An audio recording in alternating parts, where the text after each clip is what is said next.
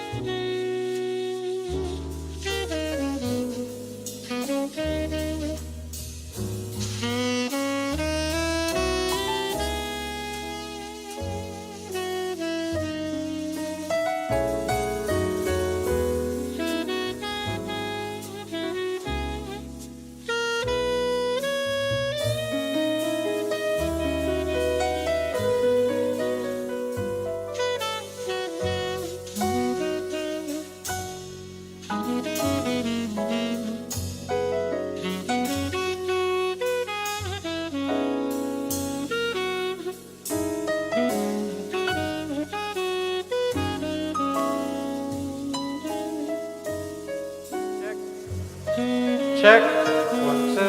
Okay, check.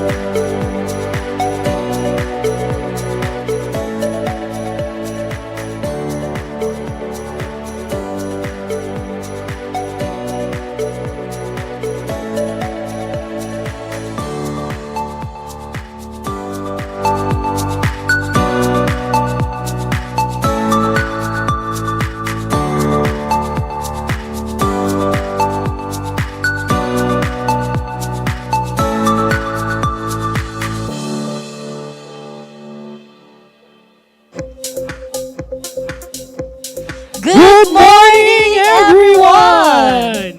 Welcome to the second day of the 7th National Research and Development Conference. Again, I am Jel Miranda from DOST STII. And I am Michael Sia from DOST PNRI, and we are your hosts For the 7th NRDC. Good morning, partner. Good morning also, Miss Jel. Good morning to everyone. We are live here at the Philippine International Convention Center, PICC. Napakaganda naman, face-to-face and hybrid tayo because we are also live streaming via Zoom, Facebook, and YouTube. Yes, and this is our second day of Yes. our conference for the National Research and Development. And I am really excited sa mangyayari sa araw na ito. Yes, very What? productive kahapon because yesterday we had an interesting and awe-inspiring set of presentations delivered by our brilliant speakers. Of course. And before we continue, syempre gusto rin natin i-acknowledge yung ating mga kasama via Zoom and Facebook na nakatutok sa atin sa araw na ito. Kaya naman po, doon sa ating mga kaibigan, kapamilya, kapatid, sino pa ba? Kasangga.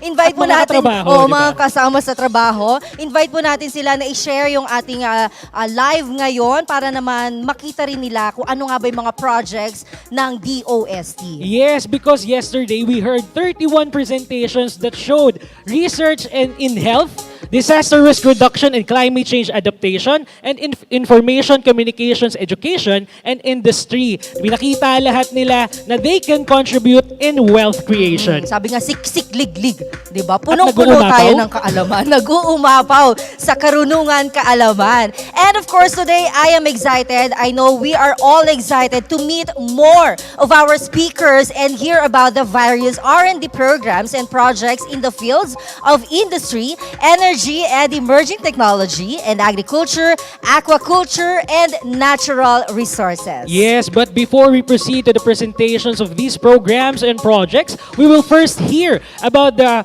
current thrust and priorities of the research and development in the country. So to start off, Ms. Jel, let us all watch this video.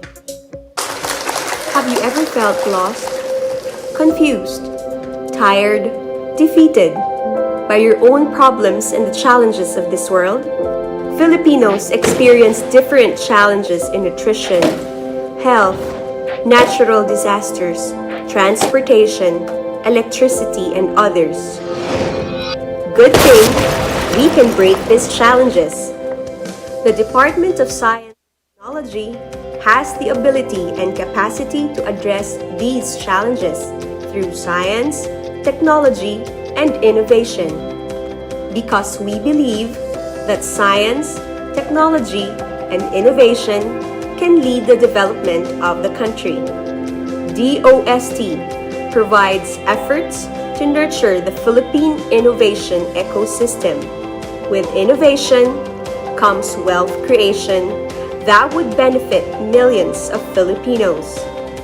To ensure unified efforts from stakeholders such as the communities, government, and private sectors, we have created the Harmonized National Research and Development Agenda, or HNRDA.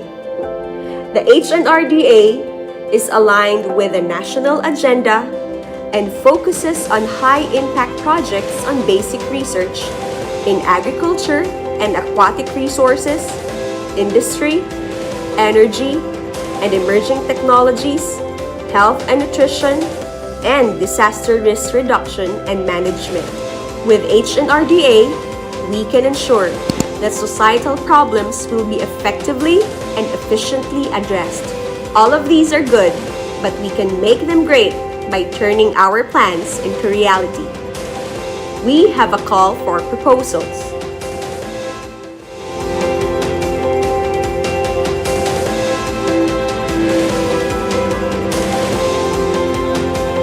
We encourage you to submit one and make your proposals the solution this country needs. One team, one DOST. One shared goal. One DOST for you.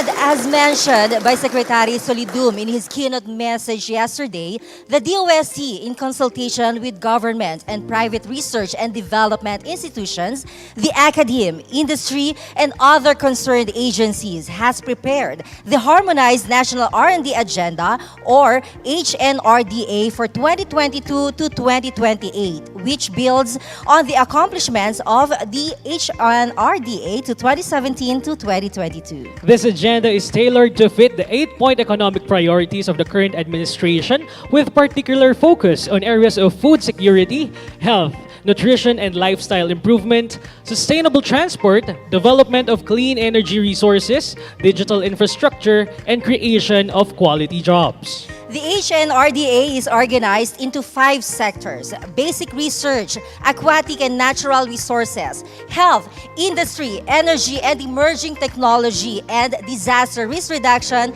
and climate change adaptation. Yes, and here to present the National Integrated Basic Research Agenda, or NIBRA, let us all welcome the Executive Director of the National Research Council of the Philippines, Dr. Marieta Banya-Sumagaysay.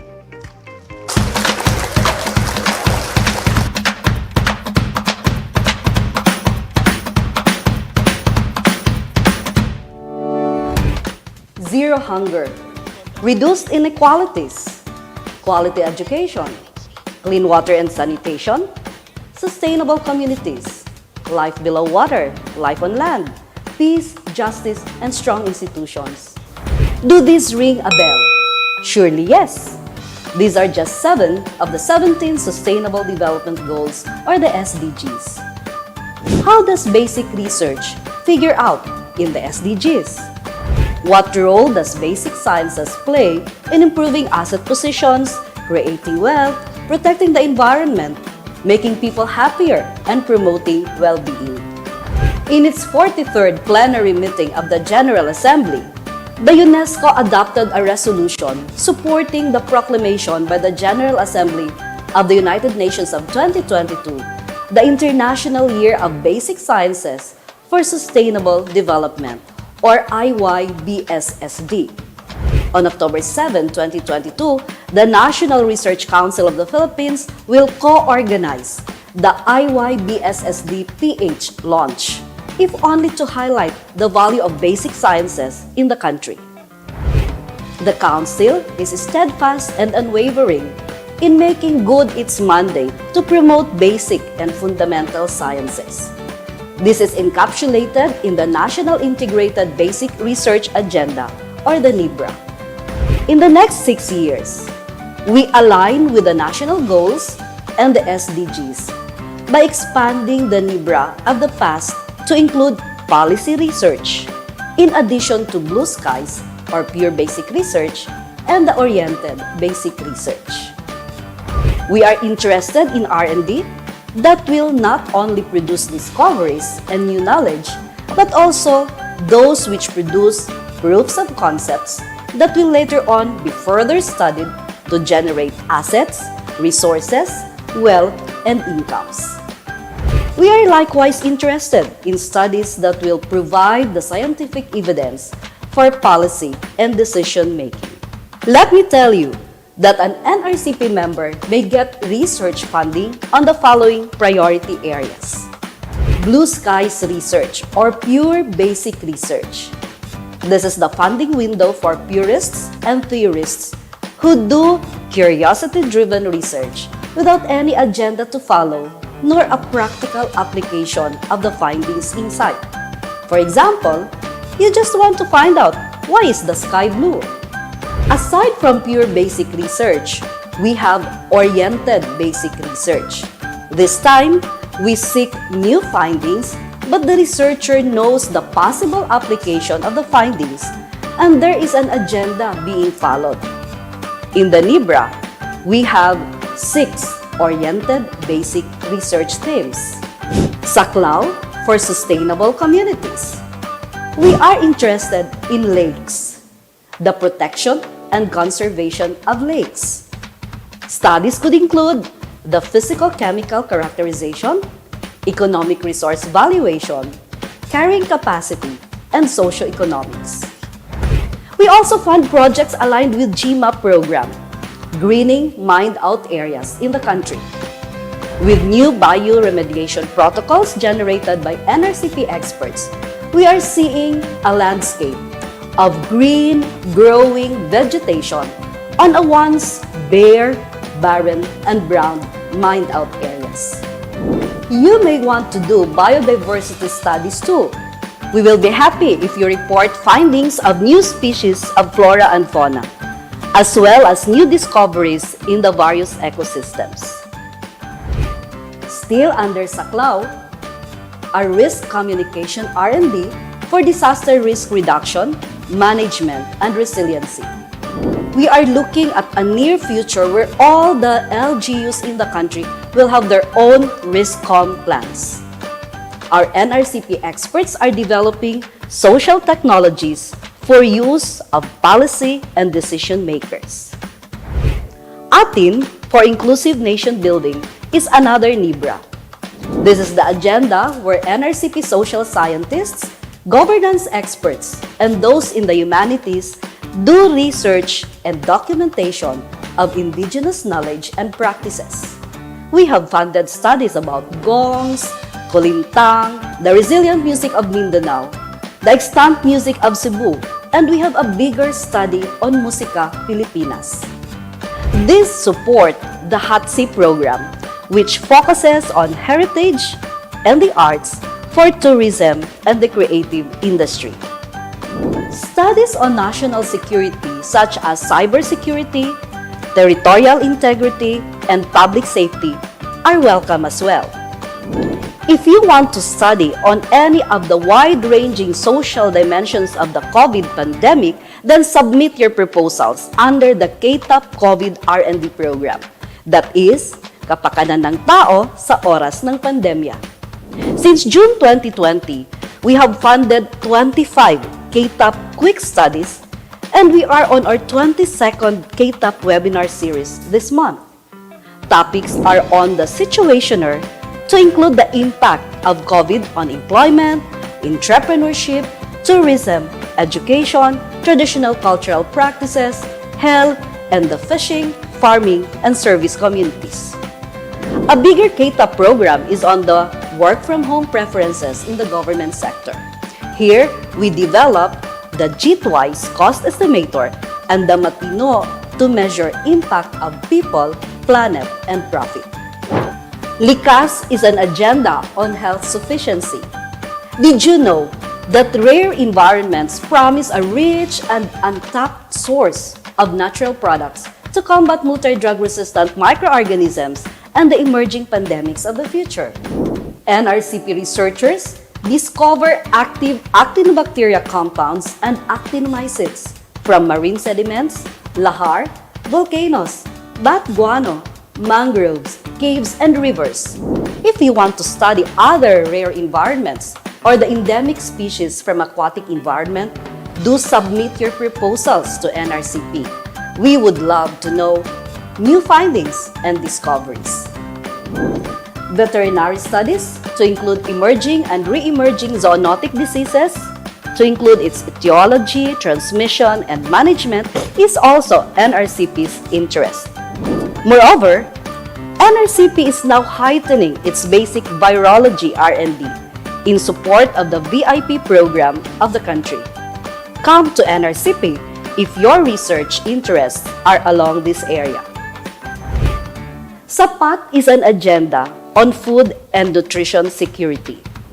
There are 3 priority R&D themes, namely taxonomic studies on flora and fauna as new food sources.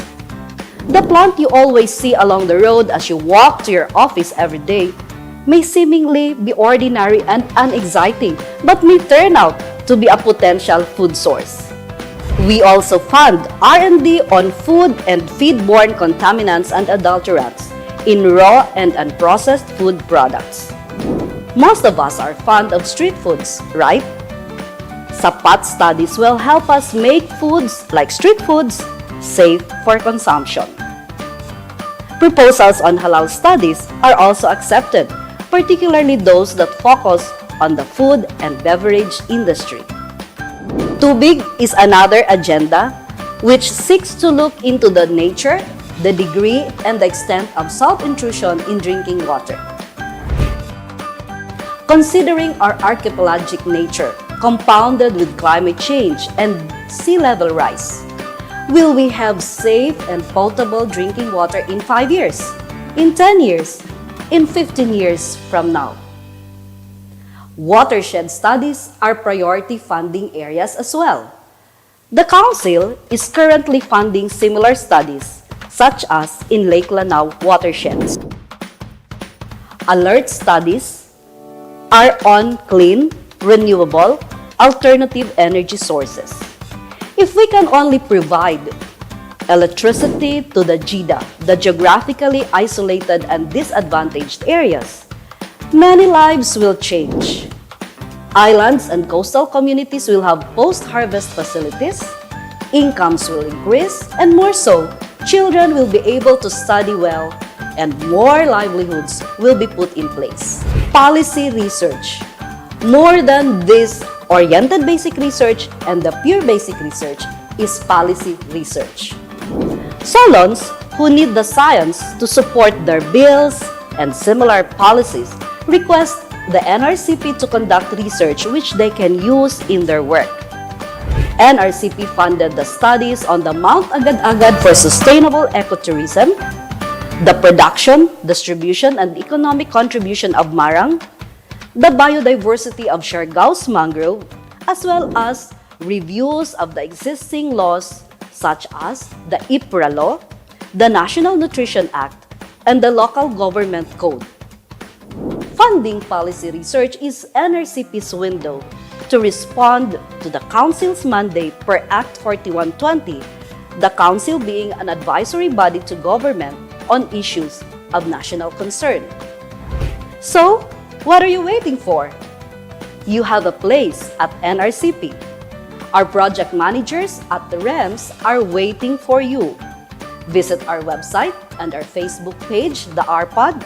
We also have the InfoMetro, our e-newsletter, to bring you more information on what's in store for you. The next time you check on the SDGs and the role of basic sciences in attaining it, remember to click on these NRCP buttons. We need you. We need your research results. We are all in this together. Maginhawa ang buhay sa siyensya at kultura. Tara na! Thank you, Dr. Sumagaysay.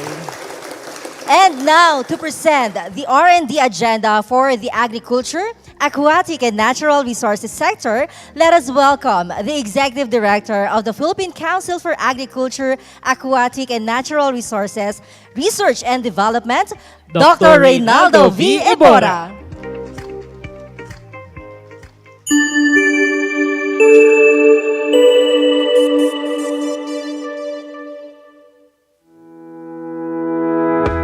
The agriculture, aquatic, and natural resources, or AANR sector, play multifunctional roles in economic development. Aside from its national importance in food security and other major functions, it is also vital in rural employment, tourism, health, environmental protection, provision of ecosystem services, biodiversity, and many others. However, the AANR sector, as we all know, is faced with various key challenges. Thus, the Harmonized National Research and Development Agenda for the AANR was crafted to address the gaps and needs of the sector by integrating the priority agenda of government agencies mandated to lead R&D initiatives in this sector.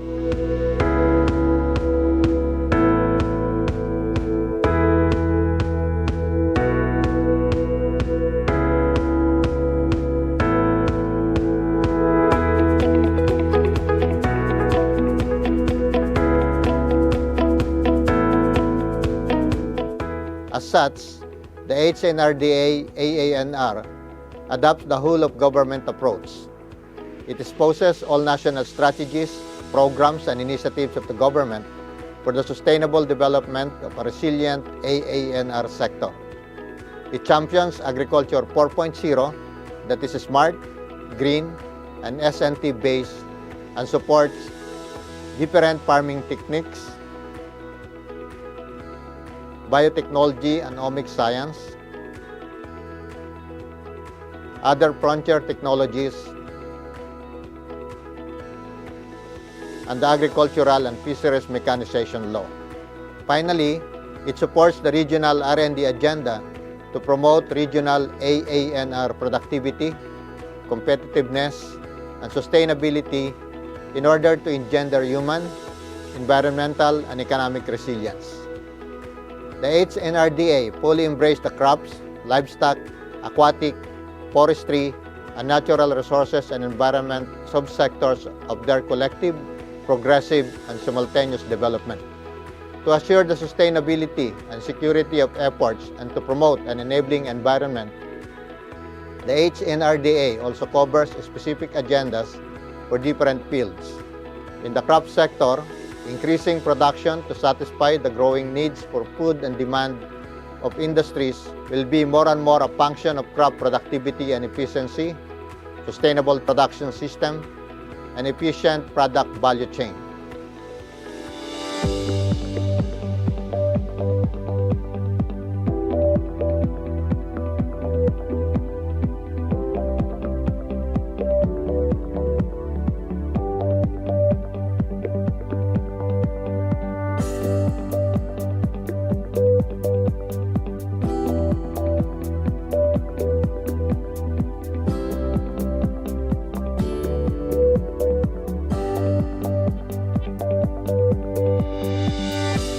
The Livestock R&D Agenda aims to increase the productivity and profitability of livestock food systems by improving livestock species using the new and emerging techniques, promoting animal health, developing new products for improved livelihood opportunities, and developing support system for information-based decision-making.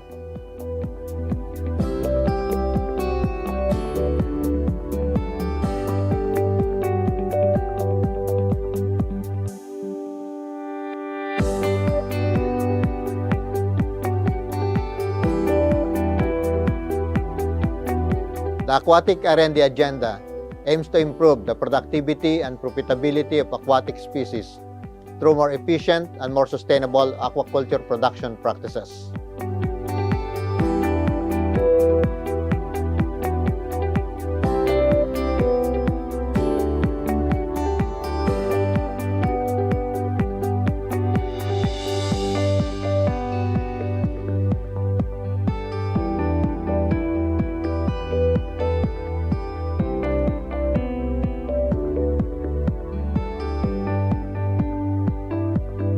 The Forestry R&D Agenda aims to expand economic opportunities from forestry species as well as to support the National Greening Program.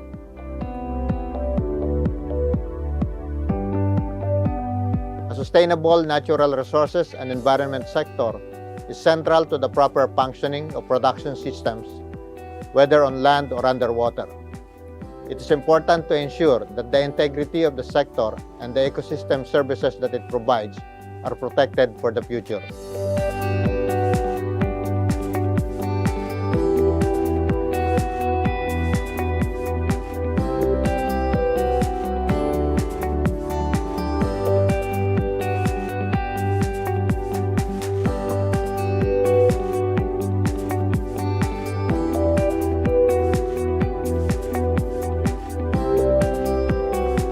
According to German Watch, the Philippines ranks fourth among countries that are currently affected by catastrophes based on long-term global climate risk index using 2000-2019 data. Among the economic sectors, the AANR is most adversely affected as extreme weather events threaten agricultural productivity and outputs, and consequently, the livelihood and incomes of farmers and fisherfolk. The agenda focuses on empowering farmers and fisherfolk to make them resilient to climate change impacts. On technology transfer, the agenda aims to enhance systems to address perceived gaps between technology generation and adoption, ensuring that products of R&D reach their intended users while promoting resilience and entrepreneurship.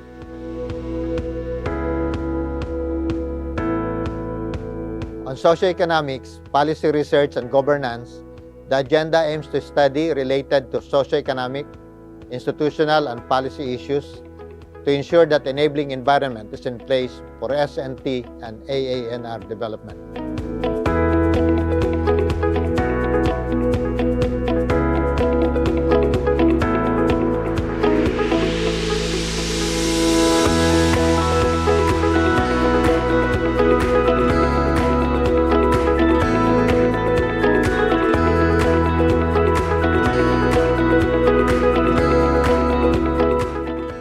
On human development, science communication, and knowledge management, the agenda aims to build stronger knowledge and intellectual capabilities and create, in the longer term, effective agricultural workforces for knowledge-based societies.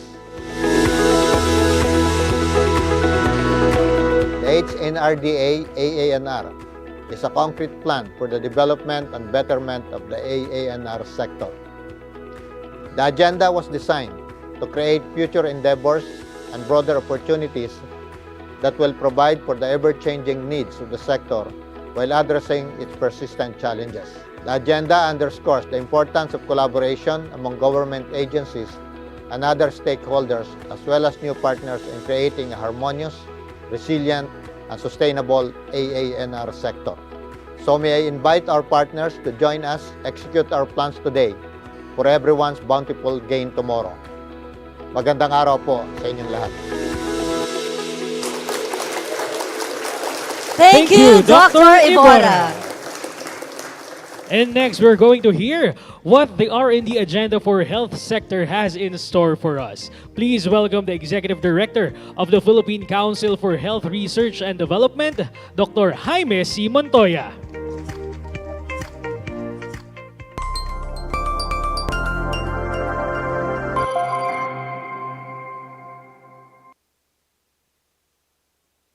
Every year, here at the National Research and Development Conference, we highlight the importance of setting priority.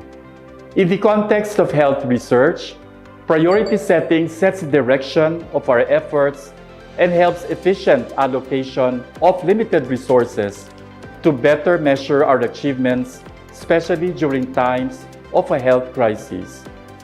In the last 5 years, we have been directed through the comprehensive, harmonized National Research and Development Agenda, the HNRDA, developed by the Department of Science and Technology, aiming to ensure anew that results of science, technology, and innovation initiatives are geared towards and are utilized to ensure maximum economic and social benefits for the people. The HNRDA serves as one of the frameworks in the updating and formulation of the National Unified Health Research Agenda. As a sectoral council of the DOST for Health S&T, the Philippine Council for Health Research and Development, or PCHRD, following the HNRDA, prioritizes the following research areas in its health research activities. Tuklas Lunas, or drug discovery and development, functional food, nutrition and food safety, re-emerging and emerging diseases, diagnostics, omic technologies for health, biomedical devices engineering for health, digital and frontier technologies for health, disaster risk reduction and climate change adaptation in health, and mental health. The mental health program was added in 2019 with the completion and launch of the National Mental Health Research Agenda in the same year. The program on re-emerging and emerging diseases is an expansion of the previous program on dengue and other arboviruses to cover other diseases of public health significance.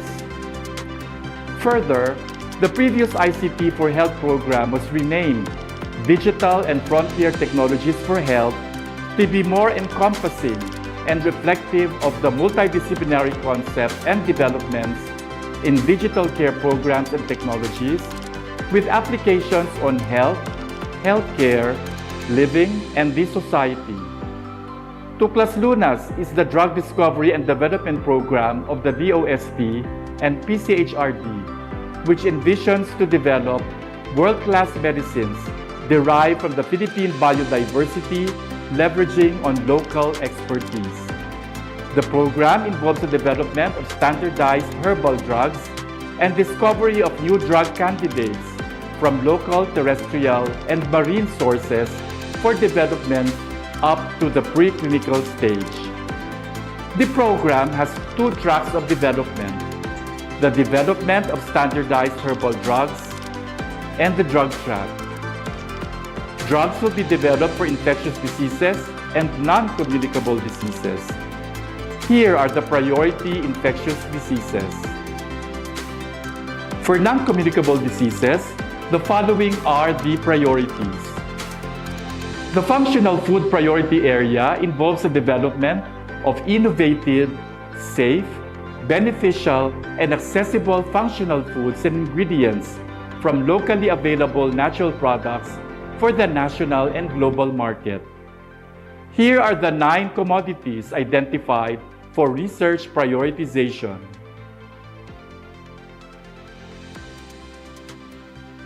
Research on the mentioned priority commodities should follow the functional food framework with the following main components: characterization including safety studies, establishment of health benefits, and product development.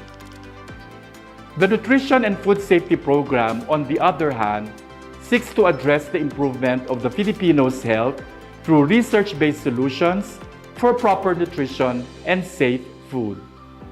Under the nutrition component, the specific priorities are as follows.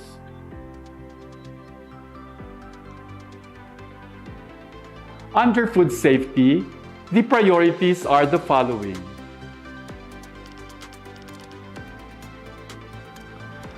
The Re-Emerging and Emerging Diseases Research Program aims to utilize research to develop local and novel technology platforms, therapeutics, preventive measures, surveillance, control and management protocols against re-emerging and emerging diseases for the benefit of the Filipino people, especially those marginalized and impoverished.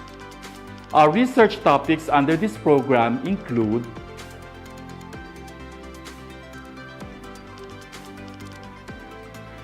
the diagnostics program focuses on the development of rapid, reliable, and efficient point-of-care diagnostics, kits, tests, and devices for early detection and monitoring of communicable, non-communicable, and neglected tropical diseases.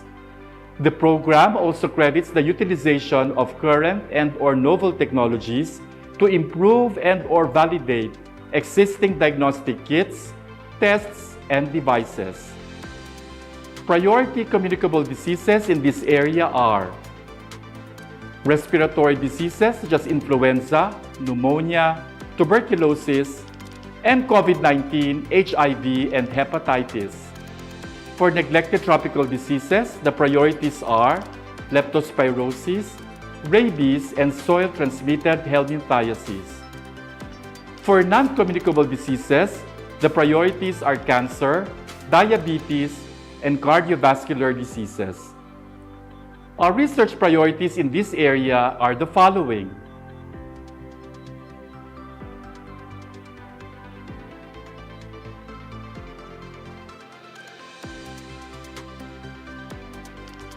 The Omic Technologies for Health program utilizes information from different omic technologies such as genomics, proteomics, metabolomics, and bioinformatics in generating information as input to the development of precision medicine, diagnostics, therapeutics, and as a support to health and clinical practice guidelines and policies of the Philippines, focusing on diseases and conditions of relevance in the country. The Omics program has 4 sub-priority areas. These are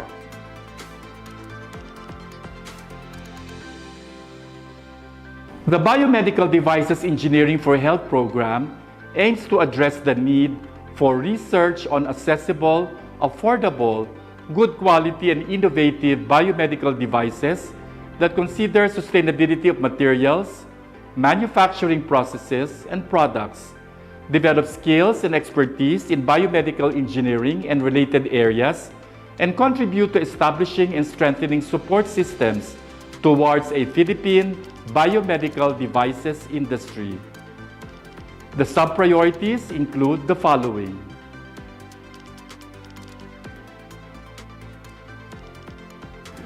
The Digital and Frontier Technologies for Health program aims to address the need for an efficient, equitable, and affordable healthcare system and patient management through evidence-based policy making and innovative healthcare interventions via research and development of tools utilizing artificial intelligence and new fields of information and communication technologies in digital health.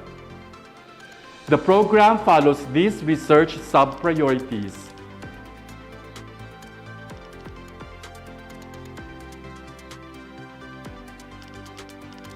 Aiming to mitigate the health effects of disasters and climate change in the Philippines, the priority areas for the Disaster Risk Reduction and Climate Change Adaptation for Health program involves the development of technologies that address or prevent health effects leading to a disaster-resilient and climate change-adapted Philippines.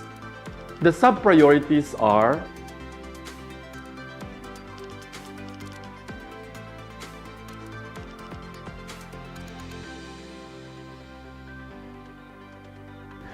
Finally, among the latest additions to our health research priority area is mental health. Through this program, we support research on quality, effective, and culture-appropriate mental health R&D innovations. In response to the needed research and innovation for mental health, the Philippines Mental Health Research Agenda was launched on October 11, 2019. Being guided by this agenda, the DOST PCHRD Mental Health Research Program focuses on the following three themes, which are outcome-based.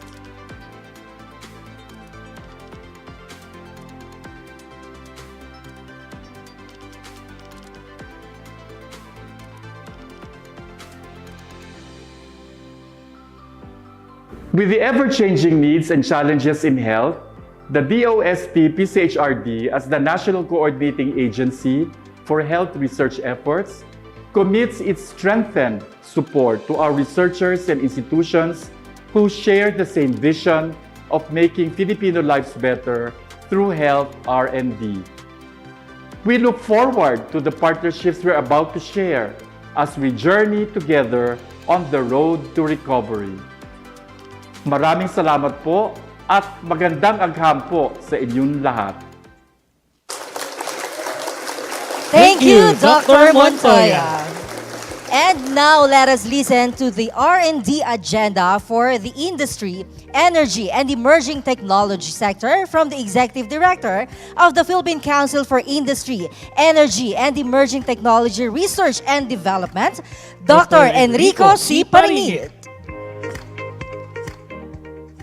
Hello, everyone, and welcome to our interview with a very special guest, our Executive Director of the Philippine Council for Industry, Energy, and Emerging Technology Research and Development, none other than Dr. Enrico C. Parinit. And this presentation is part of our 7th National Research and Development Conference with the theme Wealth Creation. And I am Diane Tating, your host for today. Dr. Eric, magandang araw po at salamat po dahil pinaunlakan niyo po kami for this interview. Magandang umaga naman, Dayan. Magandang umaga sa lahat na nakikinig sa ating special interview for today. Sir, let's keep the ball rolling. We are all excited. I'm excited to learn from you. Sir, why don't we start by telling us, ano nga po bang ginagawa nyo and anong ginagawa ng PICC? Well, PICC is one of the sectoral planning councils of the Department of Science and Technology, in charge, of course, of planning, the sectors, as well as setting out policies on science, technology, and innovation through, of course, research and development activities. So sir, what has PICC done so far for wealth creation in terms of our industries naman? Then, one of the bright spots in our wealth creation activities at PICC is to, of course, our startups, no? So, through our startup grant fund. And of course, this is made possible through the passage of the Innovative Startup Act. And since then, no, for about 2 years, we've been supporting about 10 to 15 startup grantees. And this has translated to our investment, I think, around this area is around 64 million. And this has translated to 68.2 million worth of capital investment and a little more than 200 million worth of income, no, for these small companies, if you might call it, or startups. And of course, it has also generated jobs, no, and you know, these are good indications that our investments in for our startups, no, are actually coming into fruition, almost tripling or quadrupling the initial investments that we had through capital investments and income. Of course, this does not happen by accident. No? The startups do not go through it alone. They are being guided, of course, through our various support programs. We have Fast Track, and the Fast Track program actually facilitates the commercialization of either the PICC or DOST-funded technologies. These are coming off from the universities or research and development institutions who might want to spin off, no, from their projects. The second is, of course, our technology business incubators. These are usually located in our universities here in Metro Manila as well as in other regions. So they help out essentially these startups that are in needing of mentoring, in needing of networks, no, so that they can find contacts and businesses. And then, of course, they also need support in terms of business development, how it is to make it out there in the market. And these are all, as I said, part of that bigger ecosystem that we wanted to support, so that everybody helps everyone in making sure that our startup innovators make it through the market. Alright, so sir, nakita natin this is a healthy and wealthy ecosystems kasi kompleto talaga. And we are happy to hear that we have tripled, quadrupled our investment. So definitely our Filipino entrepreneurs, business owners, mga researchers natin should check this program out. Sir, meron pa ba tayong ibang programs for our industry, other industry people? Food, agribusiness, meron din ba tayo, sir? Yes, we supported, one of the projects that we supported along this line, this is the Smart Modular Mobile Food Processing Facility. Halimbawa, meron kang vegetable, malapit na mabulok or ayaw mong mabulok, gusto mong i-process na agad, sa halip na dadalhin sa processing facility by transporting it, that will entail costs, no? So in order to, and of course that will take time. So these two constraints are of course giving our producers a hard time. So what this modular mobile food processing facility does is that siya ang pupunta doon sa processing facility, so it can be processed right away. And since of course PICC is about emerging technology, meron naman po ba kayo? We have of course projects that are complementary or actually leading to the development of smart cities. For example, we have supported a project before to count traffic, no, count the number of vehicles. We can even make out their color and make, no. Then we can even count now pedestrians. So what does this do now, no? After you've counted them, you will know, of course, the traffic flows that are coming in or out the city center. And that makes the traffic management more informed on the part of the local government. So that's just one example. Essentially, smart city halls make smart citizens. Yeah. No? So essentially, what we're also looking at is a digital city hall. So where you don't practically need to go to the city hall, yes, just sir, to get the kind of services that we need or that we are expecting. So in line with our initiatives in the Artificial Intelligence PINAS program, we have our framework for artificial intelligence and the corresponding roadmap. It's a 10-year program or plan outlining the different activities that we need to do in order to foster this artificial intelligence movement. It's supported essentially by making sure that we have the infrastructure to make it happen. The second is that, of course, we need a lot of researchers and scientists that will be working on this. The third is that we need a lot of applications, research and deployment to demonstrate its power. Philippines is ready for this kind of emerging technology. Thank you, Dr. Eric. So we have heard about PICC's projects, technologies when it comes to industry, also to these emerging technologies. One thing that really consumes and drains our energy, and everybody can relate, sir, transportation. What does PICC do, sir? You know, gasoline is very prohibitive now in terms of cost. So sabi namin, bakit hindi natin lagyan ng e-tricycle?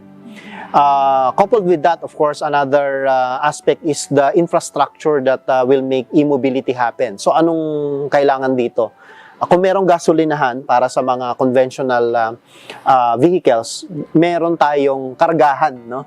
Or charging stations for our e-trikes and e-jeeps. No? We even supported this e-jeep program. Meron tayong 16-seater tsaka 28-seater yata, no? Na two prototypes which can now be tapped, no, by our operators, by our would-be investors in this field.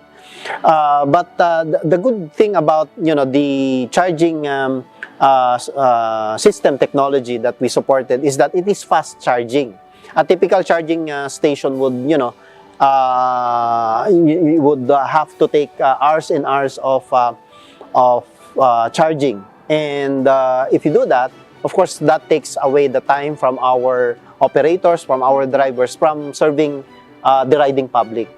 So this charging technology or the CHARM program is 17 times faster than the 17? Yes, the conventional charging station that we would have.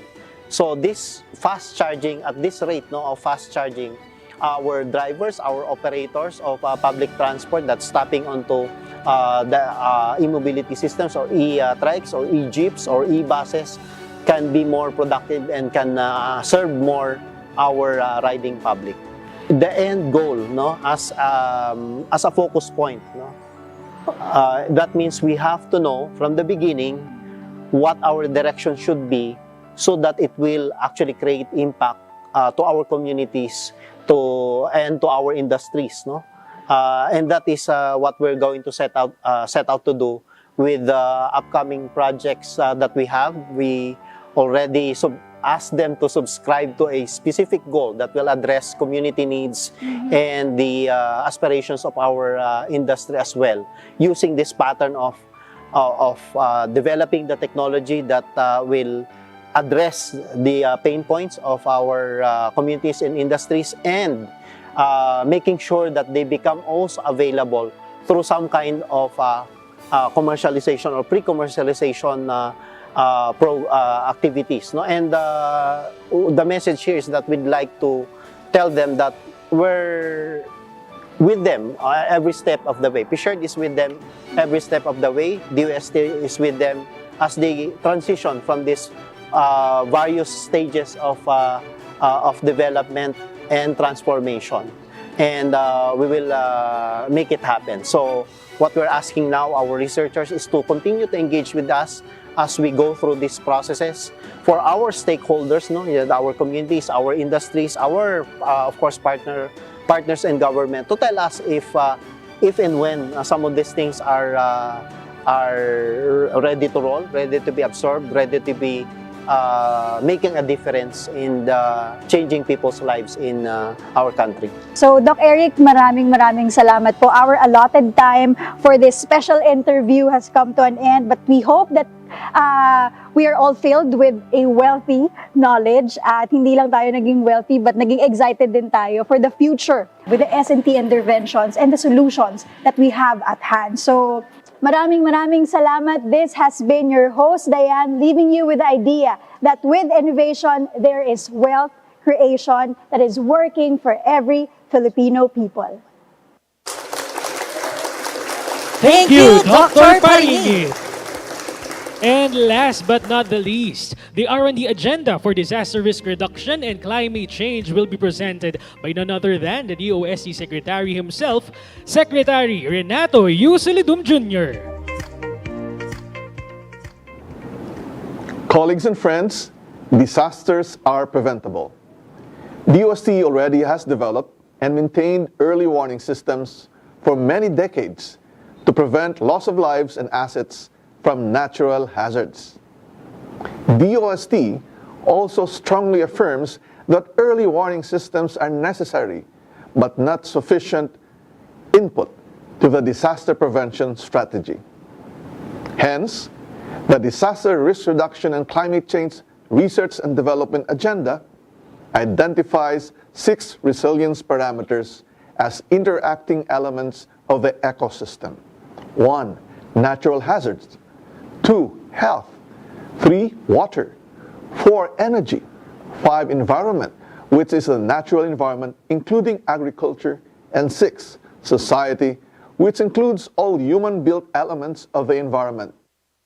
In this presentation, we will walk through the disaster resilience framework adopted under the current Harmonized National Research and Development Agenda and its intersection with the Sustainable Development Goals.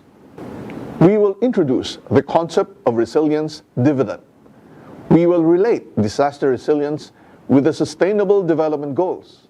We hope that the intersection of these two concepts will sufficiently excite our researchers to join the very young discourse in order to develop Philippine models of their relationship.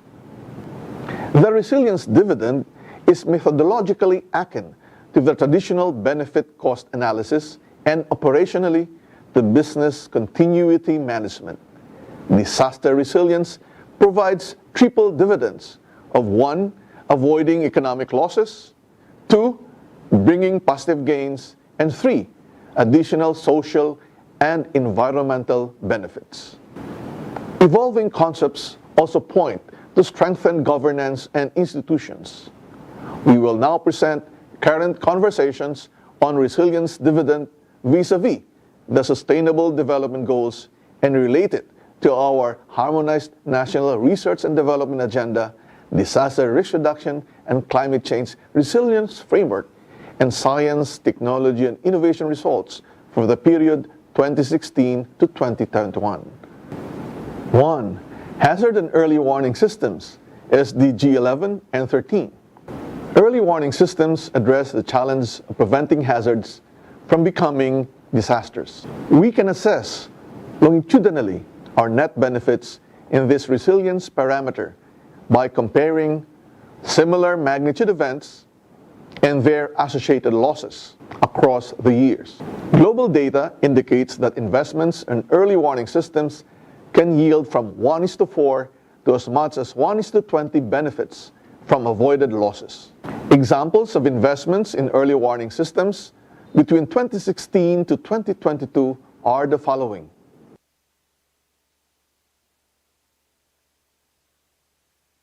Water resource management and water sanitation, SDG 6, 12, 13, 14, and 15.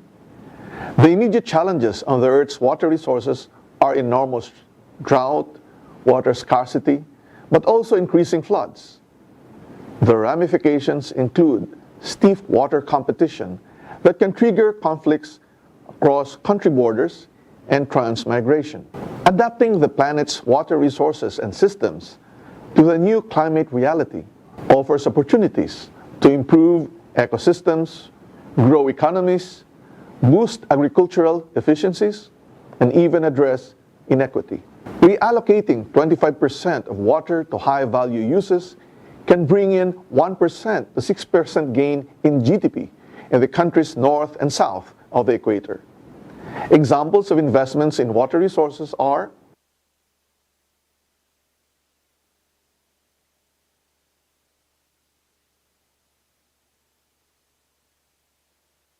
energy and transportation, SDG 6, 7, 10, 11, 12, 13.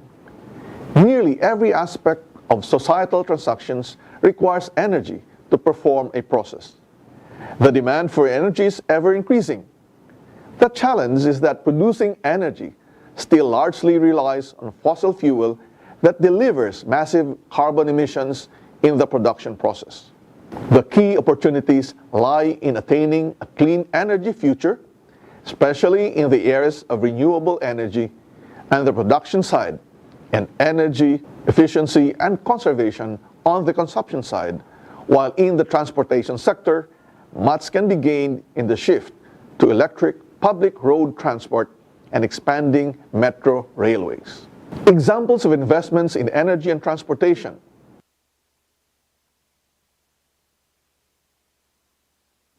natural environment and agriculture, SDG 1, 2, 8, 10, 12, 13, 14, and 15. Food insecurity and rapidly decreasing ecosystem services are two of the far-reaching challenges by societies. In agriculture, investments in climate-smart production, access to information, and innovative technologies can have significant impact in improving the productivity of small-scale farming households. In the natural environment, the emerging approach that receives wide acceptance is the nature-based solutions to regulate groundwater flow, protect shorelines and floodplains, and other large-scale effort in natural ecosystem restoration initiatives. Examples of investments for natural environment and agriculture are: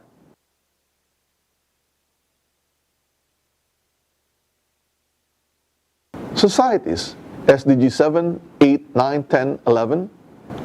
Urban areas are loci of massive transformation. Half of global populations are already living in cities.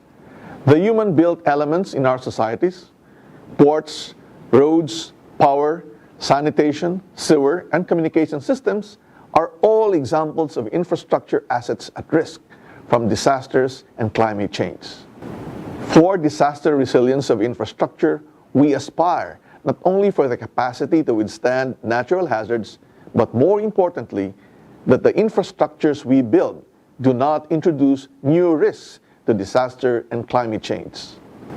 Urban heat island effect, for example, is a fairly new hazard phenomenon arising from congestion.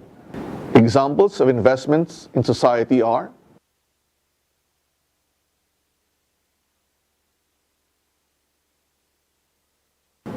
the cost of inaction of not investing in disaster and climate resilience will result in a dramatic rise of human and economic toll.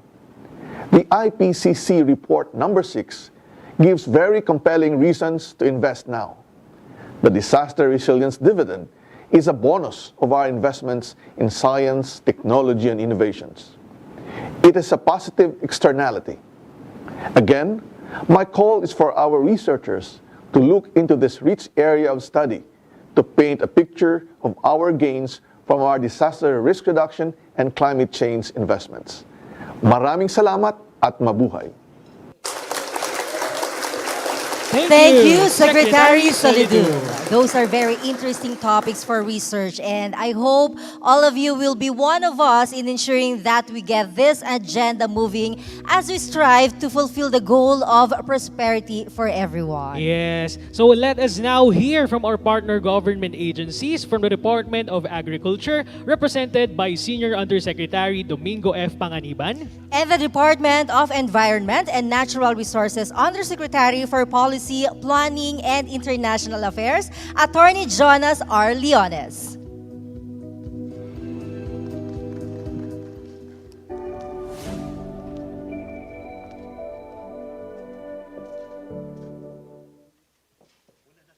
Magandang araw po sa inyong lahat.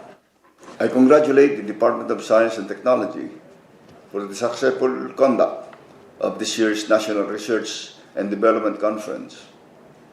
Now in its 7th iteration, this conference continues to serve as a platform to showcase the talents of our Filipino researchers through the outputs of programs and projects under the Harmonized National Research and Development Agenda. The Department of Agriculture shares your vision of a dynamic and fruitful exchange of knowledge as a building block of national development.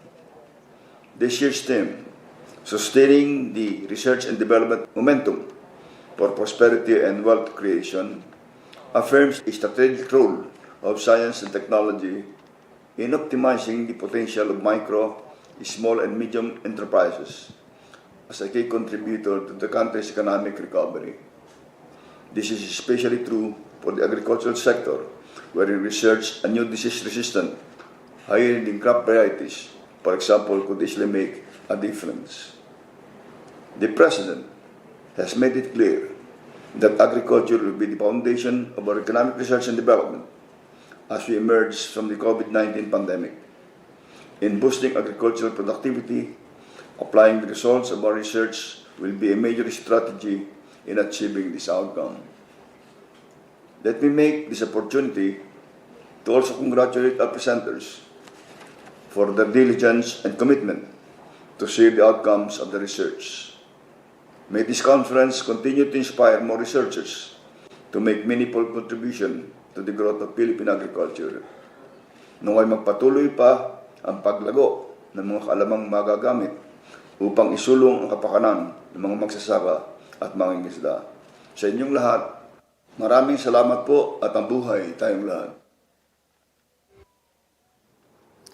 Honorable Secretaries of the Department of Science and Technology and other government agencies, scientists and researchers from our partner agencies and the academe, distinguished guests and participants from non-government organizations, private institutions, civil society organizations, people's organizations, and students, a pleasant day to all of us. This conference offers us a vision of recovery and resiliency. After 2 tough years of COVID-19 pandemic, the climate change-driven natural disasters. All of us here represent our respective families, communities, institutions, and a nation that continues to overcome and move forward from setbacks. This is the very formula we need in our research and development to never stop, to build momentum in developing innovative products and services and enhancing existing ones to regain prosperity with sustainability. Ang ating yaman ay tao at kalikasan. This is how we at the Department of Environment and Natural Resources view wealth and prosperity, the kind that is holistic and sustainable, because we are nothing without the proper management of our environment. This is why the DNR has always put forward programs and projects that aim to build a resilient environment in the communities.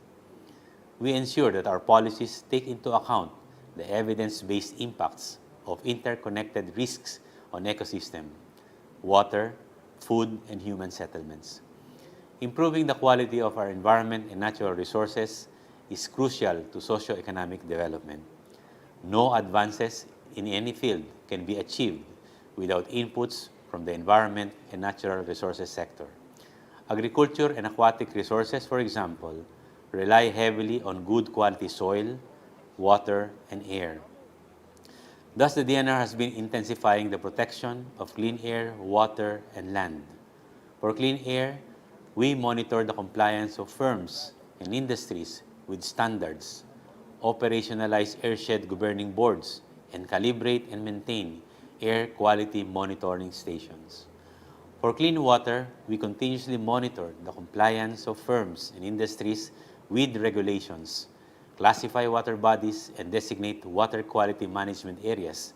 We could not ever overemphasize the exemplary collaborative efforts highlighted by the rehabilitation of the ecosystems of Boracay Island and Manila Bay. For clean land, our fight against solid waste remains a top priority through the closure of illegal dump sites and the establishment of material recovery facilities. Further, we also issue agricultural patents to encourage better land administration and management. For forest protection, we rebuild forests through the enhanced National Greening Program, neutralize illegal logging hotspots, prevent forest fires, and conduct extensive patrols. Sustained environmental quality along with enhanced biodiversity conservation is key to providing continuous ecosystem goods and services such as water, timber, non-timber forest products, coastal and marine resources, and cultural services These goods and services enable our people to create wealth. Our enhanced biodiversity conservation includes establishment of ecotourism areas, critical habitats, and the establishment and disestablishment of protected areas. This entails the strategic use of our natural capital while also protecting them. In coastal areas, we have developed biodiversity-friendly enterprises, as well as coral reef and seagrass resource assessment. Further, we aim to create disaster-proof communities by assessing and protecting watersheds, coastal and marine resources. We are making mining more responsible environmentally and socially. We are systematically assessing ecosystem vulnerability and the carrying capacity of nature-based tourism resources to ensure sustainable ENR management. We have also developed HiQ VAM1, a mycorrhizal fungus that attaches to the root of the plants to make them absorb more water and nutrients even in hostile soil conditions. The HiQ VAM1 has helped restore ecological balance in highly degraded areas. We have also developed protocols for bamboo production and harvesting, one of the technologies sought after by government agencies, local government units, people organizations, local communities, the academe, and other stakeholders for livelihood and environmental rehabilitation.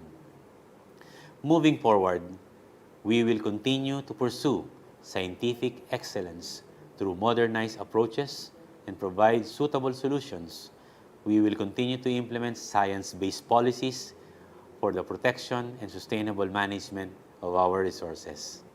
A quality environment translates to a resilient and secure future. Taking care of our environment and natural resources is a way of protecting our families and communities. It is also our shared duty as environmental citizens. Let us join hands in building national resilience through R&D so that the bounties of our environment may be equitably enjoyed by both the current and coming generations. Mabuhay at makakalikasang araw po sa ating lahat. Thank you, Yusek Panganiban and Yusek Leones. Right, so in this next session, we will witness the R&D outputs that contributed in the wealth creation in agriculture, aquatic, and natural resources.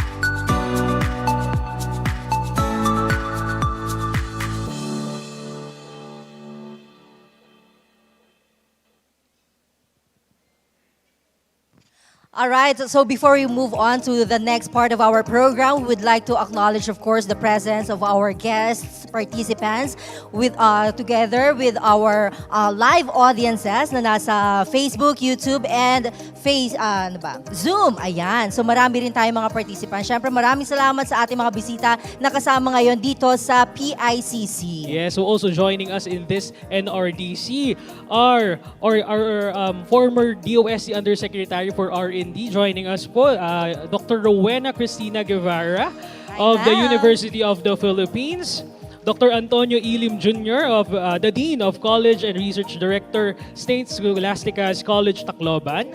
Also with us are the National Housing Authority, NEDA, DOST-3, Pharmaceutical Section of ITDI, DOST, Developmental Academy of the Philippines, Bicol University, Legazpi City. Also from Camarines Norte State College, the Naval Research and Technology Development Center, Technological Institute of the Philippines, Camarines Sur, New Era University, Julio Amang Rodriguez Institute of Science and Technology, Bohol Island State University, FPRDI, and many, many more partners. Yun. At marami pang iba. Sana manatili po kayo nakatutok sa araw na ito. Hindi lang ngayong umaga, kundi maging sa hapon ay magkita-kita po tayo dahil marami tayong maririnig, marami tayong matututunan sa araw na ito. Alright, so our first speaker in this session was born to a family of farmers. Witnessing the beauty and hardships of farming as he grew,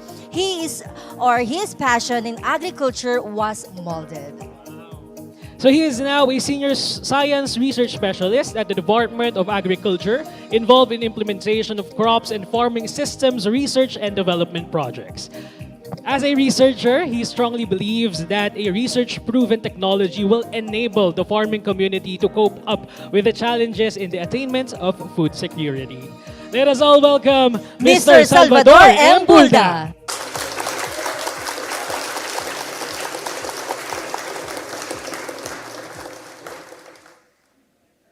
Good morning, everyone. My wallet is like an onion.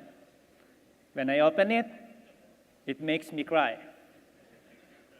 As we work with the onion farmers on the ground, this is their common predicament observed during harvesting period of the regular season from February to March. Why?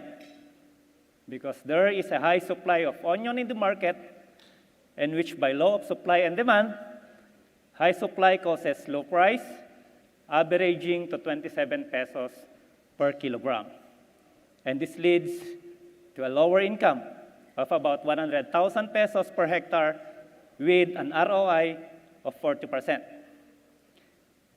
To address this problem, we provided solution through the off-season onion production from August to December using rain shelter made of bamboo or steel bar, and with the use of polyethylene film rolled up during sunny day and spread out during rainy days to prevent high moisture that aggravates the development of disease. Unlike in the regular season, where farmers do not use rain shelter. With the result of variety trials, the Super Pinoy variety is suited for off-season production with a maturity of 110 to 120 days after sowing or 90 to 100 days after transplanting. In off-season onion, raised beds of 20 to 30 centimeters is required with 1 meter width and 6, 12, or 18 meters in length. And we only recommend 200 to 1,000 square meters production area for easier management, comparing to the regular season wherein the whole paddy is planted. Under nutrient management, aside from the recommendation of the soil laboratory analysis, we applied calcium boron at 5 liters per hectare for improved bulb development.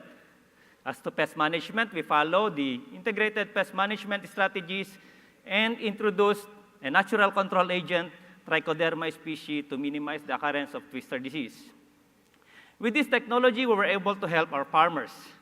Our onion farmers in the rice-based area or in areas where onion is planted along with rice attained an average yield of 1,387 kilograms per 1,000 square meter. But there's more in off-season onion. Our corn farmers, who usually practice monocropping, adopted this technology and were able to harvest 1,138 kilograms per 1,000 square meter. With off-season onion production, additional of 1,535 metric tons is available during lean months. This is 18% contribution to the regional production and 5% to the national production. The average net income generated by our farmers in the rice-based area is about 88,000 pesos per 1,000 square meter, with a return on investment of 184%, which means for every peso invested, there is a return of 1 peso and 84 centavos. More income was also generated in the corn base, amounting to more than 68,000 pesos per 1,000 square meter, with an ROI of 143%. With these results, let us hear some of the testimonies of our farmers. Ang gagandahan po kasi nung off-season, maliit man yung area na tatamnan mo, yung kikitain doon, halos katumbas na ng 1 hektaryang palay. Natawa po ako doon sa presyo ng 80 per kilo, yung naani ko. Eh yun po ay nakapagbigay ligaya sa pamilya ko. Adjemot area na 120 square meters kat adamot ti naurnong ko nga 35,000 iso ti inayon ko invest ko dito store ko. talagang triple iti presyo. Iti regular ngamin pilyon da at iti classification na. Iti off-season handa nga pilyon. Basit man when dakkel gatangan da amin. And so we encourage every onion farmers to practice off-season so that later on they can say, my wallet is like an onion. When I open it, it makes me cry because of higher income. For more information and assistance, we are willing to work with you. Thank you and good day. Thank you, Mr. Bulda. Our next speaker currently serves as the OIC of the Forest Biology and Conservation Section at the Ecosystems Research and Development Bureau of Department of Environment and Natural Resources. She is a licensed forester, and in her 35 years at ERDB, she has been involved in numerous researches in micropropagation, macropropagation, and seed banking and databasing of forestry species. Please welcome Forester Romana A. Mauricio.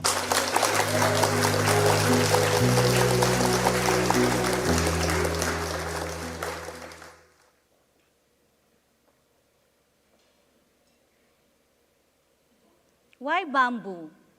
Every year, our country experiences a lot of typhoons. And these typhoons greatly affected crops in our own backyard. And so one day, my mother-in-law planted bamboos around our property. And when these bamboos are grown up, I noticed that not a single typhoon really affects our crops anymore, only damaged leaves. And so, with that observation, I realized that if our farmers, especially our upland farmers, will plant bamboos around their farms, their crops and properties will be spared from typhoons. And that is because bamboos are very good windbreaks. And also, their families will have food at the table and additional income the whole year round. The importance of bamboo is now being realized and now has been given more attention. Bamboo is a major non-timber forest product, and it plays an important economic, ecological, and cultural roles. The bamboo shoots, rather, are very good vegetable and nutritious. And bamboos nowadays are being processed as engineered bamboo. With more bamboo plantations and sustainable use of bamboo, we can actually save our forest. The importance of bamboo worldwide, the economic importance of bamboo worldwide is production and trade remain rather scarce and inconsistent. The sustainable use of bamboo or the sustainable production of bamboo is being affected by some problems. For example, the propagation by seeds or cuttings. For production by seeds, some bamboo species have long and unknown flowering cycles, and seeds produced have short viability and poor quality. Hence, the challenge is to produce sufficient and high quality but low-cost planting materials. And the solution, micropropagation poses a very promising solution. And micropropagation generates a large number of plants in a shorter period of time, and it helps in the multiplication of true-to-type and virus-free plants.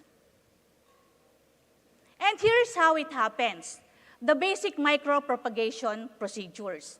From the very start, the stock and media preparation, up to the acclimatization or the gradual exposure of tissue-cultured plantlets to natural conditions. From ERDB's micropropagation project on bamboo, which was funded by DOST PICC, the project team was able to generate a large number of bamboo planting materials just after 27 weeks of inoculation. And we were able to micropropagate or propagate bamboo through micropropagation, thereby reducing the cost of each planting material, and with this, reduction in the selling price, which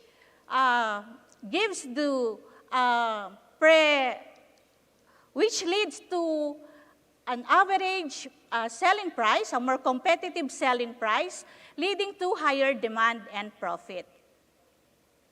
From this, we are able to mass propagate giant bamboo, and we see great potentials of propagation of giant bamboo, mass propagation of giant bamboo with the micropropagation techniques. However, verification and modification trials must be done to further refine the protocols. Good day, and let's continue to innovate for sustainable ecosystems. Thank you, Forrester Mauricio.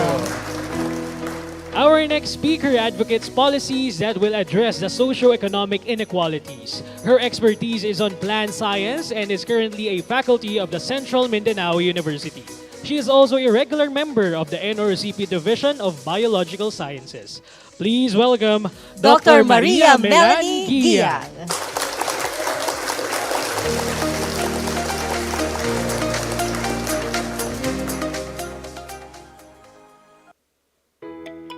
Rich biodiversity, home for community, shelter for animals, and a recreational site.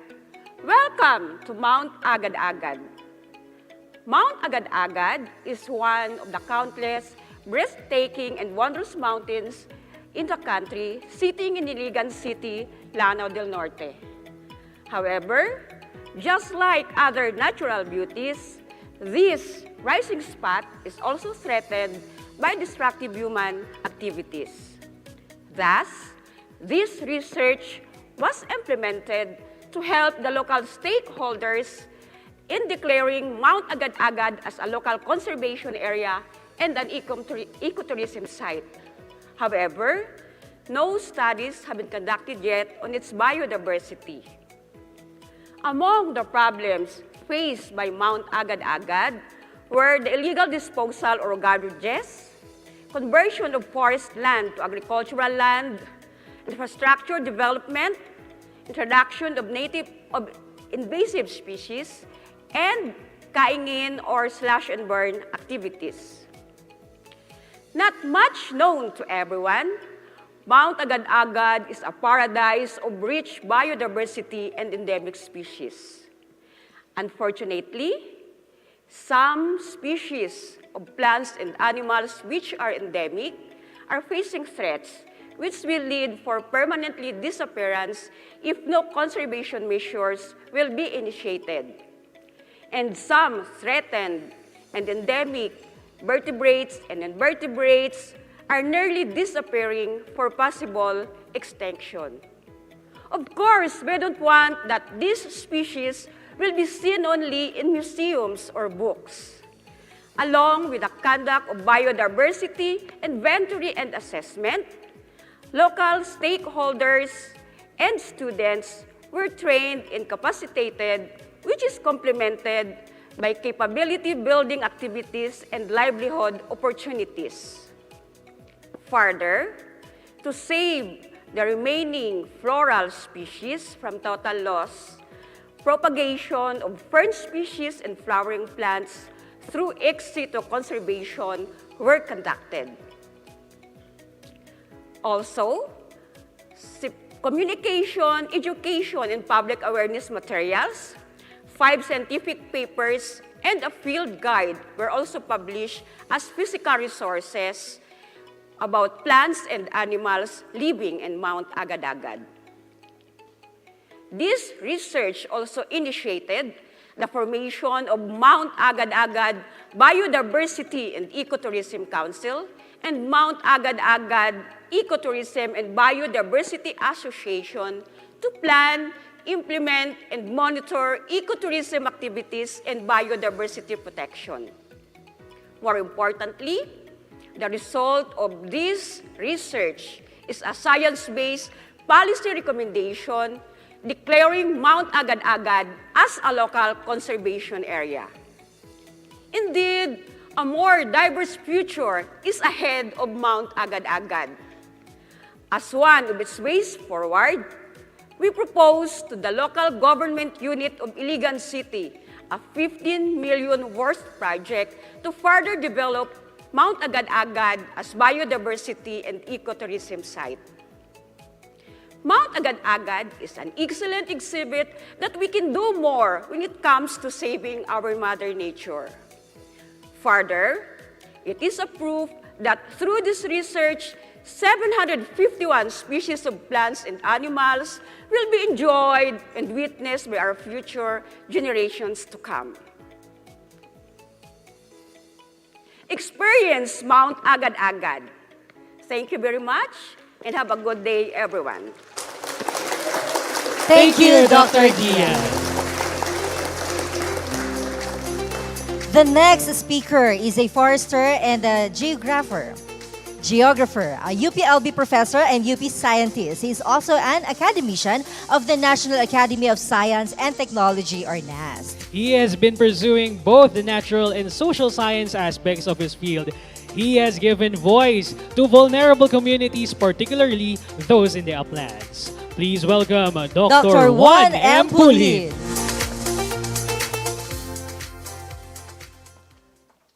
Forest resources have played a critical role in sustaining our national and local economies.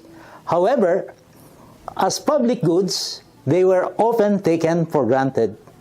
If we can place value on our forests, we will understand how blessed a community is to have these resources at their disposal.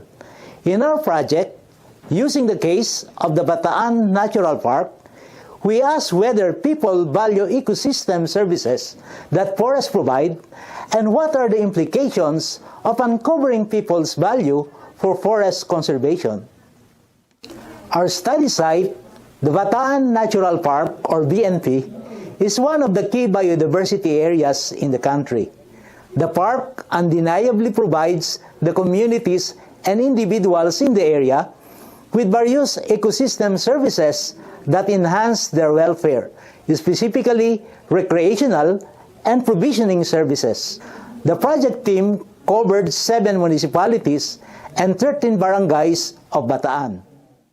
The general objective of our study is to assess the economic benefits of bioresources, recreational ecosystem services, and non-use values in BNP in support of developing policy options for access and benefit sharing and payment for ecosystem services mechanisms. We wanted to make the ecosystem services more visible in development planning. To do this, different valuation tools and methods were used to help decision makers develop policy options that consider economic growth and biodiversity conservation. To understand BNP's role in wealth creation, a term more appropriate when discussed in an economics context, let me show you the 5 capitals model developed by the Forum for the Future and how this can contribute to wealth creation in the context of our project. Natural capital, the valuation of the park's resources, could help us understand if they are being used sustainably by the different stakeholders. This formed the basis for enhancing conservation programs and other interventions designed to manage and protect forests. For human capital, the study results help enrich the knowledge and awareness of different stakeholders concerning the importance and value of non-marketed goods and services that BNP has been providing them. For social capital, this helps establish trust and collaboration among stakeholders in the area, which is essential in ensuring the success of initiatives to conserve park biodiversity. This could be basis for planning approaches to draw meaningful participation from the communities residing within and outside the park towards effective conservation. Meanwhile, the study results also contribute to the financial capital. The valuation considers both social and environmental costs. It captures the total economic value of the goods and services, both the marketed and non-marketed goods. Through the project, the value of honeybee was established, thus encouraging sustainable production. Also, the study was able to determine the maximum amount the households are willing to pay for the protection and conservation of the park's resources. This result therefore informs the development of entrance fees relevant for managing the ecotourism sites. To summarize, our project has highlighted the importance of valuation to wealth creation in terms of the 5 capitals model. As shown here, valuing forest ecosystem services for wealth creation can guide early development of ecotourism sites. It can also help management strategize in implementing entrance fees in other ecotourism sites and assist the decision makers in planning of activities to protect and manage the natural park. Therefore, we urge the national and local planners to consider the importance of using valuation as basis for sound decision making that will benefit both the community and the environment. We only have one Earth, and natural resources form part of this wealth, which is finite but indispensable. Let us make the value of forests and other ecosystems visible for us and for the future generation. Thank you and good day, everyone. If you have any questions, Thank you, Dr. may reach Bulhin. us through this contact information. All right, again, thank you, Dr. Bulhin.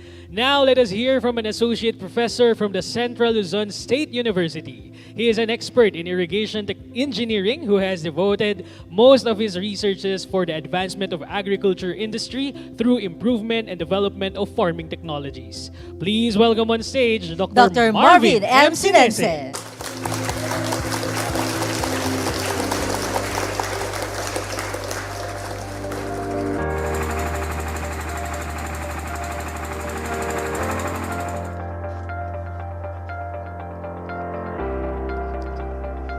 Can you imagine yourself watering several hectares of land with just a tap on your mobile phone?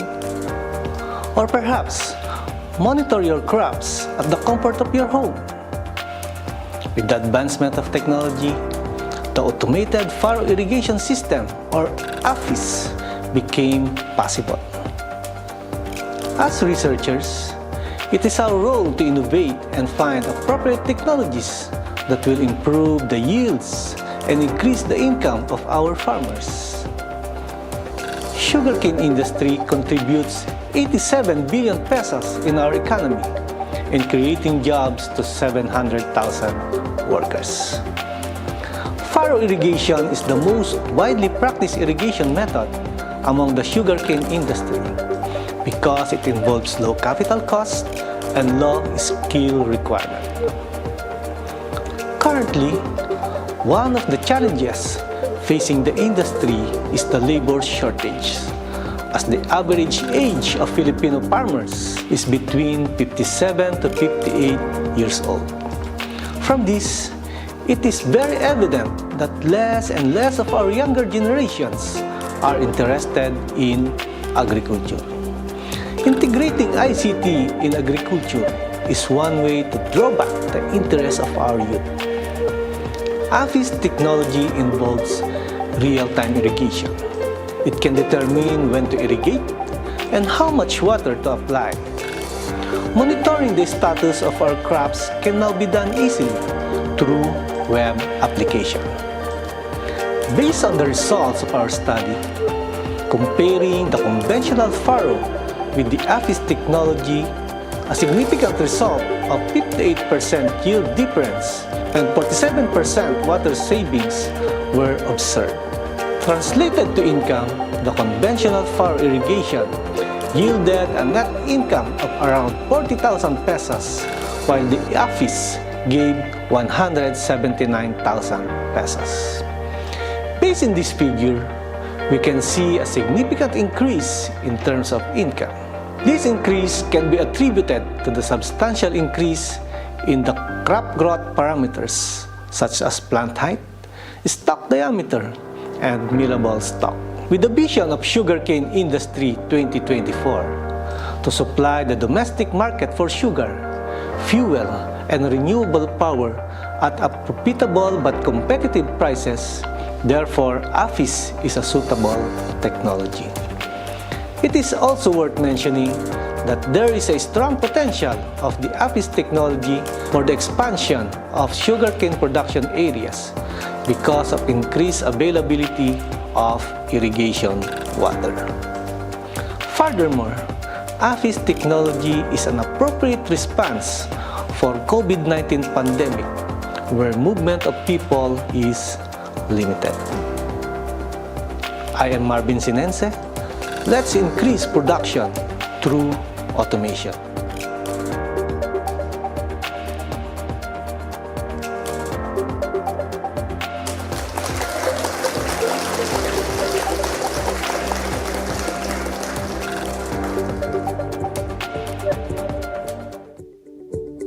Thank you, Dr. Sinense.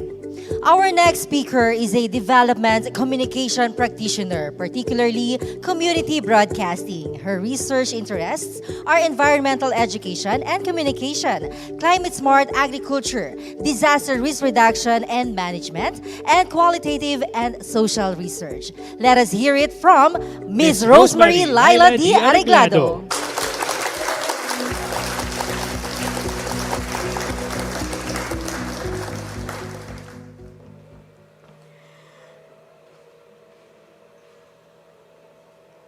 Agriculture has changed dramatically over the past 50 years. And with the challenges brought by climate change, our farmers now face with many more constraints. One problem is the difficulty in identifying pests and diseases of their crops, thus resulted to the significant damage and losses in their income. But thankfully, with science and technology, our farmers now also face with more opportunities. With the emerging advances in mobile technology, our project, The Smarter Approaches to Reinvigorate Agriculture as an Industry in the Philippines, or Project Saray, came up with a mobile application that helps our farmers in identifying, managing, and reporting insect pests and diseases. I am here today to introduce to you the SpeedTech. Big Agri-Tech with SpeedTech, a Saray-developed mobile application for pests and diseases identification. We at Project Saray aims to provide solutions for a more productive and proactive farming. And one solution of Project Saray is the SpeedTech, or the Smarter Pest Identification Technology. It is an Android application It is an Android application for digital identification of the common pests and diseases of the Saray 9 crops. In reducing damages and losses to crops due to insect pests and diseases infestation, correct identification of these actors can guide proper pests and diseases management. And with the help of SpeedTech, we can reduce risk in income loss of our farmers. SpeedTech contains 3 different features. 1, it can identify pests and diseases by simply capturing or uploading an image of the specimen, and voila, it will give you its identification results. Recommended control and management methods are also a bonus. Second, it has a pest and diseases library that serves as a digital Portable Library, a knowledge portal of common pests and diseases of the saray crops. This helps to familiarize and inform our users about the pests and crop diseases as well as its control methods, bridging the gap between the crop protection experts and the end users who are our agricultural technicians and farmers. Students can also use this as a digital portable library of the common pests and diseases of the different crops. Third, SpeedTech as a tool for remote monitoring. It collects data. When you capture an image using the application, it automatically collects data like GPS location, timestamp, image data, users' information, and with these data, SpeedTech can be very useful in fast and remote monitoring of insect pests and crop diseases occurrences in different parts of the country. This will help our farmers or our agricultural technicians in the early detection of the infestation, which will be the guide or the basis on giving advisories to our farmers. SpeedTech was released in March 2019, and as of November 2020, we have a total of 5,870 device downloads, and most of our registered users are farmers, followed by students. We also have agricultural technicians, researchers, and extension workers, among other users of SpeedTech. We at Project Saray conducted a Saray e-Eskwela. It is a series of online training on the use of smarter technologies, practices, and innovations for agriculture. And through Saray Eskwela, we capacitate our extension workers and our farmers on the use of SpeedTech. And here are some of their testimonies. I quote, "The technologies shared by their project allowed bountiful harvest and lessens agricultural inputs." End quote. And another one, I quote, "This technology will provide great help in identifying various insect and plant diseases." End quote. SpeedTech can be downloaded for free at Google Play Store and Huawei App Gallery. It is very user-friendly and can be an avenue in engaging our younger generation into smarter agriculture. Smart na, cool pa. Gusto nyo din bang maging cool? What are you waiting for? Download now. And for more information, you can contact us via the following platforms. Masaganang buhay, everyone. Thank you very much. Thank you, Ms. Areglado. And that ends the first part of the presentations in the AANR sector. And I am sure you would like to know more about the programs and projects that you heard, so may we invite on stage the speakers for the first part of the AANR group. Mr. Salvador M. Bulda. Forester Romana A. Mauricio. Dr. Maria Melanie Gia. Ms. Rosemary Laila D. Areglado. Dr. Marvin Sinese. And Dr. Juan Pulid.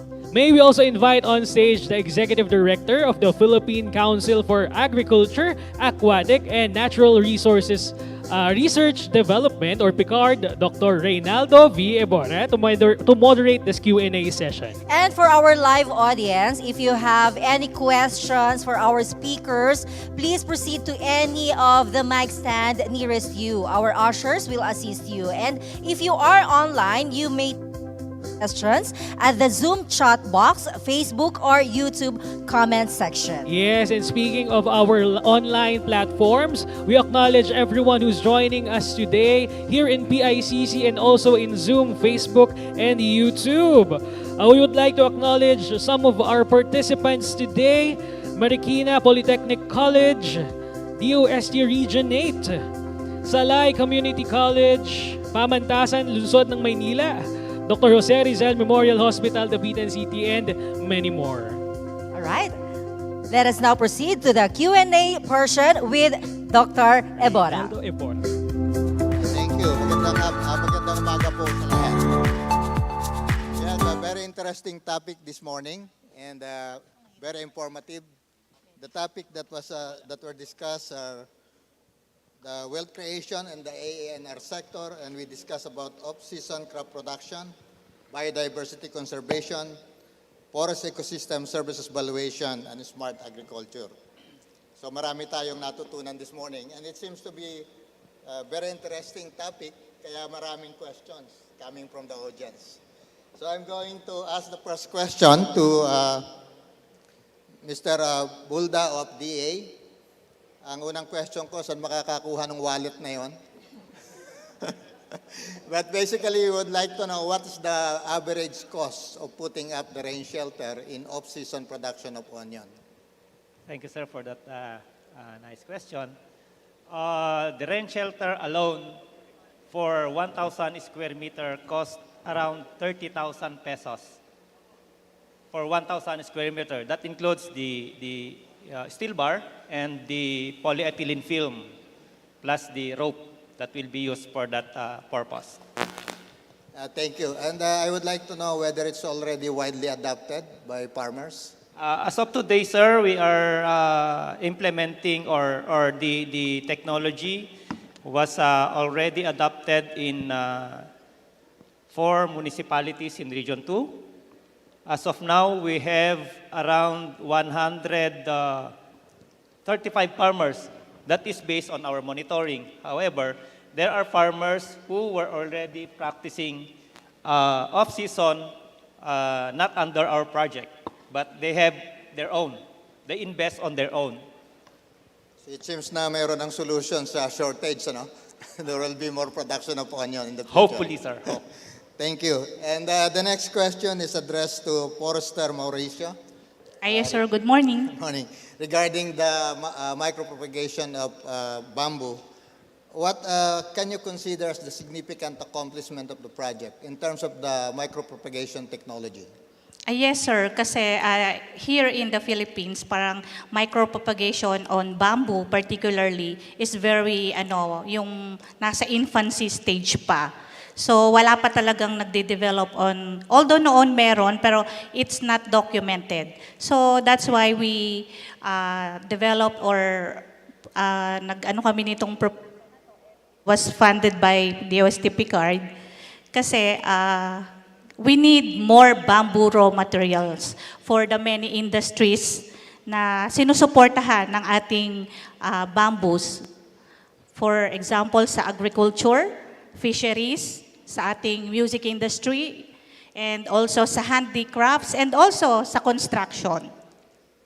Thank you. So most probably we'll be able to produce a lot of planting materials in the future. Yes, sir. But now, we're still optimizing the protocol, especially dun sa nursery stage. So doon kami, sir, nagka-problema because of the climate change siguro. Sobrang mainit nung naglabas kami ng aming mga planting materials. So marami pong namatay. But meron kaming mga na-produce na mga tissue-cultured plantlets of giant bamboo that we have planted sa aming bambusetum in Baguio City, in Luwacan, Baguio City. And they are really performing well. Thank you very much. The next question is addressed to Dr. Giang. Good morning. Good Thank morning. you. We have noticed that you have a lot of policy recommendation regarding the management of Mount Agad-Agad. Yes, sir. And can you inform us regarding those policy recommendations and what are the impacts? Our first recommendation is to declare Mount Agad-Agad as a local conservation area because it houses rich biodiversity. There are at least 30 threatened species and 130 species of endemic plants and animals. Aside from that, we also recommend to plant native species of plants because as mentioned in my presentation, there are a lot of anthropogenic activities there. Like for example, introduction of invasive species in the area. Thank you, thank you. That's a very effective intervention actually Yes, in terms sir. of management. My next question is addressed to Dr. Sinense, and This is about the average cost of setting up the automated para irrigation system. Yes, sir. An additional of around 100,000 pesos for the for 1 hectare for the automated furrow irrigation. And with that additional cost, can you consider it as cost effective? Yes, sir. You can increase the yield by around 50% and a water saving of around 43%. Okay, thank you. Regarding the speed tech, which is one of the main output of the Project Saray, funded also by PICC and the DOST, I understand that the system is usually online. Is there any provision for it to be used offline?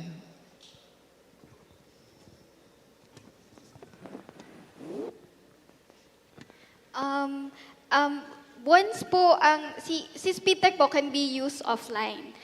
Once you download, syempre po, pag magda-download ka, naka-online ka, once you download the application using yung ating Google Play Store or kung Huawei phone users ka, you can download it through Huawei App Gallery. Once you download it and then you registered in the application, you can use it anytime kahit po kayo ay offline. Kasi nung ginawa or dinevelop po namin si SpeedTech, we realized the fact na yung ating mga farmers and other extension workers na nasa remote areas ay mahina yung signal for mobile data connection sa internet. So yun po yung kagandahan ng ating SpeedTech. Magagamit siya kahit po offline. And once na nag-online kayo, yung mga data, yung mga images na na-capture ng ating application kahit naka-offline kayo will automatically be sent to our database para po sa retraining ng ating mobile application.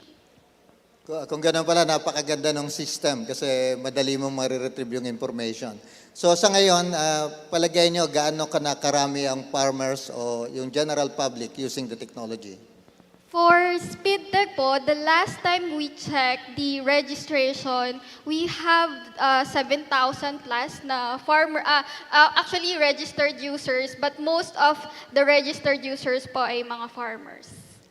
Thank you, thank you. That's a very valuable technology. Yes po, and the SpeedTech po is available Tagalog at saka English. Thank you. The next question is addressed to Dr. Pulhin, and I believe he's on Zoom. Dr. Pulhin? Yeah, regarding the study that you have done on valuation, have you already seen the immediate impact of the intervention in terms of changes in policy and adjustment of people living in the area?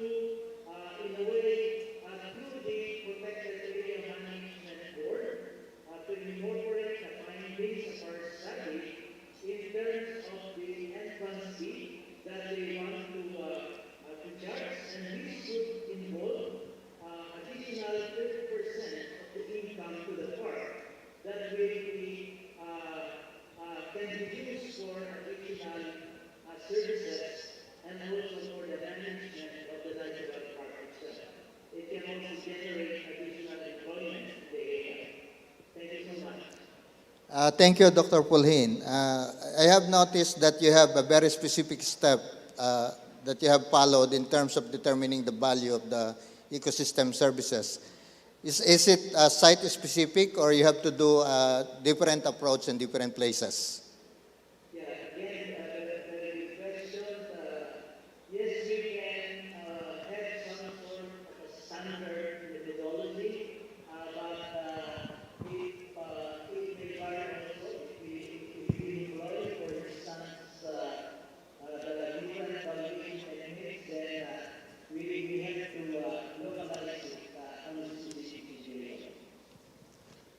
Thank you, Dr. Pulhin. We still have enough time, and we'll be able to entertain questions from the floor. Do we have any questions from our resource persons? Yes, please. Unfortunately, the light is too bright and I cannot see you. Yes, please, go ahead.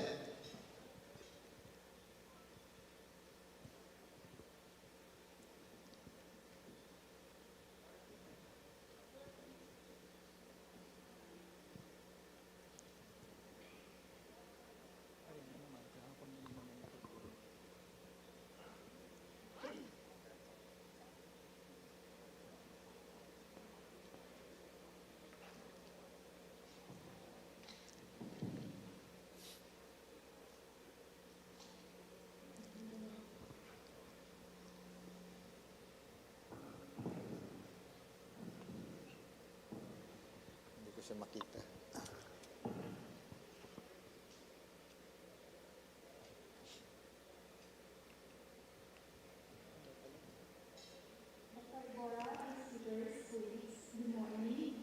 Good morning. Our first question is from Zoom. This is for Dr. Valuation.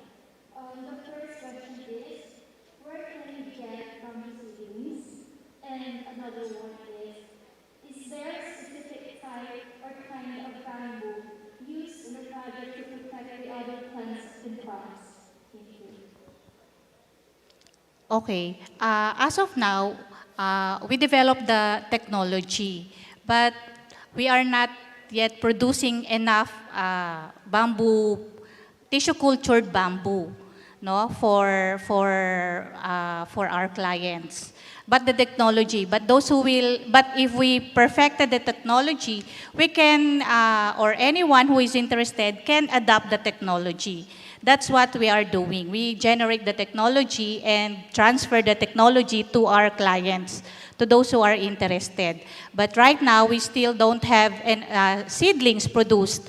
But the seedlings produced, we planted it in our bamboo setum in Lawakan, Baguio. And what's the other question? The other question is there a specific type or kind of bamboo used in the project to protect the other plants or crops? Other what? Other type or kind of bamboo. Other type of bamboo? Other type of bamboo that we have studied? I think what the inquirer is asking is what type of bamboo or kind of bamboo can we use to protect plants or crops? To protect the farmer's crop. Okay, any bamboo will do. Just like I said, bamboos are very important windbreaks. Any bamboo will do. But for this project, we studied actually 4 species of bamboo, but ang mas maganda yung response is on giant bamboo. And for windbreaks, to protect the farmer's properties and crops, any bamboo will do. But then bamboos have specific ecological requirements. For example, giant bamboo, the Dendrocalamus asper, it requires higher elevations and yung colder climates, yung mga Baguio, Bukidnon, yung mga yon. Mas maganda yung kanilang pagtubo doon. But other bamboos require yung mga medyo sa mainit, yung ganon. tumutubo din sila. Pero pag yun yung ecological requirement, for example nga yung giant bamboo, they will also survive dun sa mga areas na hindi naman yun ang dapat sa kanila, no, yung requirement nila. Pero ang tubo nila is slower. Kaya hindi rin sila lalaki ng kung giant bamboo siya, malaki siya. But then kung sa ibang mo tinanim, dun sa medyo mainit, sa medyo mababa, it will grow also. Pero hindi siya ganun kalaki, yung kanyang yung cam diameter and yung height niya, hindi ganun kalaki. Pero tutubo siya. And it will protect. Any other question from the floor?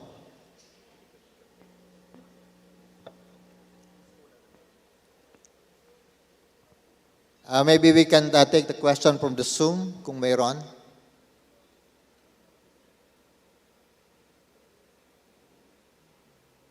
Meron ba? Maybe I have to ask another question to Mr. Bulba regarding the onion. Is the technology applicable for both red and white onion? As of now, sir, we tested in white onion. However, the available variety for now cannot, let's say, I can say that it's not suited for off-season. At least for now, the variety that are available. Because in the variety trials we conducted, there are only 3 varieties of red onion that is possible for off-season. And what's the main factor that you have to consider for certain variety? What we observe, sir, is white onion during off-season. As we know, there is a high moisture. It is very susceptible to disease, the white onion. That's why I think we can have further trials on the other varieties of white onion. Maybe we can discover or new varieties of white onion that we can that we can plant for off-season production. Okay, thank you, thank you. I have another question to Dr. Sinense regarding the auto-paro irrigation. Once you put it in the field, it will be exposed to the elements. And for example, if there are flood or typhoon, then is there any way that you can protect the setup for damages like that? Yes, sir. The casing of the controllers are made of stainless steel, and it is a waterproof. And it has a grounding line that can, in case na magkaroon ng lightning, it can go to the ground. Okay. Thank you, thank you. Regarding the Mount Agad-Agad, how many new species have already been described in that particular area? We have described one for grasshopper, the pygmy grasshopper, and we are currently working on one species of begonia. Okay, and the study is still ongoing. That means you are still collecting the samples. Actually, the project was ended last June this year, but we have the specimens with us. Okay, okay. I hope that you are going to further pursue this study because the DOST have a big program on biodiversity, and it will be a very big contribution. Yes, sir. Yes, sir. To the program. Thank you. Thank you. I hope that you will consider submitting proposal to us. Yes, sir. On that aspect. We will. Thank you. Okay. Regarding the speed tech, usually farmers have some difficulty in using the app because they are not well trained. But based on experience, you can rely on their children to teach them how to use the gadget. Are you using the same approach, or there are other mechanisms that you are exploring for them to adapt the technology at a much faster rate?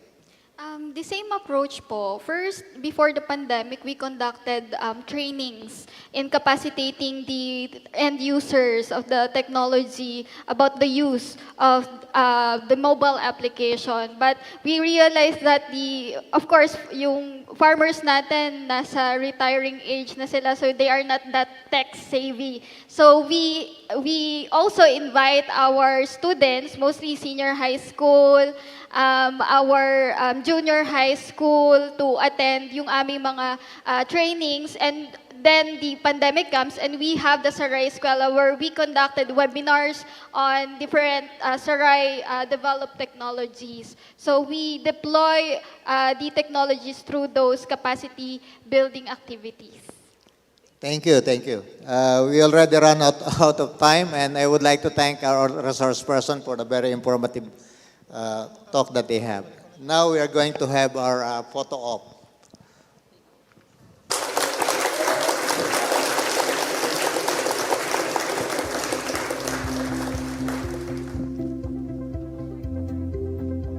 Thank you to our research presenters. All right, at this point, we are proceeding to our photo ops. All right, give us your biggest smiles, our research presenters, for the first part of the AANR. Thank you also to our moderator for this Q&A session, Dr. Iborra. And while preparing for our photo ops, we remind everyone that we're here in PICC and live streaming via Zoom, Facebook, and YouTube. All right, give us your biggest smiles.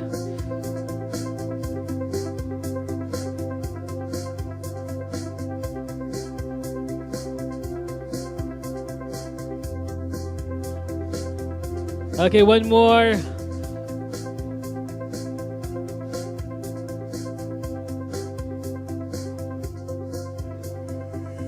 All right.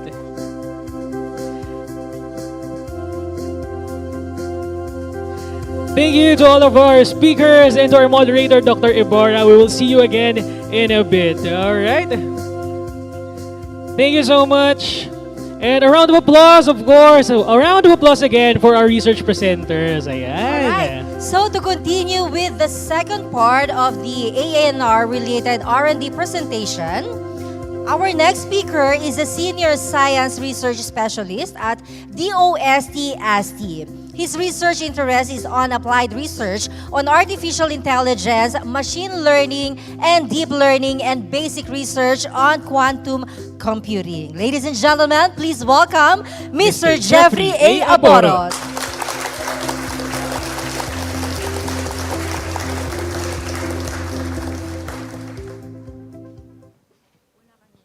The Philippines is in a good position to be a key player in agriculture among the region and overseas.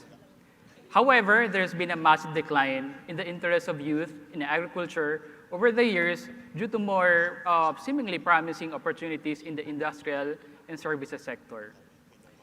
Aside from this, our country's unfavorable geographical location makes our farmlands vulnerable to damages due to local weather conditions. These factors contribute to the decline of agriculture, which in turn poses a threat to food security in the country. To contribute to addressing these issues, we introduced Gulay, an indoor and small-scale plant growing system that users can use to monitor remotely the growth of plants over the internet and through their computers and smartphones. The Gulay project aims to promote the fusion of information and communications technology and crop science among the youth, and the use of internet technologies to remote and automated monitoring of plant growth, and the use of artificial intelligence in developing smart products. The Gulay system will provide teachers in secondary and tertiary level with a system that they can use to teach students about plant growth and the effects of environmental factors that affect the growth process of plants. Teachers and students will also be able to conduct experiments in the system, and succeeding versions of the system will allow regular citizens the capacity to grow their own small crops at home. The Gulay system has two main parts, a web app and a mobile app, and second, an appliance where plants will be grown and experiments conducted. Users will be able to access the web app through the internet, while the mobile app will be accessible in the Android platform. Users will be able to remotely monitor the progress of plant growth and some aspects of the environmental condition within the appliance through the web app component of the system. Snapshots of this data in the appliance will be captured periodically and will be sent to the system for storage and later analysis. Users will also be able to control some factors that affect plant growth, including the amount of nutrient, solution to use, the frequency and availability of artificial light to which the plants will be exposed, and the frequency of misting of the plant's roots. Data generated in the appliance will also be captured by the system. This includes temperature, humidity, water and nutrient solution levels, pH level, and the amount of carbon dioxide within the environment. Project Gulay's initial target beneficiaries are universities and colleges, high schools, institutions, and agriculture-related agencies that need to do research work about growth of small crops. Succeeding versions of the system will address the citizens and community groups engaged in personal smart farming. Moving forward, the Gulay project plans to have its deployment and field testing to initial partners in the coming quarters. We will be improving the current system prototype based on findings from the deployment and field testing activities with our partners. Finally, the filing of IP applications and commercialization of the system will be carried out. Overall, we hope that through the Gulay system, we will be able to inspire a new generation of Filipino youth aspiring to be crop scientists and agriculture engineers through the application of modern internet technologies to agriculture for a more productive and more food-secure Philippines. Let us plant the seeds of tomorrow through research and development. Again, this is Jeffrey Aborot of the DOST Advanced Science and Technology Institute. Thank you for your attention. Thank you, Mr. Aborot. Our next presenter is an associate professor and currently the chair of the Department of Veterinary Paraclinic Sciences of the UP College of Veterinary Medicine. A tick scientist for more than 10 years, he focused his research works on different aspects of tick biology and control, as well as the diseases tick transmit to livestock and companion animals. He is an Outstanding Young Scientist Awardee in 2020, and in 2021, he received the Outstanding Veterinarian in Education Award from the Philippine Veterinary Medical Association. Let us all welcome Dr. Ramil L. Galay.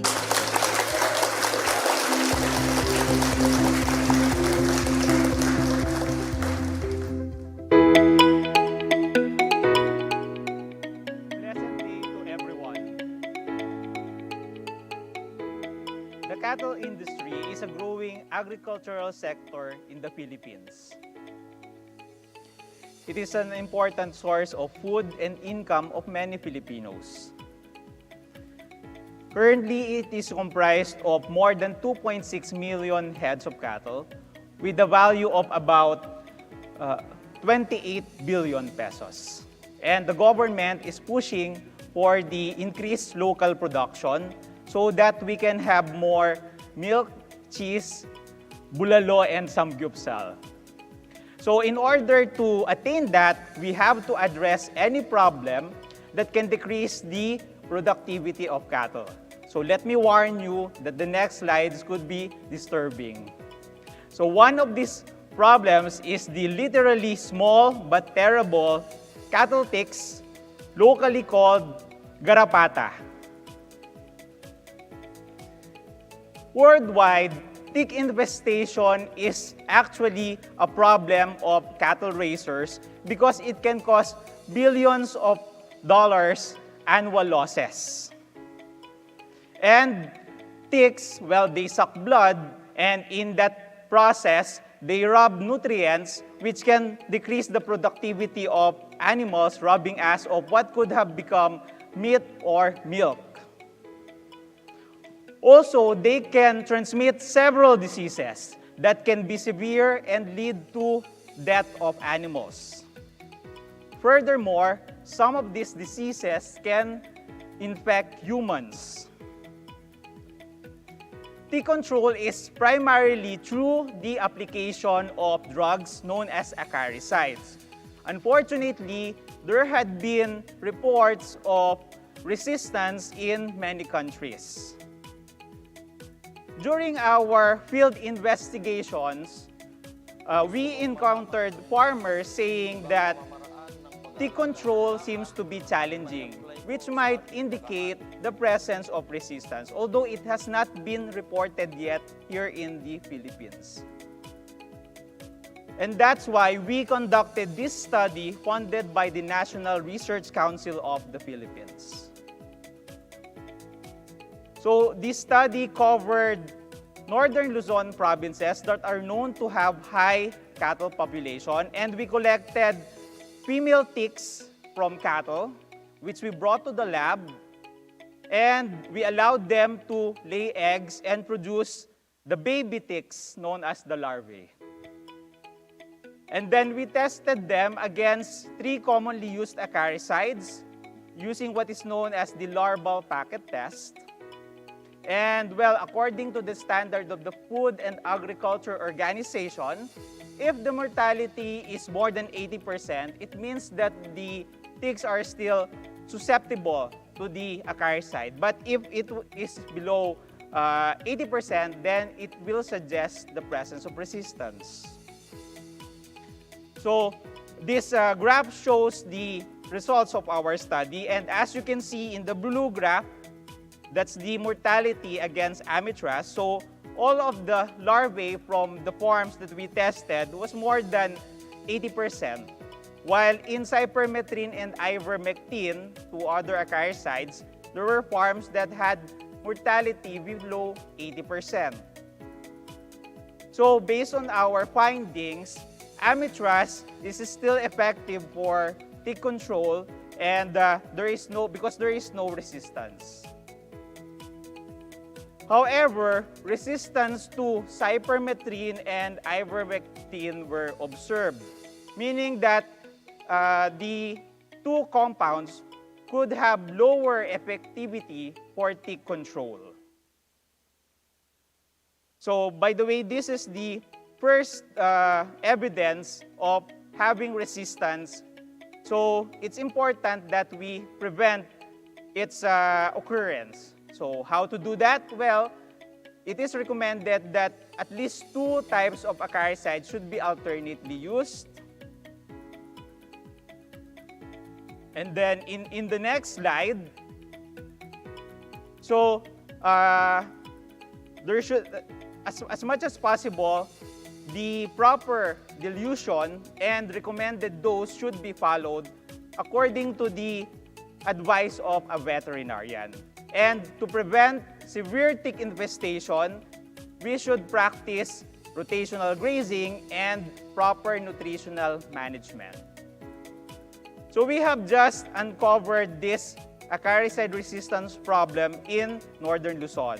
So it is important that we assess also its occurrence in other areas of the country.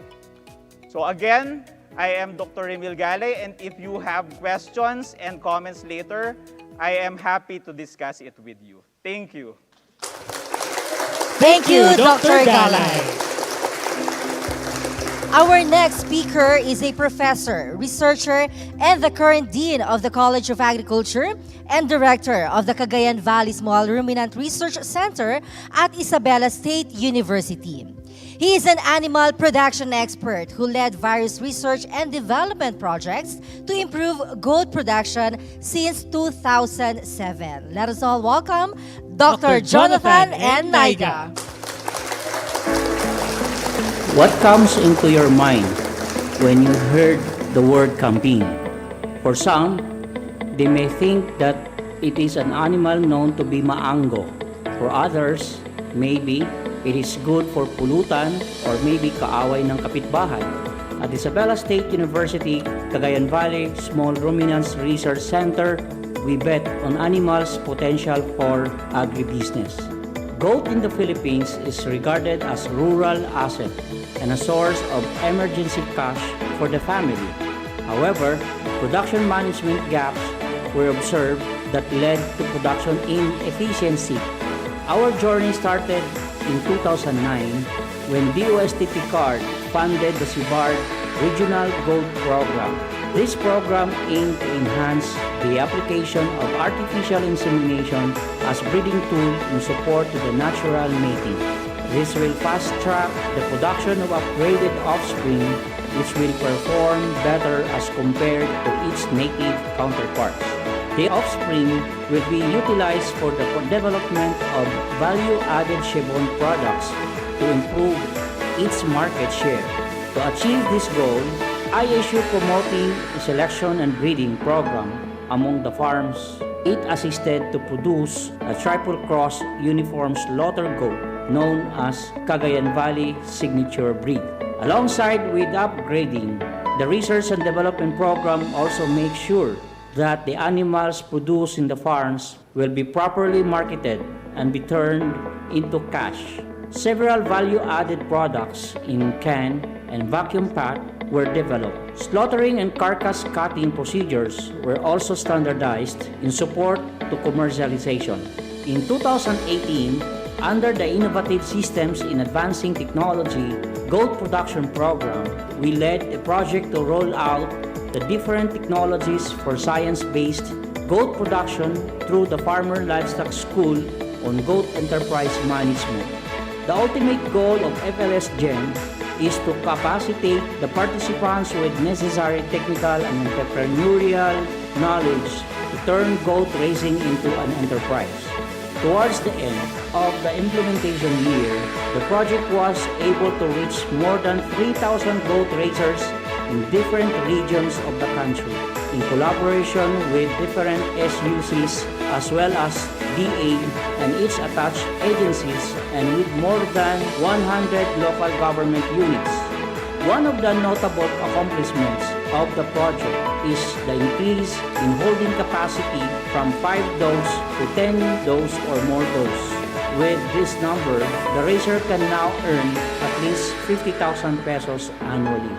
The research and development framework was slowly transformed into an organized process that deals with goat food value chain through the DOST PICC technology transfer and commercialization programs. Today, the trained goat raisers were organized into farmer associations and cooperatives. This will help to stabilize the post-production segment of the value chain.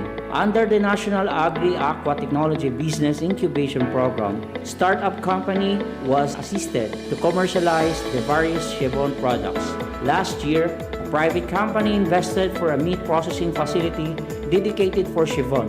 DOST PICC continue its support by providing assistance to the operation of the private-led meat processing facility under its startup program. The company is envisioned to introduce a social enterprise played by every enthusiast raisers and to capture wider market areas to sustain the business. I hope we inspire you with our story. Indeed, with research and development, we can improve the status of industry we are working with. With this, I am inviting all of you to join us as we continue with our journey until we reach our ultimate goal to make goat raising as one of the key players of the Philippine livestock sector.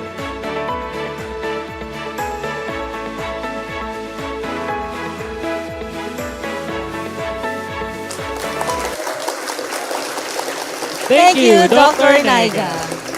Let us now hear from a horticulturist who specializes in post-harvest handling technologies and agricultural extension. She is a professor at the Department of Biological Sciences and Environmental Studies of College of Science and Mathematics in University of the Philippines, Mindanao.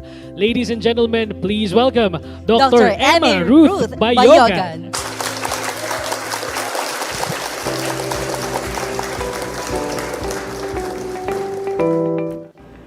We give farmers hope. One way is through the LIFE model. I am Emma Ruth Bayogan, Program Leader of the LIFE or Livelihood Improvement through Facilitated Extension Program.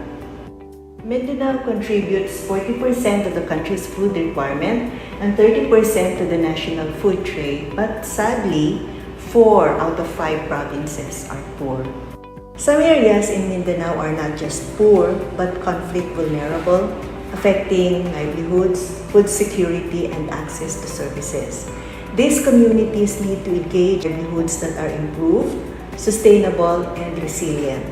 We tested the LIFE model in 6 conflict vulnerable areas in Mindanao from 2017 to 2021. LIFE is livelihood improvement through facilitated extension. It relies on local site facilitators who know the culture and build rapport with the community. Farmers decide the livelihood they want to be trained in. They learn to engage with institutions, thus forging partnerships. It is replicated when a nearby community adopts it. The model proves advantageous with a benefit-cost ratio of 1.45 to 1. First used in 2013 by the ASEAR Mindanao Agricultural Extension Program, the LIFE model improves livelihoods through facilitated extension so farmers can access technologies, build social capital, and actively collaborate with local institutions. We worked with 6 farmers groups in South Cotabato, Maguindanao, and Zamboanga, Sibugay. Farmers were trained on vegetable and seaweed farming and even financial literacy and organizational development. They also received training on tilapia growing, processing, basket weaving, and livestock raising. Excluding time of personnel sent to the site and new infrastructure, partners contributed more than 2.5 million pesos. All 6 groups were organized and empowered, 3 local ordinances passed, and 17 agreements forged. Incomes were increased from 31 to 89%. Our farmers say their children now receive school allowances. They aspire for their children attending college. Their gardens and animals provide a steady source of food. They are learning how to save too. Let us now listen to 2 growers. Sa amon nga tribo, nga nitibo, tiduray, makagarden man kami, pero kutob lang sang imong nga kusina. Hindi parehas karon makabinta pa kami. Kaysa pipino namon, sobra libo ang nakuha. 1-2. Sa latoy, 600. Sa okra, 300. Kay makabuli gini. Hulaton mang mais, 3 months, igo mo makortahan. Pero ang gulay mo, adlaw-adlaw gina makortahan mo. Years na mi sa akong bana gaipon, wala pa mi sukad-sukad ga-harvest nga 30,000 sa una, wala pa jud ma'am. Kay mao to kay barato kayo. Sa karon kay daghan naman ahensya sa mga buyer taga Zamboanga magsulod diri sa moa, pagadian, magpalit og agar-agar. Naka isa ka harvestan ra na siya ma'am, naghalin mig 32,000. Mao pud to naimpas na maamong motor, na nami pambot. Nagka-improve jud mi karon. Nice na akong house. Agar-agar lang siya. Using LIFE is sustainable. We mentored LGUs that have interest in replicating the model. To date, there are 3 LGU adopters each in South Cotabato and Maguindanao, while UP Mindanao uses it in its extension work. How do we give our farmers hope in terms of improved livelihoods through the LIFE model? Good day to all.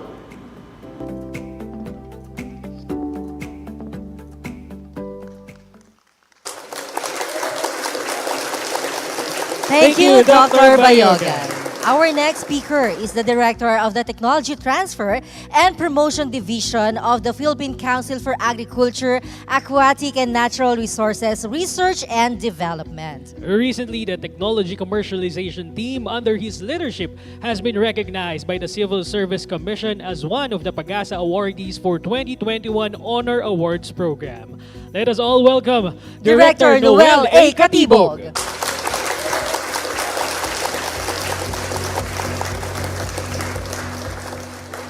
Good morning, everyone. I am Noel Katibog, a Technology Transfer Officer of PICC, and this is our office at Los Baños, Laguna. Let me ask a quick question. What does this number signify? What does this mean?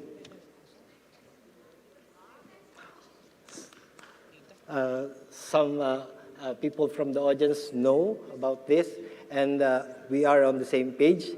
I am referring to the Philippine Technology Transfer Act.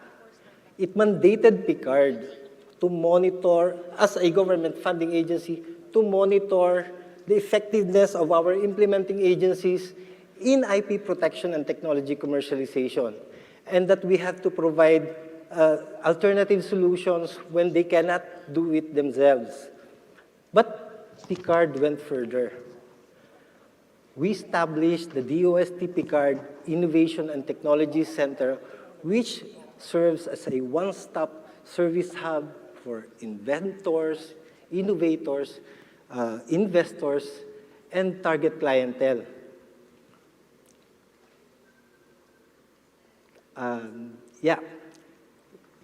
We launched it in 2016, and starting 2017, we implemented numerous programs on technology transfer and commercialization, two of which are the Intellectual Property and Technology Business Management Program and the Technology Business Incubator. In 2021, we also launched two programs. These are still ongoing, the Innovation Challenge and the Startup Grant Fund. And in 2022, or this year, we started the RAISE program. So what is RAISE? This refers to the regional, next slide please. The RAISE refers to the Regional Agri-Aqua Innovation System Enhancement, or RAISE program. It converges all of our initiatives in the region. We are trying to have the consortium member agencies work with each other in technology commercialization, IP protection, and knowledge products management. We are now operating in 7 regions involving 53 agencies, and they are found in Cordilleras, in the Ilocos region, in Region 4, in Bicol, in Western Visayas, and Eastern Visayas, and in Southern Mindanao. And these are our participating agencies. We are operating using the RAISE framework, wherein it involves the regional capacity building, agri-technology business development, IP management, strategic partnership. This one is very important to us, and enhanced knowledge management. We have 4 project components for each region, and this includes the regional IPTBM, the regional agribusiness hub, the regional ATBI, and the knowledge management hub. The RAISE program is unique, for it offers a 50-day training program for our implementing institutions and technology transfer officers. For example, we teach IP drafting, filing, prosecution, and even online filing through the Intellectual Property Masterclass. The Technology Commercialization Mentorship Series guides researchers and technology transfer officers in shepherding a certain technology towards commercialization. What does a technology need? Does it need IP evaluation, freedom to operate, a business plan, feasibility study? That's the TCMS. And if a researcher or a faculty decides to take a technology through the spin-off or startup route, there is the Agribusiness Masterclass.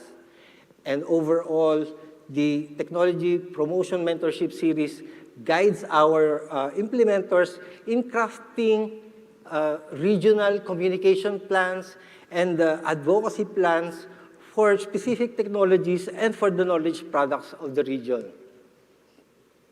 These are our deliverables. From knowledge inventories, communication plans, IEC materials, we also offer mentoring and, of course, IP protection and institutional regional IP policies.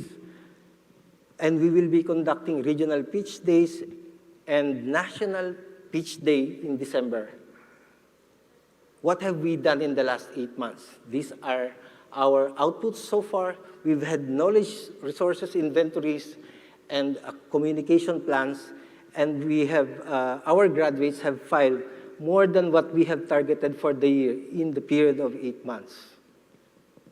In 2023, before the end of the year, we would have covered 14 regions and about 100 agencies. And we can say that we have enhanced the Agri-Aqua innovation ecosystem.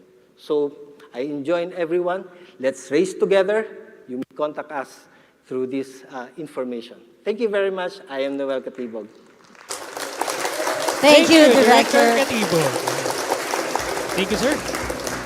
Our next speaker is the CEO and co-founder of Insight SCS. His expertise is on tech logistics, blockchain, and supply chain. He is also a member of the ASEAN Mentorship for Entrepreneurs Network. Ladies and gentlemen, please welcome Mr. Pierre Carlo Curry.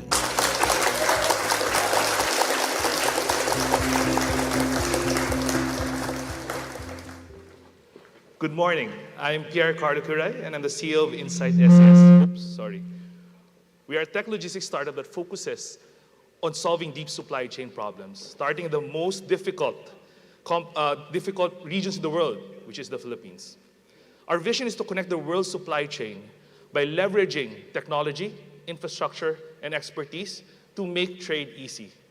And aside from that, it's to provide impact to our countrymen, especially to our farmers.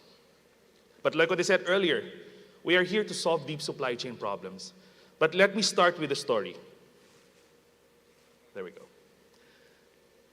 This is Manuel Batugan, a farmer from the Cordillera region. You see, during the pandemic, farmers like him were the most devastated. They were not able to sell their produce and had to throw away crops to waste. His problem is because trade is broken. He has no access to the market and he has no visibility, and that's the biggest problem that they have. They have no choice but to deal with unscrupulous traders that exploit them and accept low margins, or worse, throw away their produce.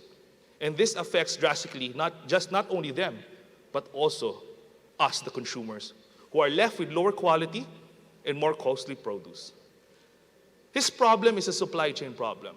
You see, especially in emerging markets like ours, agriculture supply chains are very disconnected and very complex. There's so many layers, around 8 to 10 steps, right? 8 to 10 layers. So just one part of the supply chain that is broken, the movement of goods is already hampered. And this affects people like Manuel, our papaya farmer, and all other farmers in the agriculture supply chain. This chaos leads to increased costs, generates 35 to 50% of waste, 35 to 50% of post-harvest waste. Imagine, half of the produce that has been farmed is becoming waste. And it decreases value and revenue across the different stakeholders.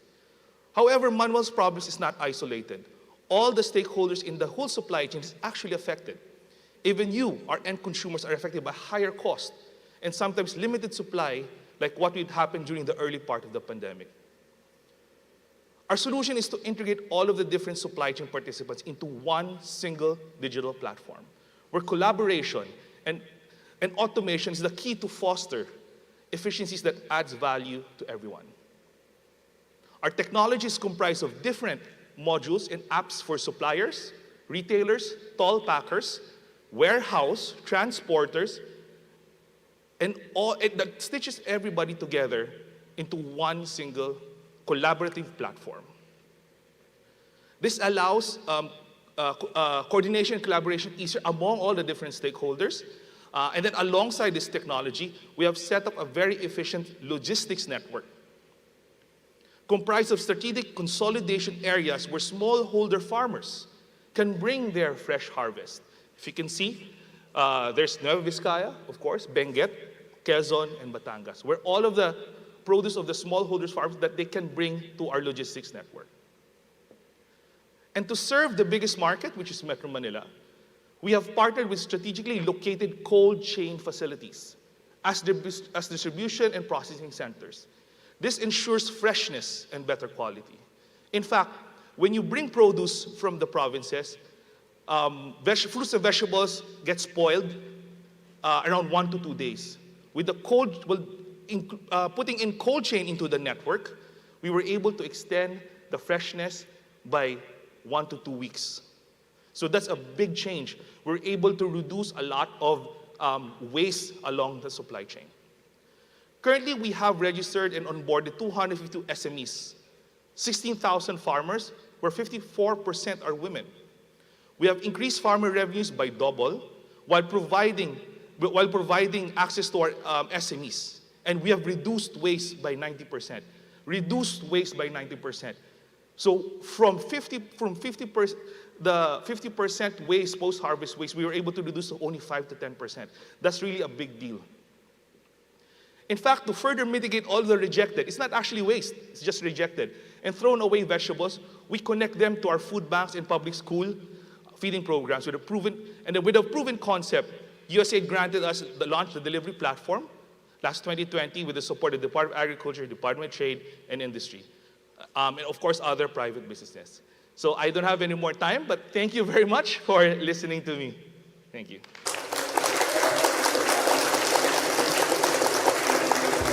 Thank you, Mr. Curry.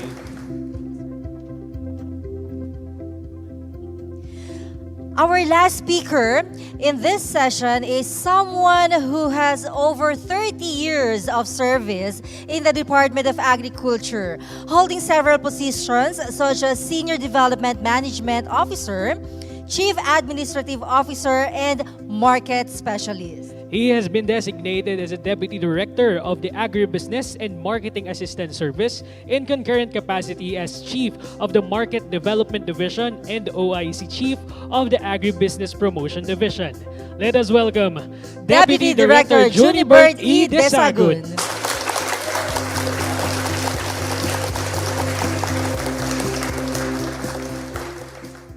Good morning, everyone. I'm here to present the Kadiwa program of the Department of Agriculture.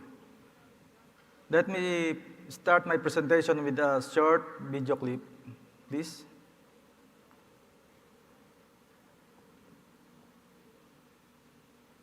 Well, the Kadiwa program is a program, as you can see, that will help ensure the food availability, affordability, and accessibility. Tara na, laban natin to, handa ka na ba? Ano ba? Huwag ka nang magpaligoy-ligoy pa para sa atin to, karangalan. The Kadiwa program was conceptualized during the pandemic period, and as you can see in the video clip, this helped a lot in the accessibility of the food.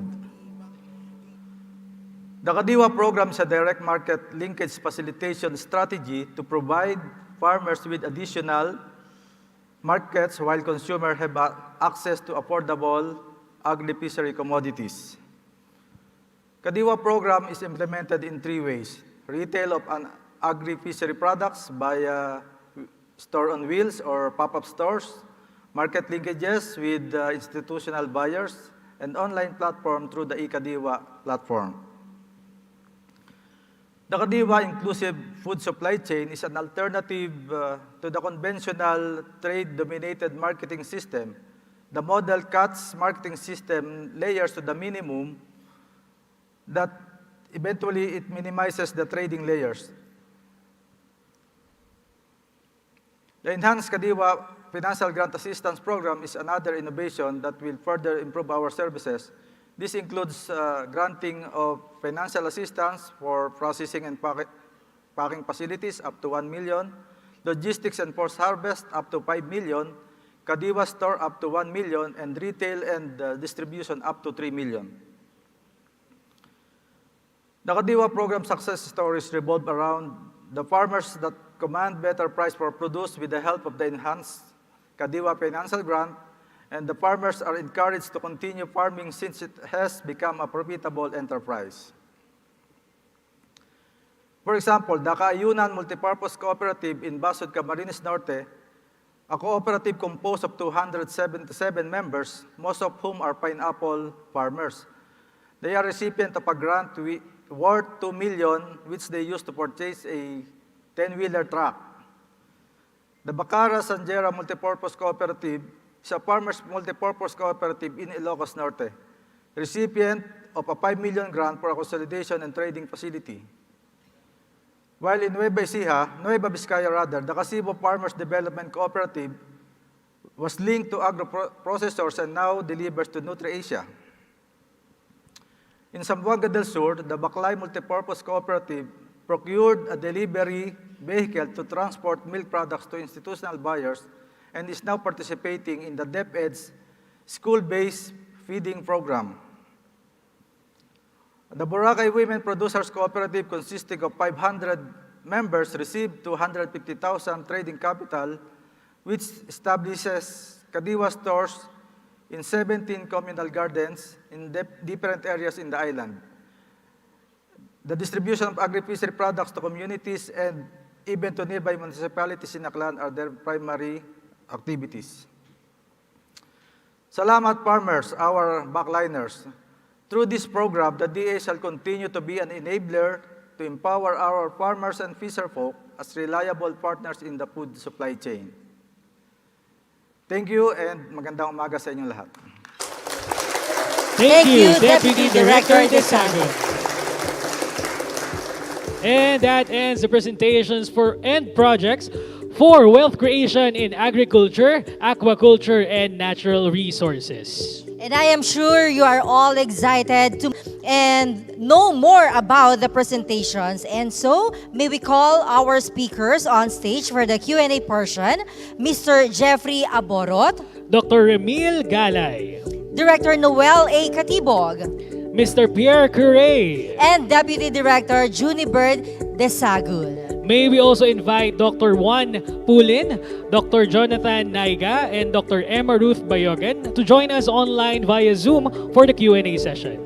May we also invite back on stage Dr. Reynaldo V. Ebora to moderate this second installment of the ANR Q&A session. If you have questions for our speakers, you may hand them over to the ushers nearest you here in PICC. And of course, if you're online, you may type in your questions at the Zoom chat box or Facebook comment section.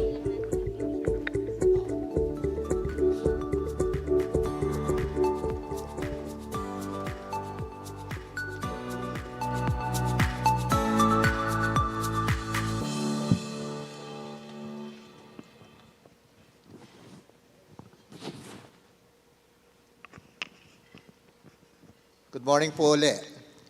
Now we're able to to hear another batch of interesting presentations, and these are basically composed of so-called smart technologies and logistics. I have the first question addressed to Mr. Aborot of DOST-ASTI, and this is regarding the Gulay project.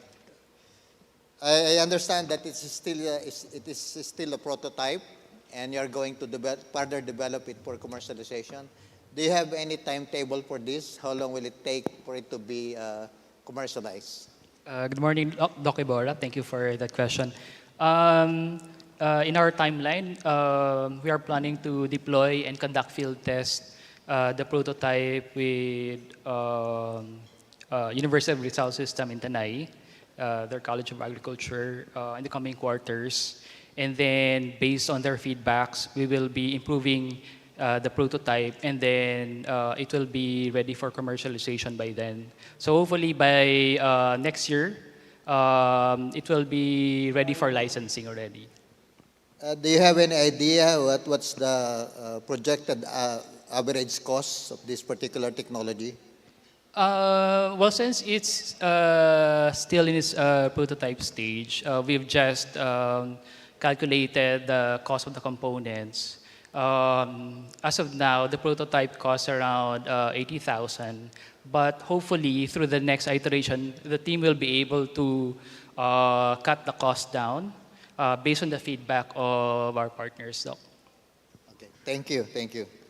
That's a very promising technology.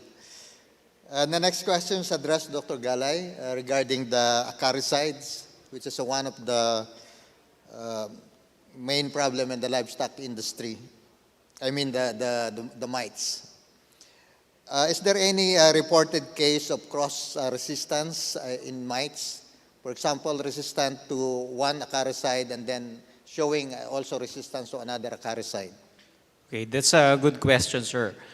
We have not yet investigated about the related resistance. So because in our study, so we studied totally unrelated acaricides. So for cross-resistance, it is usually acaricides belonging to the same family. So for example, cypermethrin, which is a pyrethroid, so there is a possibility that there could be resistance to another pyrethroid as well, but we have not investigated that. So we really need further investigation to see the extent of this acaricide resistance problem. Regarding the data that you have shown, it seems that there are some population in some farms that are showing resistance. But are you continuously monitoring them? So I'm sorry, sir, but our study was only for 1 year. So it would be good actually if we can do further studies and continue monitoring. So because we have only uncovered, we have only covered 15 farms, and again, only 3 commonly used acaricides. So we do not know how bad the acaricide resistance is in those farms. But at least our data shows that for amitraz, it is still advisable to be used in all those farms.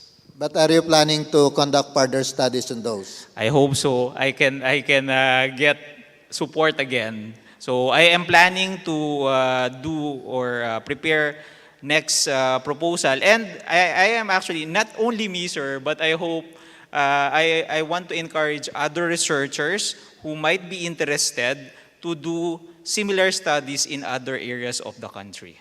Actually, I would like to invite you to submit proposal to PICCard. That would be nice, sir. I would be very happy to do that.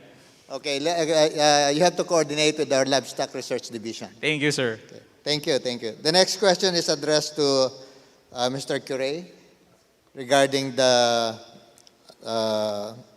delivery. What is the average cost that you usually charge to those that are availing of your services?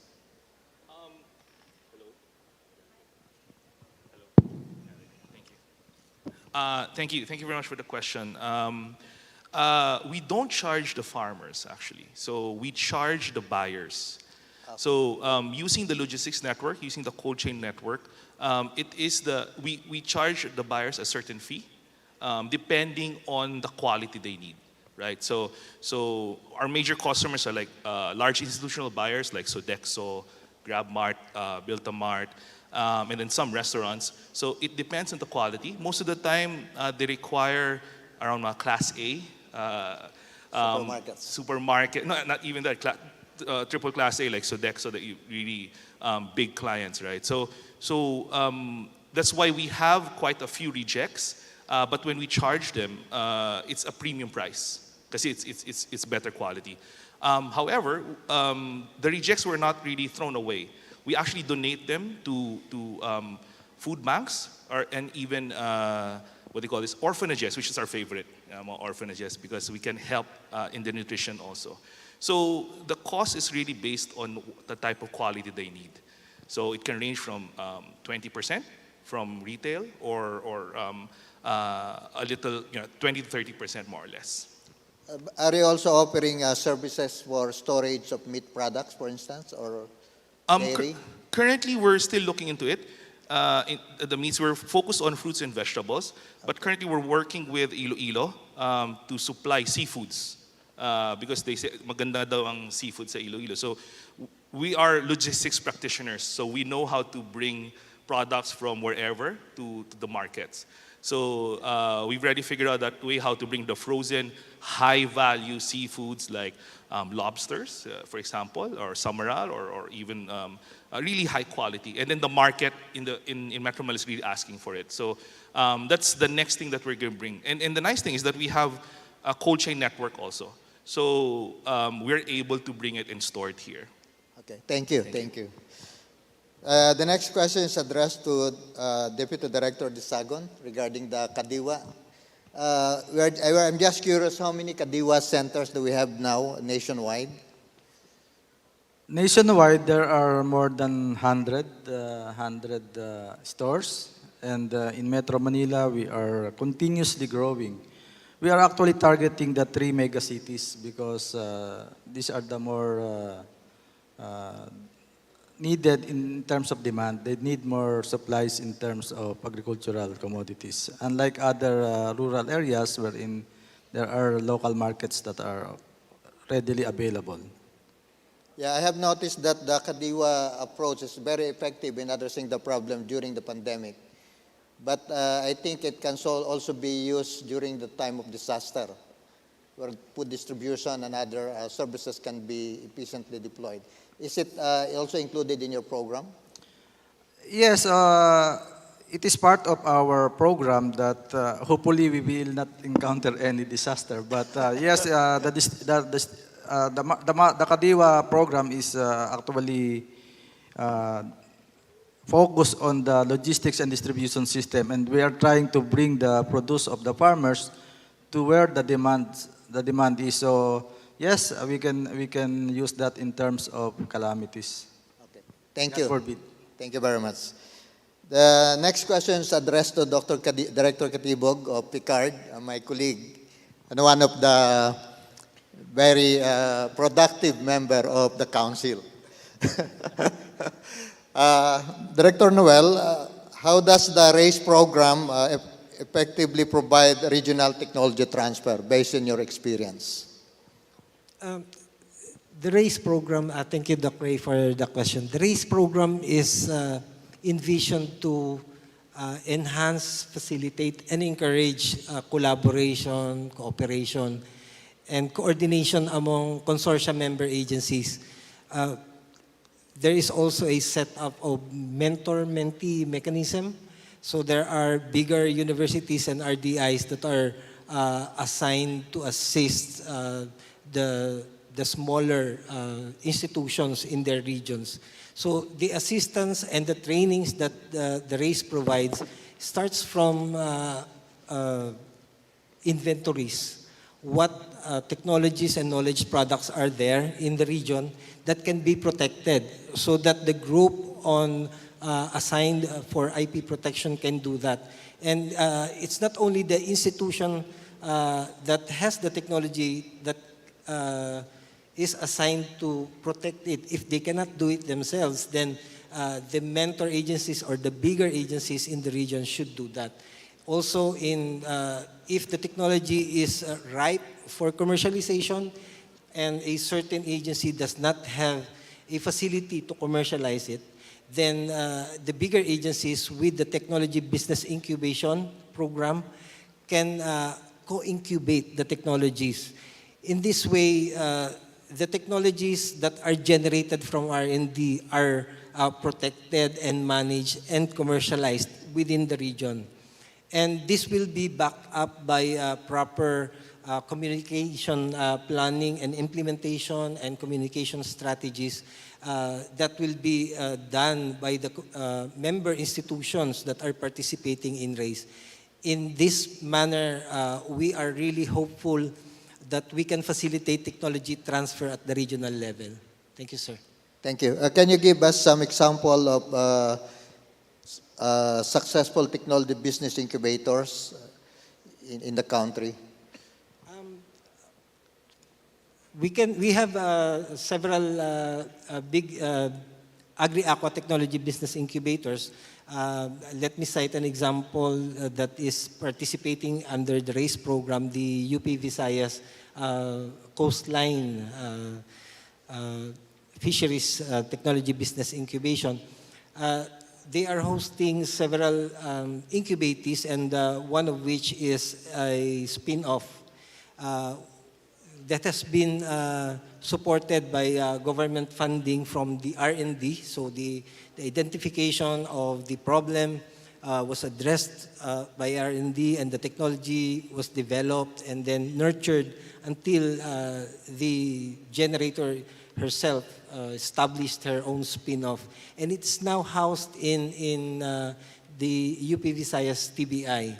And it's one of the more successful. Another example is the CAPIS Agri-Aqua TBI, where they host incubators that are catering to products from livestock, crops, and fisheries. So those are just the examples of our incubators, sir.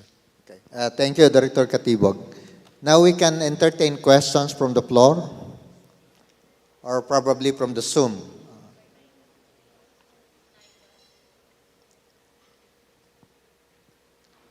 Do we have any questions from the floor?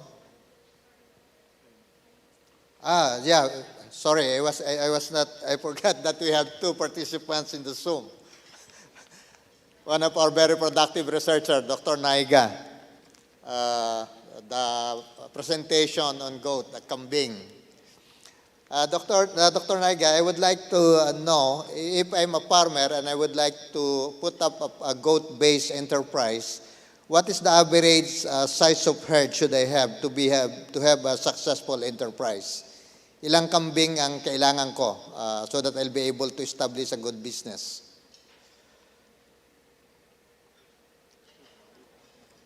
Nakamute yata si Dr. Naiga. Okay. Yes, we can hear you loud and clear.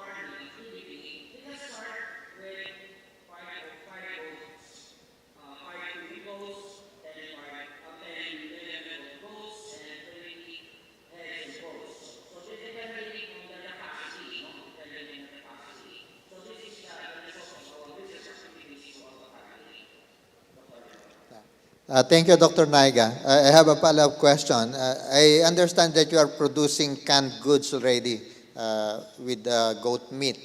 What is the present production capacity that you have in your facility?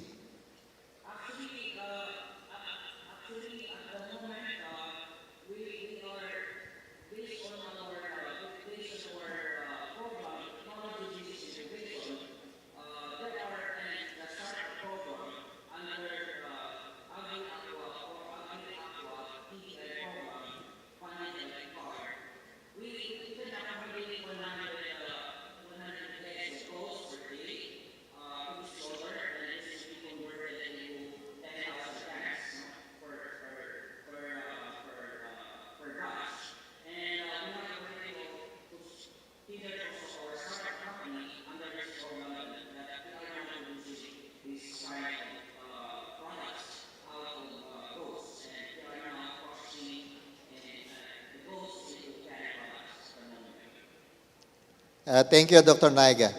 I have a question to Dr. Bayugan regarding the life model which was successfully implemented in Mindanao. What do you think is the main factor to be considered to make this approach successful in conflict vulnerable area?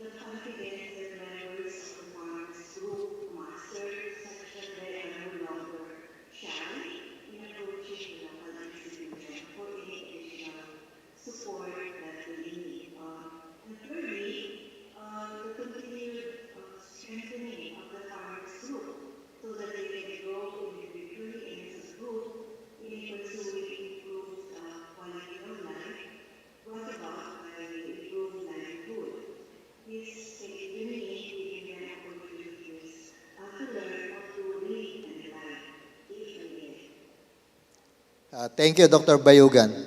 Now we can entertain one question from the floor. Yes, please.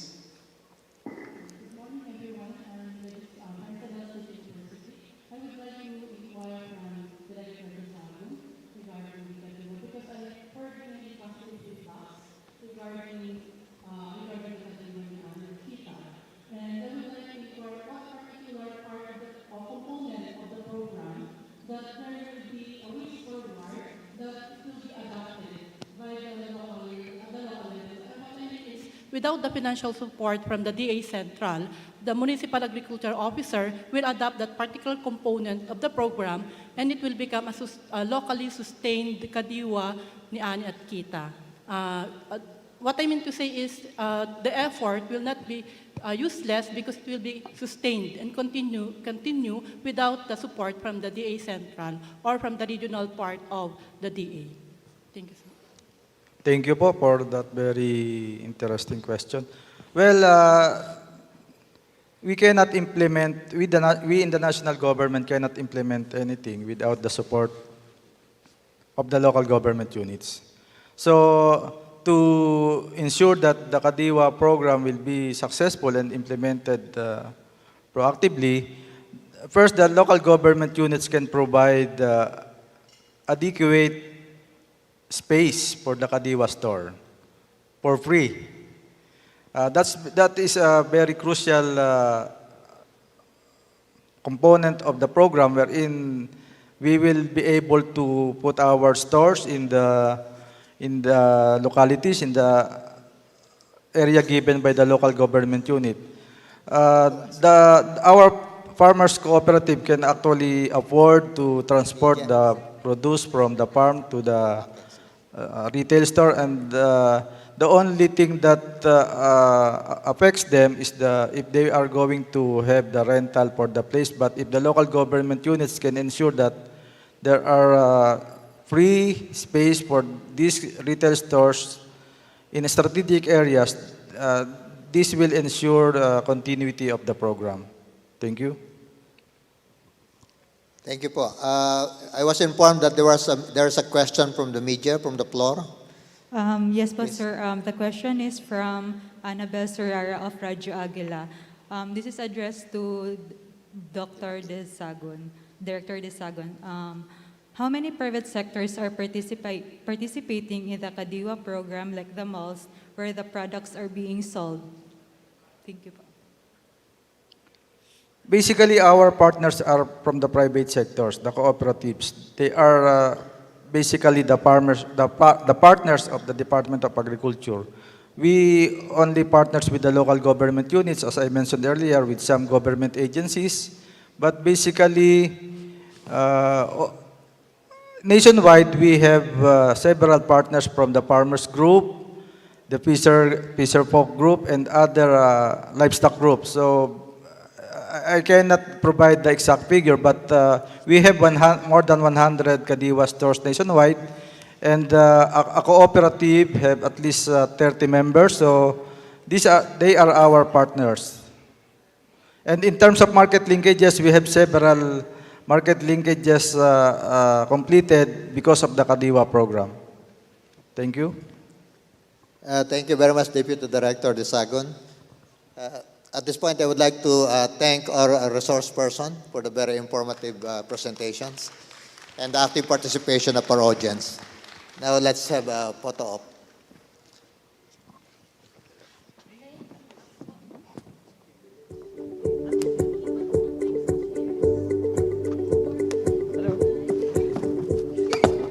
Thank you to our research presenters. Thank you also to those who raised their questions and concerns here in PICC and to our online platform. And maraming salamat to all our speakers na kasama natin sa PICC and also dun sa ating mga research presenters online. Thank you then to Dr. Ebora for moderating the first two sessions for today's event. Thank you, sir. Thank you po.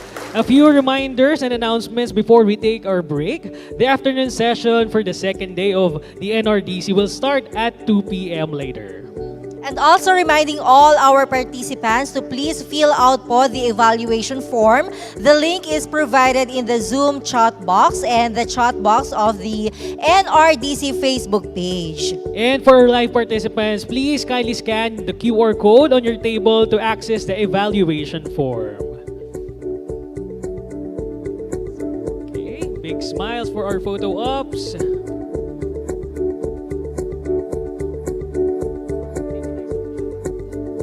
Again, thank you very much to our research presenters and Dr. Ibora. Thank you, Director Ibora. Thank you so much po. We have more exciting research and development initiatives to present this afternoon. Kaya naman po huwag kayong aalis. Magkikita-kita pa tayo mamaya. See you all at 2 p.m.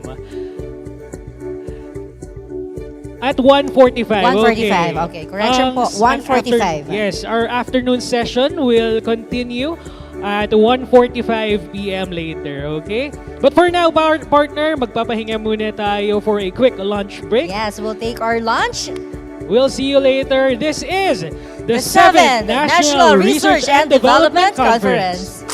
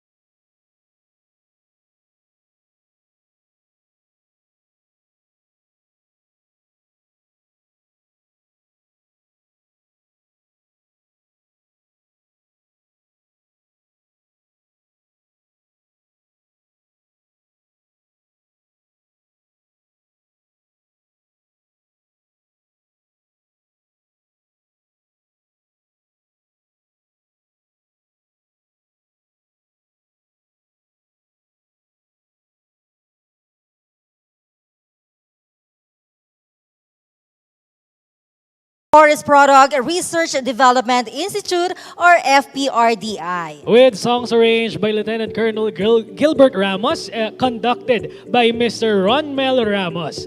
Let us all give them a round of applause. Let us all welcome the Himig Agham Kawayan.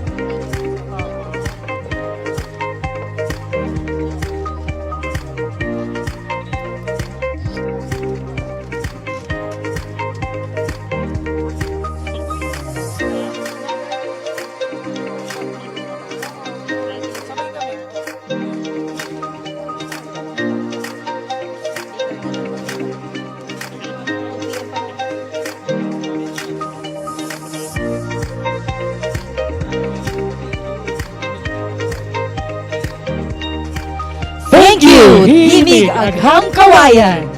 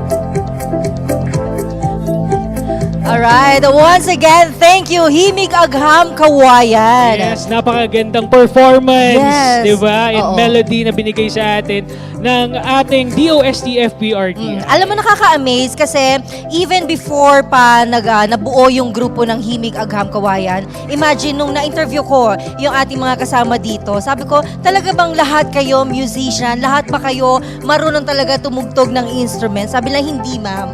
Doon lang sila natuto sa FPRDI. Sabi niya, madali lang naman. Parang feeling ko, pwede ba tayo mag-join doon? Parang pwede, ma'am. No? Ikaw, di ba, malay mo, magaling kumanta si Mike. Ilabas na natin yung inner musician. Oo. Lalo na nung tinutugtog kanina yung ang Pasko ay sumapit. Di ba, napapaindak na kami. Feel mo na holiday season na. Yes, since 100 days or less than 100 days na lang before Christmas, ramdam na natin yung himig ng holiday season. Right? Alright. So, before we move on to the next segment of our program, gusto mo nating i-acknowledge din lahat ng ating mga participants for today. Yes, and in attendance here with us in the PICC Reception Hall, meron tayong 250 na guests here. So, hi po, kaway-kaway naman tayo, and welcome again to NRDC. Maraming salamat po sa pagsama. Okay. At syempre, yung mga kasama natin dito, nabusog na po ba kayo? Gising pa ba ang lahat? Marami po tayong kape. Ayan. Siguro kailangan natin maraming kape para naman talagang gising na gising tayo na makikinig doon sa mga ipapresent naman sa atin this afternoon. Yes, and aside from our guests and participants here in PICC, we're also live in Facebook, and we're joined by almost 200 mga partner na participants. And I hope dadami pa sila this afternoon. And in Zoom, almost 300 yung ating guests. And maya-maya pa, for sure, dadami pa yan kapag nailabas na natin yung mga R&D projects and programs na i-feature natin this afternoon. At nakikita natin yung kahalagahan ng mga ganitong klase ng mga summit, di ba, mga conferences. And like yesterday, ang dami rin nating natutunan at narinig doon sa ating mga presenters. And this time, ngayong araw na ito, kaninang umaga, marami na rin tayong narinig doon sa ating mga guest speakers. Exactly. Very interesting talaga yung research and development dito sa Pilipinas. And after a series of pandemic na problema and dilemma natin, hindi natin lubos akalain na ang dami pa pala natin pwedeng gawin. Correct. And as we move on, syempre, gusto rin nating pasalamatan yung ating mga kasama for joining us. And now we will continue our session for today, and we will now hear the R&D outputs that gear towards wealth creation and in industry, energy, and emerging technologies. Yes, and at this point, we will hear from the OIC, Director of the Energy Policy and Planning Bureau, or EPPB, at the Department of Energy. Wala pong iba, Director Michael O. Sino Cruz.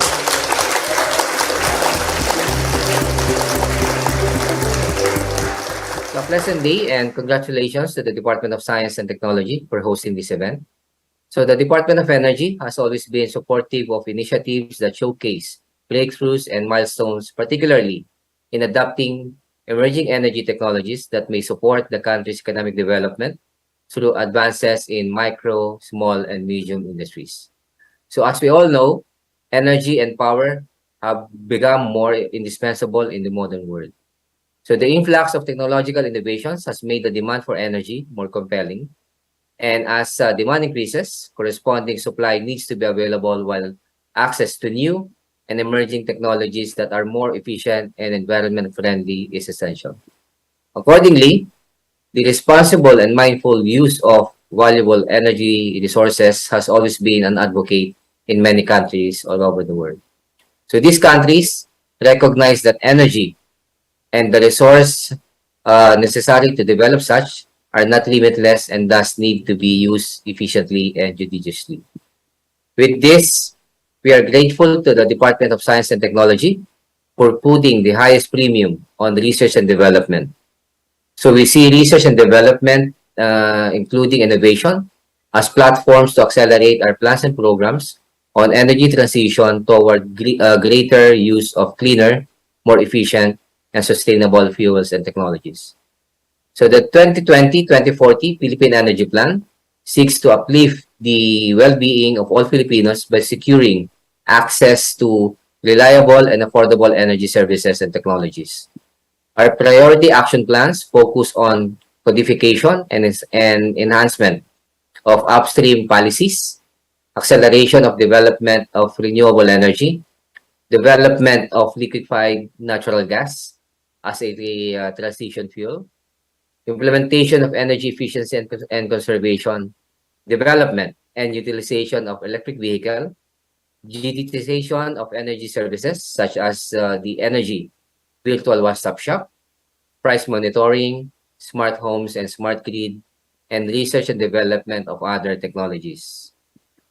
On the energy efficiency and conservation side, notable accomplishments have been realized, such as the passage of RA 11285, or the National Energy Efficiency and Conservation Act, as well as RA 11697, or the Electric Vehicle Industry Development Act.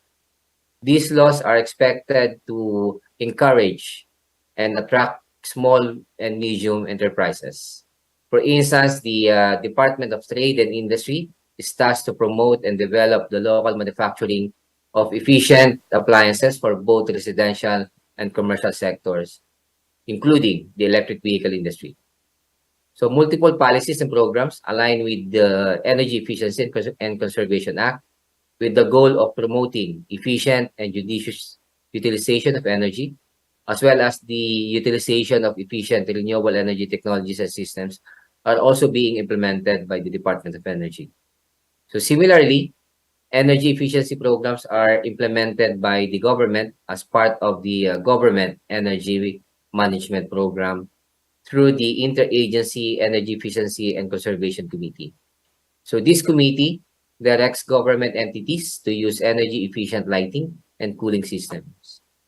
With the leadership of our colleagues in the Department of Science and Technology, Secretary Renato Celidum Jr., along with the full support of other relevant agencies and institutions, research, development, and innovation on energy can be done and be made locally available in the future.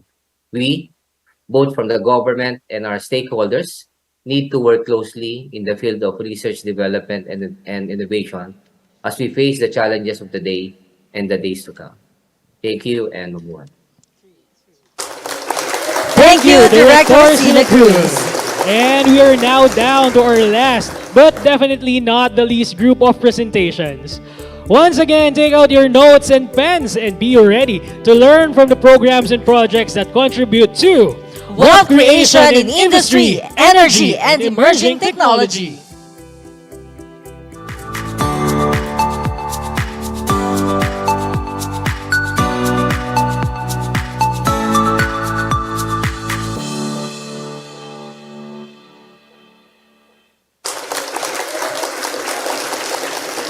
Our first presenter this afternoon is an operations officer and assistant quality management officer of the Naval Research and Technology Development Center under the Naval Sea Systems Command of the Philippine Navy.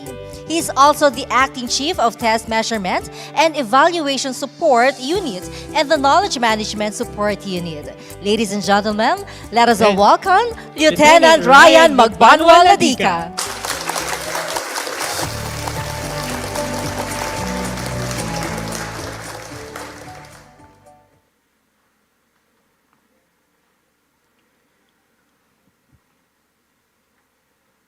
We in the military value the safety of our personnel as much as we value the safety and security of our people and our country.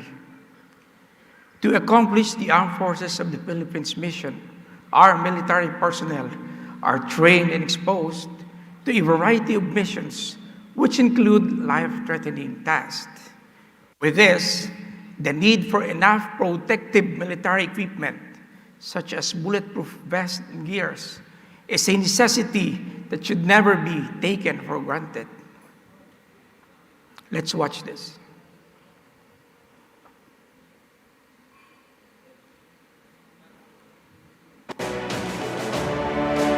The importance of ballistic protective equipment in the military is to promote safety of personnel during the military operations. In NAVSOCOM operations, we would utilize the boat shields, Kevlar, and vests during military operations, wherein the boat's shields as our first level of protection and Kevlar and the vest for our personnel. We found this to be highly important given our various experiences during special operations, such as that on Zamboanga and Marawi Seeds. With the exposure of our personnel on such high-risk military encounters, we figured that the provision of readily available protective equipment would capacitate our personnel with ample protection and empower the defense capability of the country.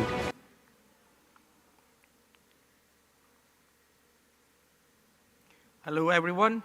Allow me to share with you one of our current undertakings. At present, the bulletproof gears of our soldiers are sourced and made overseas, which are quite expensive. Another problem is they do not fit our Filipino body frame. According to one of our Naval Special Operations personnel, the imported protective gears alone would cost them an additional weight of 20 to 25 kilograms. Imagine carrying extra 25 kilograms of equipment wrapped around you during special operations on terrains and open waters. Very difficult, right? But we have good news. There's a solution. May I present to you the AeroCom project. This is the enhanced, lightweight, fiber-reinforced composite for defense application. The project is meant to jumpstart the local manufacturing of lightweight, bulletproof gears and equipment, a design that's more suitable for Filipino body frame. And how are we going to do this? One option is the fiber-reinforced polymer armor. FRP is lightweight and has a guaranteed ballistic performance. Using locally available fibers such as pineapple and abaca can produce an FRP armor structures that is cost-effective, customizable, sustainable as the raw materials are locally sourced, and the AeroCom project highlights the ingenuity of Filipino engineers who work on the design and fabrication aspects. Let's hear from our engineers who find value in the development of the AeroCom project. The value proposition of this project is to localize our production of the different ballistic products such as ballistic vest, helmet, shield, and incorporating locally sourced materials such as our natural fiber in the different layers of these ballistic products. The Philippines has a very rich industry of textiles, and we wanted to utilize these kinds of natural fibers. So essentially, we are utilizing natural fibers such as pinya, abaca, and other synthetic fibers because we wanted to help the textile industry in the Philippines. These locally available materials is much cheaper than the conventional ones because those conventional materials are imported from the other countries. We are aiming to reduce the cost, the processing cost, the fabrication cost, and the material cost of the products. Surely, the Philippine Navy and the Philippine Air Force will adopt the technology upon project completion. Apart from the production of vests, The fiber reinforced composite can be useful in the hull construction of our Navy vessels. It could also be used for additional protection of ground vehicles and aerial assets of the armed forces of the Philippines. The self-reliance defense posture. The Self-Reliance Defense Posture, or SRDP program of the Defense Department, continues to foster in-country capability to develop our own and modern defense assets. We also look forward in contributing to our economic growth because in research and development, we innovate, we advance, we prosper. Once again, a good day to everyone. Lieutenant Latica. Thank you, sir. Thank you po. And next, we will hear from an engineer from the Department of Public Works and Highways, Bureau of Research and Standards. His work involves the conduct of technical and theoretical research on new technologies and materials for use in soil and aggregates. Please welcome on stage Engineer Mark John C. Viado.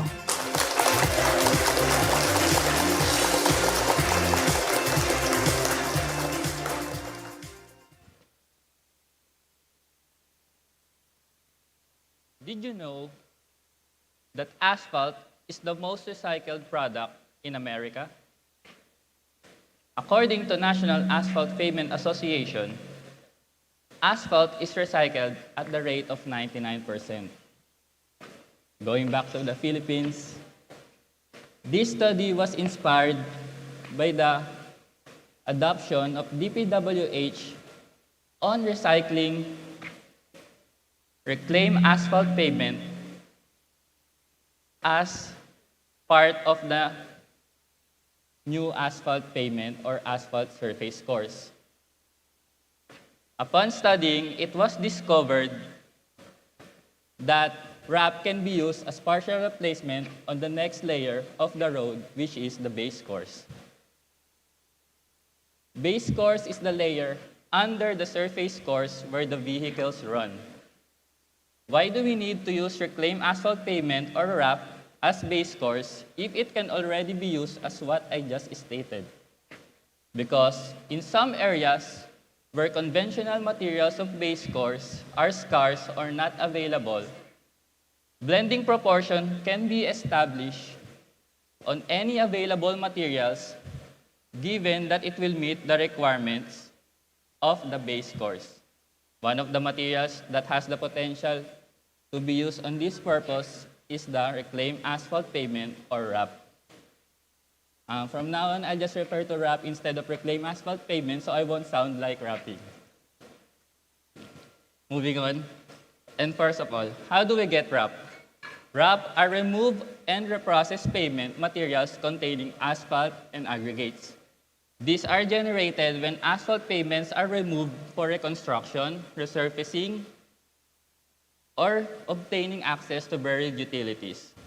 This would address the waste management issues on RAP and also result to savings in materials cost. The general objective of the study is to determine the possibility of using RAP as replacement to the conventional base course. So, we determine the CBR strength of the conventional base course with varying percentage of replacement of RAP. And we also determine the maximum replacement of RAP that will pass the CBR requirement of the DPWH that would also maximize the savings in material cost.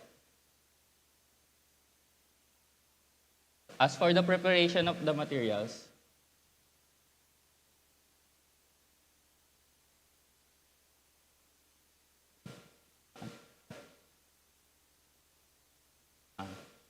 the conventional base material was taken from a DPWH District Engineering Office. Then samples were secured in plastic containers and then transferred into our laboratory for testing. As for the reclaimed asphalt pavement, samples, they were taken from a plant which were produced by rotomilling. The cylindrical specimens for different laboratory tests were prepared with the given proportions. A total of proportions were tested with the following standards: the moisture density relation test, and of course, the California bearing ratio test. For the results. The result shows that in the increasing wrap replacement, the CBR decreases. However, a good conventional base material will meet the strength requirement of 80% even with 50% replacement of the wrap. The savings that can be obtained if wrap is used as partial replacement for a good base is 50%. Even without computing, we can easily say that we can save up to 50% of the material cost since 50% of the materials is a waste and therefore free. So, to conclude, wrap consistently reduces the CBR strength of the conventional base course material from 0% up to 50% replacement. However, wrap can still be used as partial replacement to base material even up to 50% to maximize cost reduction as long as the mixture will pass the requirement of 80%. On the other hand, the lower the CBR strength of the conventional base material, the lower wrap percentage is recommended to be substituted. But still, they are subjected for laboratory testing upon designing the most economical mixture. Thank you. Thank you, Engineer Viado. The next speaker was part of the prestigious cadet engineering program implemented by then Secretary Rogelio Singson, which is a management training of all the top engineers in the DPWH. She was then assigned at the Bureau of Research and Standards, where she has completed numerous researches related to new technologies and sustainable materials in construction. She is also a speaker and lecturer on various topics such as quality assessment and implementation of infrastructures, concrete technology, and concrete petrography. Let us hear from Engineer Christine Angelica T. Lavisto.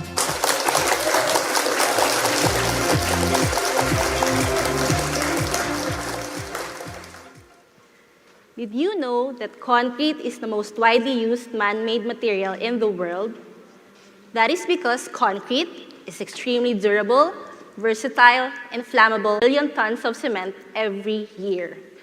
However, in order to produce 1 ton of cement, a ton of carbon dioxide is also released into the air, eventually emitting 8% of the world's global emissions. Focusing in on the Philippines, Romblon, also known as Marble Country, has 150 million metric tons of marble, enough supply to last them 300 years. However, this booming industry also comes with a big waste management problem. A reasonably high volume of waste, such as this, is being dumped into nature, causing a lot of environmental hazards. So what do we do now? Something has to change to protect nature. Our Bureau's endeavor is through the use of sustainable materials in construction, and also supporting the United Nations mission of achieving net zero emissions by 2050. How do we kill 2 birds with 1 stone? It's through the use of waste marble dust as partial replacement in cement. Marble dust came from limestone, which when used as a filler has been proven to be a viable cement replacement.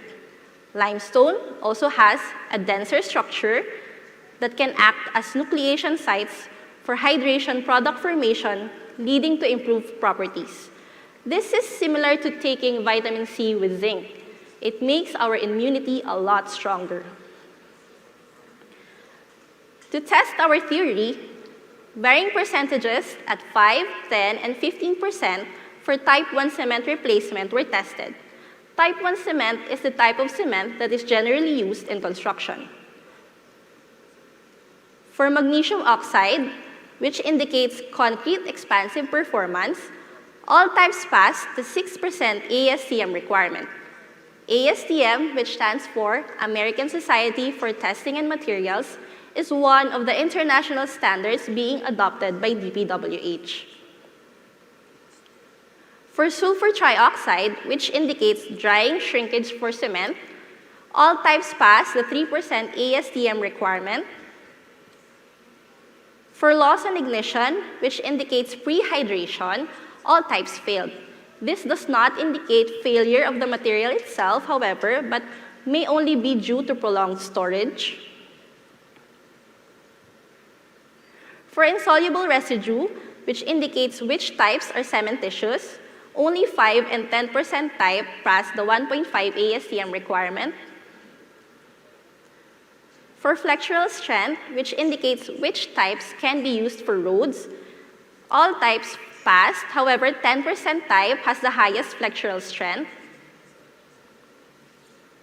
For compressive strength, which indicates which types can be used for buildings, all types also passed, and 10% type has the highest compressive strength. Our conclusion, the most viable option would be cement with 10% waste marble dust.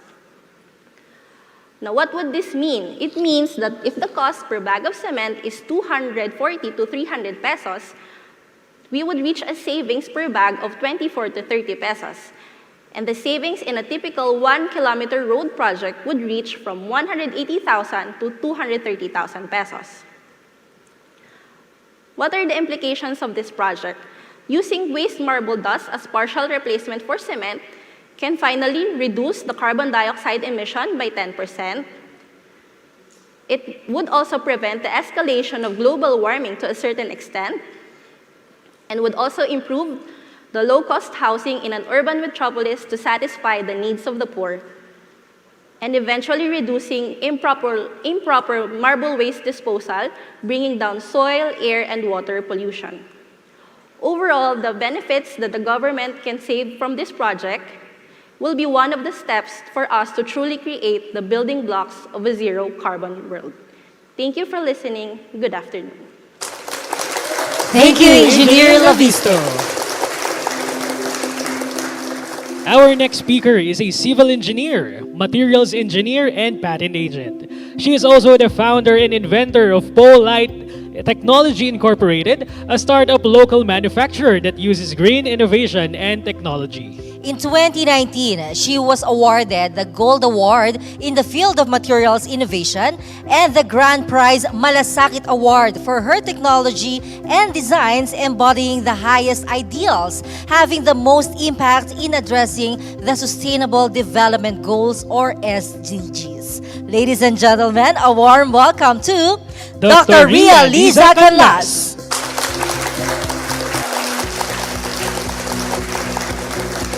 Wanted to make an impact by solving real problems. I optimize my products so that it becomes available and affordable to socialize housing. When you use Polite blocks, you already eliminate plastering, painting. There's less processes involved in the use of my materials. Yung tibay nandoon, malasakit, safe ka na nakatira ka sa bahay mo. A good design also extends beyond its usability. So you're saving the future generation. Technology innovation and design innovation are both keys to economic progress. Then we combine them both. There will now be no need to trade beauty with cost or cost with strength.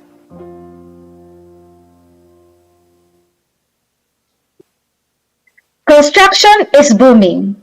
But the massive development will have hazardous impacts to the environment.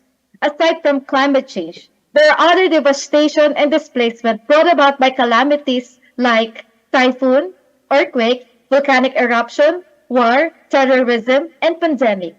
There is also a need to catch up with the worsening housing gap, and worst, the housing provision are unlivable. Imagine a typical family who is bombarded with all of these problems, who wants value in their hard-earned money to invest in a place called home, home that is a reflection of who they are, home that adds dignity as they care for the environment and care for the future, home where they can be creative. Thus, the birth of Polite technology. The solution is a design to build eco-couture panel material. Eco stands for eco-friendly and economical. Couture stands for designer pieces. The technology innovations consist of green composite inventive formulation that deviates from the extractive industry of cement production. When compared to ordinary materials like concrete, Polite is up to 5 times stronger in compression, 1.5 tougher in flexure, 64% lighter, up to 120 minutes fire resistant, non-absorbent, and chemical resistant. The creative innovation consists of about 6 types of customization. The messy work is done on the plant delivered on the construction site, ready to install with desired dimensions. Any geometry is possible with the use of simulation and optimization technique to meet the load-bearing requirements withstanding wind and earthquake forces. The look, color, surface patterns, texture can also be customized or personalized. A graphic design can be overlaid on top of Polite surface for unique design prints. Plus, the tongue and groove connection for easy alignment, and it facilitates DIY installation. This tongue and groove plus its lightweightness is equal to a women empowering installation methodology, and in the future we'll be training women in construction works. The overall design will facilitate fast restoration, fast construction to meet the infrastructure requirement of the country. Therefore, Polite is quality efficient because it is strong, beautiful, and sustainable. The use of Polite disrupts the present construction methodology by eliminating other construction scope of work, eliminates the use of water, and eliminates further curing. Thereby, it will have up to 25% savings in labor and material cost, up to 82% reduction in construction time, thereby realizing a significant savings in the overhead contingency and miscellaneous expenses of the project. The environmental impact involves reduction in carbon dioxide emission and reduction in pollution. Let me end by saying every Filipino deserves dignity by providing them with decent homes. Thank you. Thank you, Dr. Canlas. Our next speaker is the current OIC Project Manager of the Public Utility Vehicle Modernization National Project Management Office under the road sector of the Department of Transportation, Innovation, and Technology to contribute to nation building. She also serves as the lead for other flagship non-infrastructure road programs of the DOTR, such as the Service Contracting Program, promotion of low-carbon urban transport systems, and various initiatives in support of the Electric Vehicle Industry Development Act. She had also engaged with various international organizations, assisting in various studies and proposed policy reforms on the country's transportation and climate. Please welcome Ms. Joyce Rivera.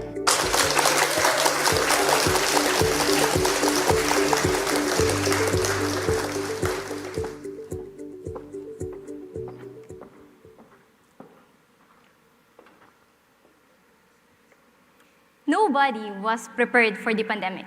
I mean, who would have ever thought that lockdowns, alternative work arrangements would be considered normal, right? And actually, it wasn't just a simple disruption of your usual routine. And of course, the mandatory introductions of new ones. But it is mostly an economic disruptions. The lockdowns resulted to massive layoffs, and for some, bankruptcies. The transport sector was of no exemption. The decreased maximum passenger load due to the imposition of physical distancing protocols and the decreased public confidence in public transportation due to health concerns have put the fare collections lessened. This decreased profit paired with the increasing operational costs due to the safety and sanitary measures, put the operators and drivers in danger of incurring net losses. With this, the service contracting program was launched under the Bayanihan to Recover as One Act. Through this program, the drivers and operators need not worry about the ridership. They just need to operate. Their payout is based not on the passengers transported, but on kilometers traveled. Of course, the payout computation considers all expenses to be incurred by the operator and driver, plus an assured profit. The program has been beneficial to the cooperatives and corporations. It helps them to stay afloat. Actually, the Mabolo Transport Cooperative reported a 95% increase in their revenues as compared to their pandemic operations without service contracting program. And it wasn't just to sustain their operations. It helps them participate actively in the PUV modernization program. Their revenues, because of the service contracting, was used to acquire 6 modern jeepney units, of which 2 are already operational today in Cebu City. Of course, the transport workers also benefited. This is the case of Mang Renario, an EDSA busway driver. He was able to build a home and then acquire a motorcycle for his own service. Actually, it emerged from a subsidy to the transport workers to a subsidy to the commuters or the public in general. The service contracting program has this gross cost service contracting scheme, which is commonly known as the Libreng Sakay. So in June, we were able to cater to more than 2.5 million passenger trips per day, which of course, the Libreng Sakay. Then now, considering that we are focusing on the EDSA busway, we cater to more than 300,000 passenger trips. The free rides, of course, help the commuter save. If you're traveling using a jeepney, say a 9-kilometer route per way, you may be able to save around 41 pesos per day. On the other hand, if you are traveling using the EDSA busway, say the whole stretch, 1 in the morning, then 1 in the afternoon, you may be able to save around 130 pesos. See how this program has then brought about various social media posts appreciating the program. I want to emphasize, though, that the program is not just about free rides alone. It actually helps improve the reliability of public transport operations. See how the service contracting program improved the deployment rate in the EDSA busway. For this year, the months under the service contracting program has a 20% increased deployment rate as compared to the first quarter of the year without the service contracting program. All of the benefits I have mentioned earlier are what makes the government, the legislators, even the president then, provide sustained funding to the program. We were able to get funding under Bayanihan 2, then in the GAA 2021, and then in GAA 2022. And I do hope that this will not be the end. We shall continue lobbying inclusion of the program in the GAA 2023. In the next few months, we shall partner with the LGUs and try new schemes. And of course, we envision that the program will be institutionalized as a regular government program. Let this not end as a mere pandemic response. Let this evolving project realize its full potential. Should you have further questions, kindly send us a message through this email address. Thank you. Ms. Rivera. Thank you. Thank you po. Our next presenter is an expert in complex systems, differential inclusion models, and applied physics focused on advanced batteries. For 5 years, he served as the research director of the Technological Institute of the Philippines. Ladies and gentlemen, let's welcome on stage Dr. Janreb Erwanico.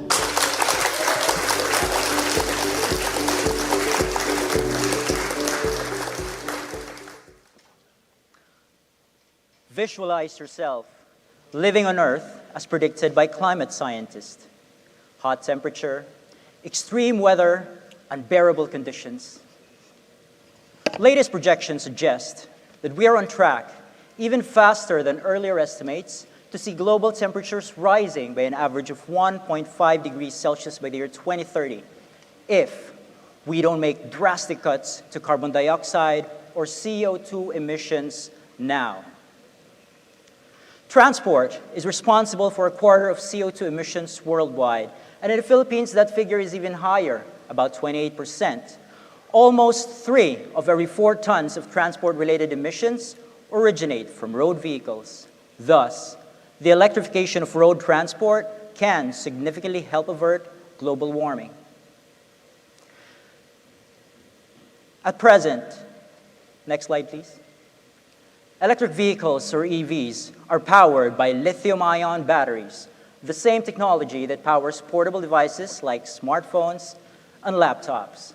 But lithium-ion batteries are XXX.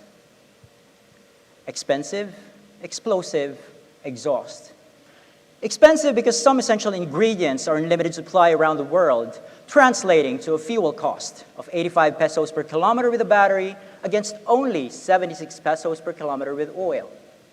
Explosive because these batteries can be easily kindled by overheating. Exhaust because producing and recycling these batteries contributes significant CO2 emissions, such as the more than 40-ton CO2 attributed to the lithium-ion batteries of a battery electric bus. Also, the electricity being used to recharge EVs now come from dirty sources like coal and crude oil. A definitive strategy to cut down CO2 emissions is to use clean electricity from renewable sources, which, unfortunately, are intermittent. Batteries can supposedly address this intermittent availability so that we can recharge EVs with renewable energy at any hour of the day. But before that becomes reality, fundamental problems hampering battery performance must first be solved. 2 major problems are, next slide please, battery life and cycle durability, which is roughly the number of times you can drain, then recharge a battery before becoming completely useless for energy storage. My battery research team has been solving this problem since the start of the COVID pandemic. We set our sights on the conventional lead-acid battery, the kind you see hooked up to your car engines. We implemented Project Sounder, funded by the DOST PICC since 2020. In 2 years, we studied how a novel way of sound-assisted charging can stretch cycle durability. In the lab, we consistently lengthened the life of a single cell of the lead-acid battery from an average of just 5 deep cycles to about 100, a promising 1900% increase. How does sound-assisted charging work? Simply put, it is charging a battery using 2 forms of energy, electricity and sound. For it to work, sound must have an effective combination of volume, pitch, and tempo. Imagine an actual sandbox as a battery. Electric charge is a sand grain, the trickle of sand grains is electric current, and the sand pile height is the voltage. The pile eventually reaches a height above which it cannot further surpass despite additional sand grains. This sand pile represents the outcome of normal charging. The drawback is that it doesn't maximize the footprint coverage in the sandbox. Sound-assisted charging, on the other hand, is more like, next slide please, the sand pendulum. The trickle of sand grains is now more distributed across the sandbox area, maximizing the footprint coverage in a wave-like manner, while the sand pile height rises not as quickly. The footprint coverage is analogous to the battery capacity, the maximization of which we learned keeps the battery from aging right away, hence longer life, making lead-acid batteries economically viable for large-scale renewable energy storage. My involvement in battery research is deeply personal. I want my 2 kids to grow up to a future world less afraid of the ravenous effects of climate change. If you believe, as I do, that society and life as we know it rely on the stability of this planet, then join us in paving the way for the energy transition with batteries. We can start by shifting the way we fuel the vehicles we drive on the roads. That shift must happen soon. At this stage, we are seeking battery manufacturers to partner with. Early stage investors are most certainly welcome. May the rest of your day be fully charged. Thank you, Dr. Juanico. Coming up next, speaker is a registered electronics engineer, lead researcher, and faculty member at Mapua University. Currently, he is leading a research team at Mapua fabricating electric boats. He aspires to contribute to society through technological innovations. A warm applause to Engineer Phoebus Reyes Cruz.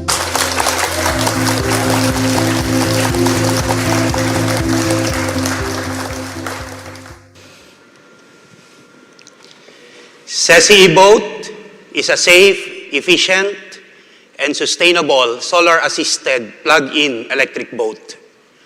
The development of SESI electric boat is one of the initiatives in the alternative fuels and technology roadmap in the Philippine Energy Plan 2018 to 2040 of the Department of Energy, which targets low greenhouse gas emissions for the country, particularly in the transport sector. The project is currently in its second year and being implemented by Mapua University, being funded and monitored by DOST PICC in collaboration with DOE and Marina. The project involves the prototyping of electric boats. The hull and main structure of the boat apply fiber and resin with void spaces filled with foam. The boat employs high-efficiency twin electric outboard motors and run wholly on the energy stored on the battery, which are recharged using the AC plug-in. The canopy of the boat is fitted with solar panels, providing renewable energy to the navigation and other electronic instruments. The communication of the boat uses our developed Automatic Identification System, or AIS, for its monitoring, traceability, and collision avoidance. The control system of the boat implements point-to-point autonomous operations. The boat features our AIS, which was funded in our previous project with DOST PICC. We also created a complementing web AIS application for tracking and monitoring through our Eyes at Sea project with DOST Calabarzon. With this, we can report to the local and maritime authorities. And more importantly, it can detect nearby AIS-equipped vessel to avoid any possible collision. The deck of this boat can accommodate from 8 to 12 passengers, good for small group tourists. We are currently fabricating the prototype, comprising of the hull, the onboard battery chargers, the battery management system, the battery arrays, the deck, the captain's console, the motors, passenger seats, and the canopy fitted with solar panels. SESI Electric Boat offers enjoyable transport to tourist passengers with environment-friendly, zero-emission, and noise-free travel. And for today's generation, there are onboard chargers for your mobile devices, for your vlogging and photo taking. It is more fun with SESI Electric Boat. Join us in this SESI Electric Boat mission. Let us push this forward to make electric boats available in all tourist spots in our country. Let us craft plans and policies for the construction, registration, and use of electric boats. And let us create wealth by operating and by manufacturing electric boats locally here in our country. On behalf of the project team from Mapua, from the boat builder, the DOST Pisherd, DOE, and Marina, thank you very much. Maraming salamat po. Thank you, Engineer Cruz. And that ends the first part of the presentations for the IEET sector. And I am sure you would like to know more about the programs or projects that you heard, so may we invite on stage the speakers for the first part of the IEET group. Lieutenant Ryan Magbanwaladika, Engineer Mark Jan Viado, Engineer Christine Angelica Lavisto, Miss Joyce Rivera, Dr. Dranreb Juanico, and Engineer Phoebus Rage Cruz. And joining us also via Zoom is Dr. Ria Liza Canlas. May we also invite on stage the Executive Director of the Philippine Council for Industry, Energy, and Emerging Technologies Research and Development, or DOST Pisherd, Dr. Enrico Siparingit, to moderate this Q&A session.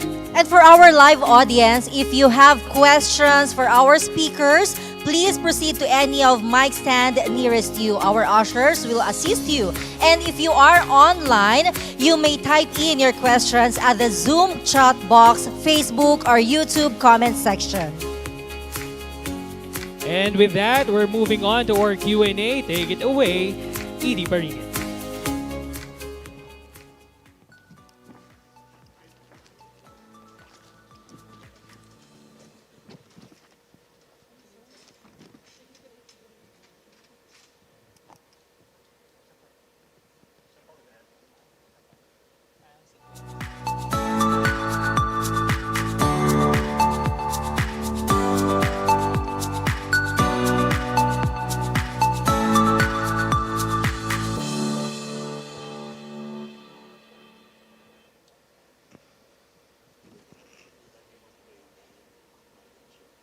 All right. All right. Good afternoon to everyone. Are you still alive? Are you excited and electrified as well with all the energy that's being charged into your systems? I hope you have a fun time viewing all of these exciting developments in the R&D scene, in the energy industry and the emerging technology sector. I'm sure you have burning questions that you'd like to be answered, but before that, I would also like to, of course, entertain some questions that we have prepared for our distinguished panel of experts, scientists, researchers, innovators, entrepreneurs, who have the potential to actually contribute to the prosperity and wealth creation in the country. Maybe I'd like to throw the first question off to our Aerocom, Lieutenant Ladika. Of course, there have been many other technologies that are already available elsewhere with similar features and similar performances. What's driving you to actually go for something that's more locally innovated or locally developed? As far as the Aerocom project is concerned, sir, once again, sir, good afternoon, sir. For now, for now, we may not be able to compete with the global market since the project is still ongoing and in its early stage. However, sir, with the support of different government agencies, private sector, the academe, we are optimistic that we are heading towards quality direction, sir. Thank you. You mentioned earlier about this self-reliance defense strategy or defense program. Can you tell us a little bit something about it and maybe perhaps also give a hint on how it connects with this particular project of yours? Yes, sir. This Self-Reliance Defense Posture, or SRTB program of the Defense Department talks about our that we can produce our own ballistic protective gears, such as vests, helmets. Yes, sir. It's good to hear that we are producing our own instead of buying the imported ones because it's a lot cheaper. And we can also help the industry. And indeed, we can create wealth in this because the Philippines is rich in fiber. Yes, thank you very much, Lieutenant Ladika. Truly, this is one example of really making sure that all of these technologies are really contributing to the creation of wealth and prosperity in the country. Maybe I'll throw off the next question to Engineer Fabus here, who's developing this very interesting your SESI boat or the e-boat. A couple of times I've highlighted this innovative product of yours. But of course, I'd like to ask, when can we see and where can we see this SESI boat actually floating? No, it's not your floating project, but it's going on your journey towards in this. I'd like to see this actually being deployed in tourist spots. One of the complaints that you have is you don't hear each other because of the very loud noise coming from the motor, right? So this electric boat is supposedly going to address that issue, so it's really very advantageous. So when and where can we see this? Thank you, Dr. Paringit. Based on our schedule, we'll be able to see the SESI electric boat having its voyage by next year. And on the current design, it is intended for inland water transportation. So as of now, the size of the boat as well as the battery capacity, it is intended for travel along the rivers or along the lakes. But nevertheless, we can tweak the system design and eventually adjust the dimensions and the specifications so that we can also apply it for inter-island, even traveling at the open sea. Thank you very much, Febus. I really wanted to see this getting deployed in some of the river cruises that we have in our wonderful island tours. So thank you. I'll get back to you a little later with some more questions, but I'd like to throw in this next question to Engineer Viado. Your alternative for replacement, no?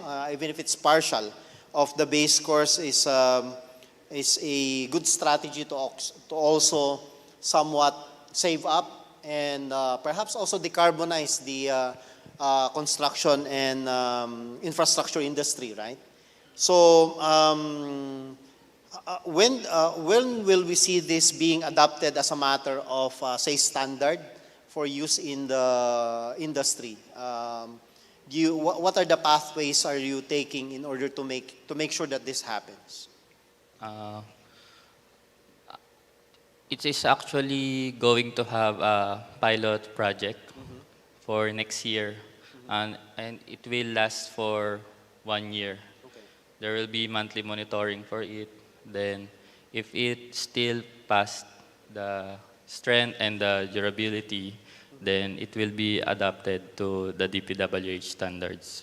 Thank you. Are you also looking for some adapters or maybe licenses of this technology so that they could learn about this technology and adapt it and offer it to government as a matter of service or as a matter of product? Actually, if it gets adopted by the DPWH, then every regional and district offices may be able to use it. Thank you, Engineer Viado. So we look forward to this recycled asphalt as an alternative. I think this will have very big impact on the way how we construct things, because as you know, one of the biggest emitters of carbon is actually the construction, because the concrete and the cement that we produce comes from this very energy consuming process. I'd like to address this question to Next question to Dr. Dranre Bonico. You have a very good tagline there about getting us all charged.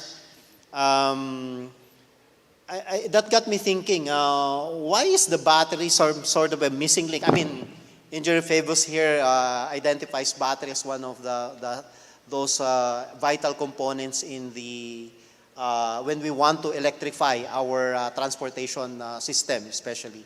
So I'd like to get your thoughts on the criticality or the importance of the battery as the missing link before we could electrify all of our transportation system, the so-called e-mobility society.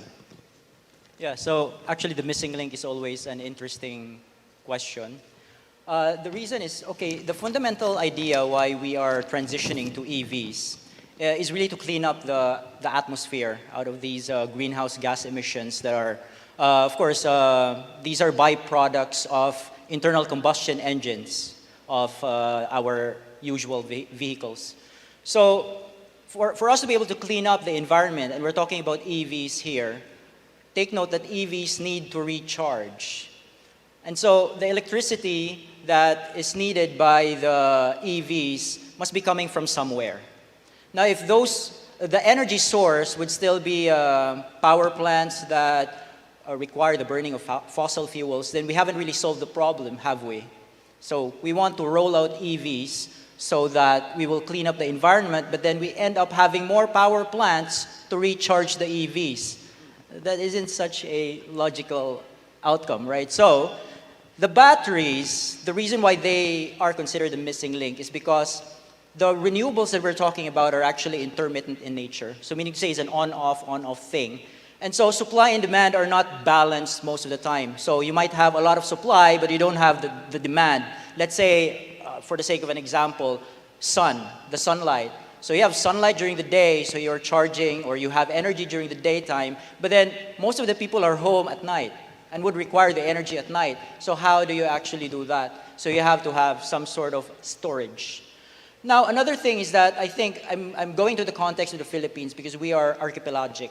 So that's both a challenge and an opportunity. A challenge because now, if you're talking about energizing the entire archipelago, that would be very difficult, infrastructurally speaking, because you can't put up like a contiguous grid that will put up all those chargers in all islands. But then that's also an opportunity. Why? Because now you can talk about decentralizing the energy source. So you have a distributed energy resource. And so when we talk about like empowering the islands, empowering regions altogether in the Philippines, that might be the opportunity, because energy is the lifeblood of the economy. And if you can democratize energy by making islands self-sufficient, then I guess that's a good thing to have. Thank you very much. Well said, Dr. Dranreb. I'll get back to you later on about this democratization of energy stand. Very interesting. But I'd like to address this next question to Engineer Christine Labisto about the use of waste marble dust. I'm just curious, what is the current use actually of this marble dust? Is it like, valorization of a once regarded as a waste material, and how do you do this? How do you see this moving forward when you have finally a product that can be used by the industry? Are you looking for partners in making this happen so that it can be available in your hardware store or at the depot? Thank you, Dr. Paringit. For the first question, we actually, when we were sourcing this technology, the Romblon District Engineering Office tapped us because they had so much waste from marble souvenirs. So the marble dust came from those waste. So it's technically free. So moving forward, we have in our department, we follow for such as these new technologies. We have the 0189 series of 2002, or the product accreditation scheme, wherein after the final laboratory evaluation, the new technology would have to undergo 2 pilot trials And if deemed satisfactory, then only then would they be able to issue a conditional approval and then put this in our DPWH Blue Book, which is the standards being used by all contractors and construction companies. Thank you very much, Engineer Labisto. I look forward to maybe buying this once regarded as waste material, having some value. So it's actually value creation, no? From a once zero waste, it's a refuse to something that has actually value. So that's wealth creation, ladies and gentlemen. All right, so I'd like to address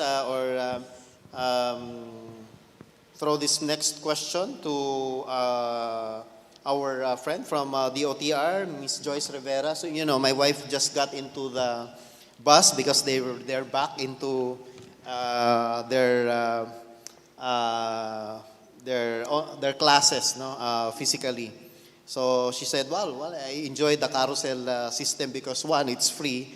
The second, because it takes her to her school on time. All right, so the question is, how could this program be a win-win solution for both the drivers, the operators, and the government? Are you looking at this as sort of a long-term arrangement that can be, arrangement that can be forged between government and the private sector, or do you want this to be something more involved with by mainly by the private sector? Hi. So actually, I mentioned earlier that we really envision this to be a regular program of the government. Actually, in other countries, they do really have long-term contracts with the public transport operators. In its way, as we move along, as we transition to the new normal, even if the operators encounter certain challenges or even if we have feature disruptions, they can be assured they will have this financial stability no matter what. So now we are currently exploring sustainable financing schemes. Of course, how can we turn the have capital all throughout, and how can we lengthen the contracts of our operators, and how to really expand this nationwide? Yeah, thank you very much. Actually, that was what I was driving to, whether this is something that could be expanded all over the Philippines and not just in the Imperial Manila that we know it. I'm sure it is going to be the envy of other major cities and urban centers. Thank you again, Ms. Joyce. I don't know if Dr. Ria is online. All right, so we can post this question, Dr. Ria. I can remember distinctly this project. So it's a very wonderful product, by the way. It looks very promising, especially for those that are in the construction sector, for housing. As you said, it's one of the main applications. How do you what major advantages do you see in using this kind of product moving into the housing market? What distinct advantage does this have over, of course, your concrete hollow block and all the other construction materials that are available out there? Thank you.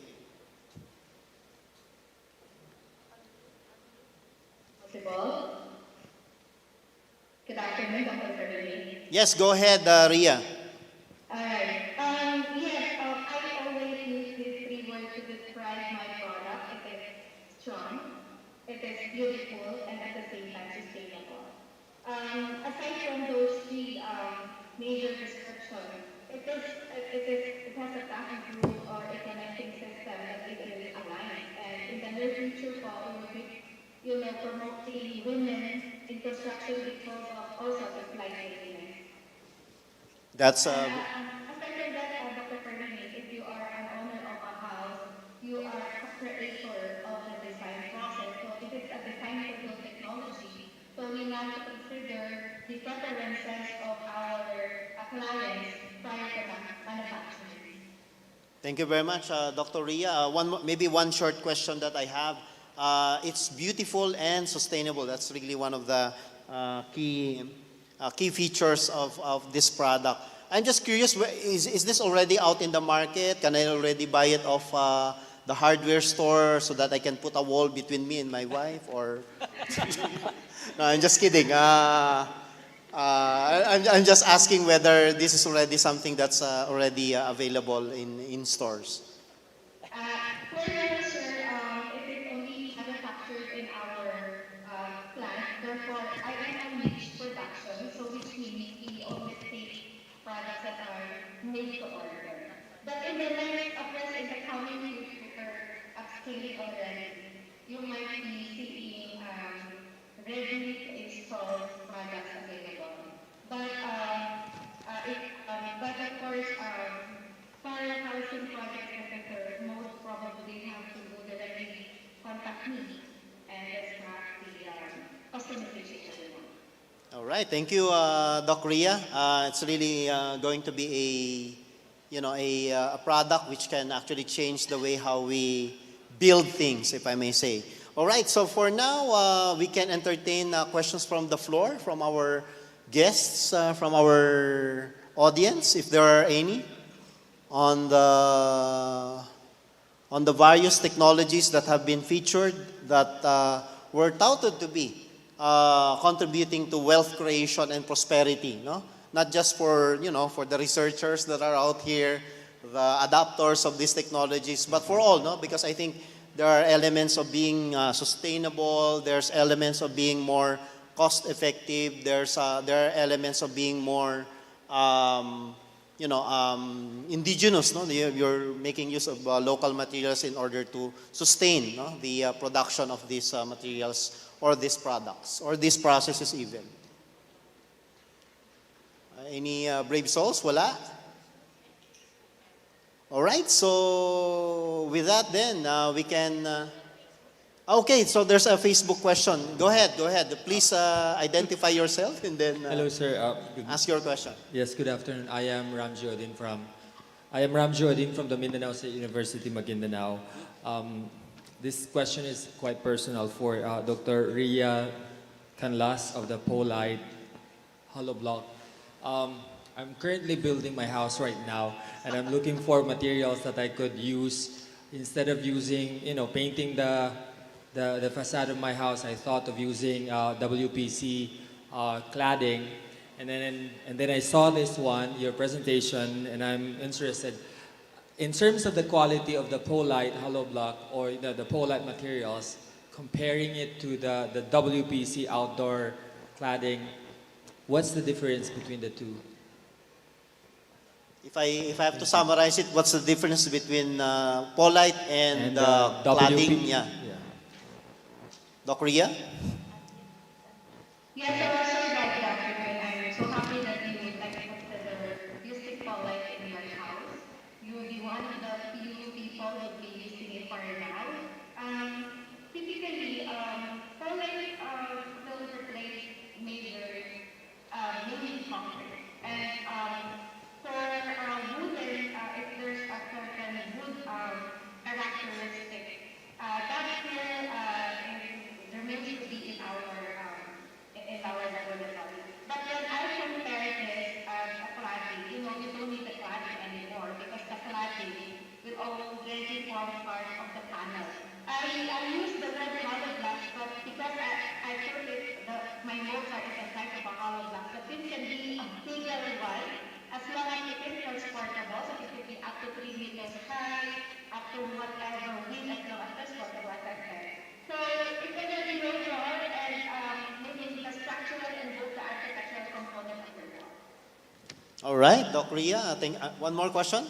All right, one more follow-up question. In terms of the cost. Now we're talking shop, ladies and gentlemen. In terms of the cost for right now, I may cater the mid-class. I'm almost at par with the present cost of using concrete hollow. But if you are comparing the cost of socialized housing, then mass production will significantly bring down the cost by 30%, and it can now solve all our social life problems in the country. So you can order, it's not really far from the country price. All right. Do we have one more question? Can we entertain Yes, one more? sir. Okay, go ahead. Go ahead. Yeah. This is from one of our online audience, and then this is addressed for SESI e-boat. It says, is SESI e-boat capable for use as PNP patrol boat? For the SESI boat, can we repeat the question, please? Again, is SESI e-boat capable for use as PNP patrol boat? PNP patrol boat. As a PNP patrol boat. Current design is only for tourists. Okay. Cruising at a certain speed and at a certain distance. But later on, we can optimize, make it more efficient, increase the capacity, then we can cater those kind of applications. Thank you very much, Dr. Phoebus. I guess maybe it can be, since this is a solar-powered boat, I'm guessing that it will be most effective running after your criminals at daytime, right? All right, so with that then, we can wrap up this round of panel discussions with our presenters. We'd like to thank every one of them, and we hope that we will be able to savor the fruits of the prosperity coming out of these wonderful projects that were presented just today. Thank you very much once again. Thank you. Thank you to our research presenters.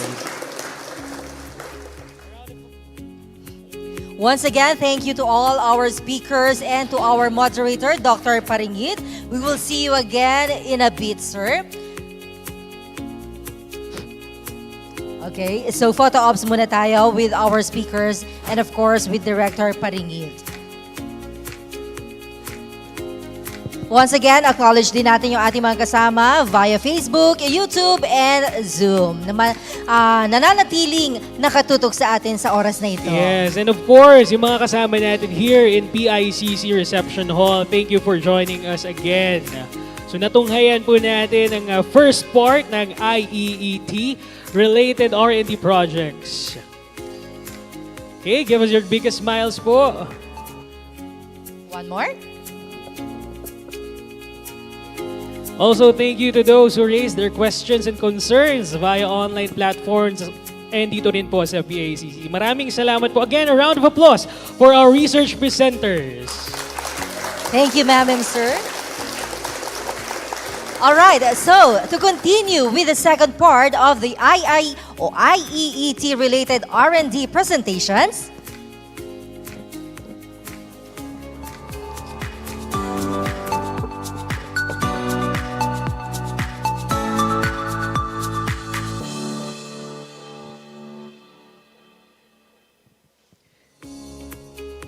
Our next presenter is a professor of physics at the University of the Philippines, Diliman. He is also a member of the National Academy of Science and Technology. His research interests include semiconductor film growth, spectroscopy, and electro-optical devices. Ladies and gentlemen, Dr. Arnel Salvador.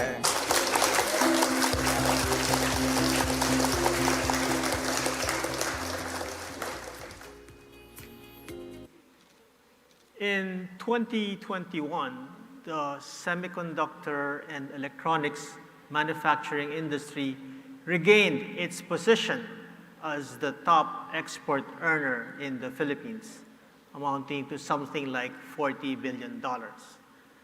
This project aims to enable our state universities and colleges to support the semiconductor industry and, if possible, assist in their expansion so that they can maintain their dominant position as a top export earner in the Philippines. This project is funded by the Commission of Higher Education through the Philippine-California Research Institute, and this was done in collaboration with University of California, Berkeley. The platform for this program involves the device fabrication of graphene field effect transistors and its use as a gas sensor. In my discussions with the semiconductor industry regarding prospects for expansion, two key human resource elements always factor in. The first one is the presence of the so-called influencers. These are people who have deep, thorough understanding of the technology. They guide business decisions. They direct technology roadmaps. The other element is the presence of the so-called talents. These are people who will execute the plan, who provide meaningful, independent contributions to the project. Investment decisions from this company always start with financial consideration, but the discussion quickly moves into the infrastructure. Are there enough people to run the plant? This project aims to produce the talents and influencers needed by the industry to make a case for the Philippines to be the next expansion site. Let me now discuss about the technical details of the project. We want devices that are wearable and operate at low power levels. This allows these devices to be easily integrated to smartphones. Thus, we have the situation of the so-called ubiquitous yet mobile sensors. Cost is another issue.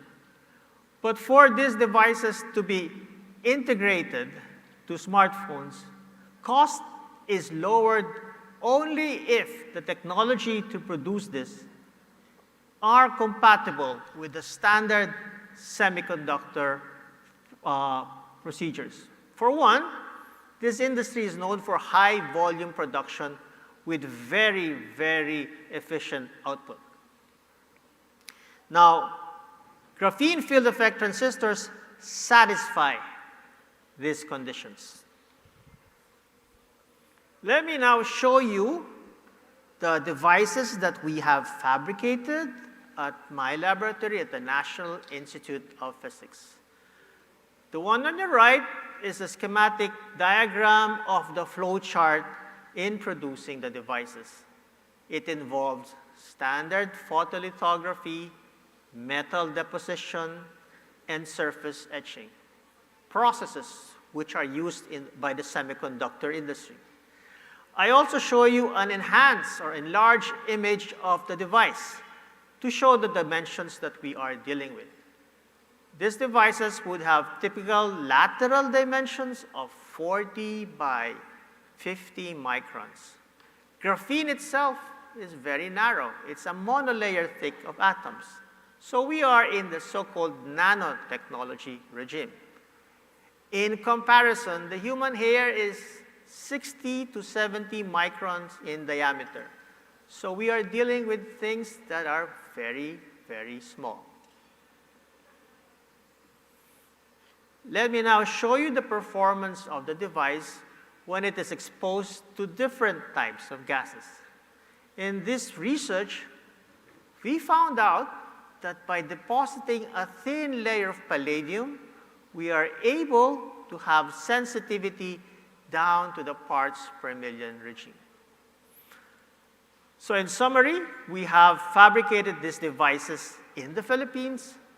The students involved in these projects have moved on to industry, hoping to become the next influencers and talents, and the infrastructure is in place to produce more talents and more influencers.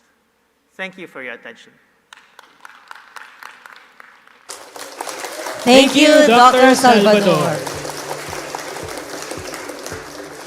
We will be hearing next from a senior science research specialist at the Toxic and Hazardous Waste Research, Development and Extension Center of the Ecosystems Research and Development Bureau, Department of Environment and Natural Resources. She is a registered chemist, and throughout her career in R&D, she aims to explore the development of materials and strategies for the reduction of pollution from toxic substances and hazardous waste. Please welcome on stage Miss Maureen Rovi R. Ferrer.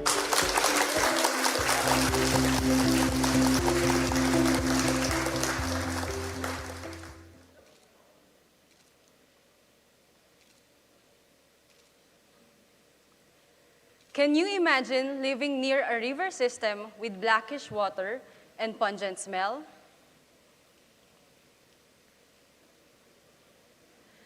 This is the Marilao-Mekawayan-Obando River System located in Bulacan, Philippines, one of the dirtiest and most polluted places in the world.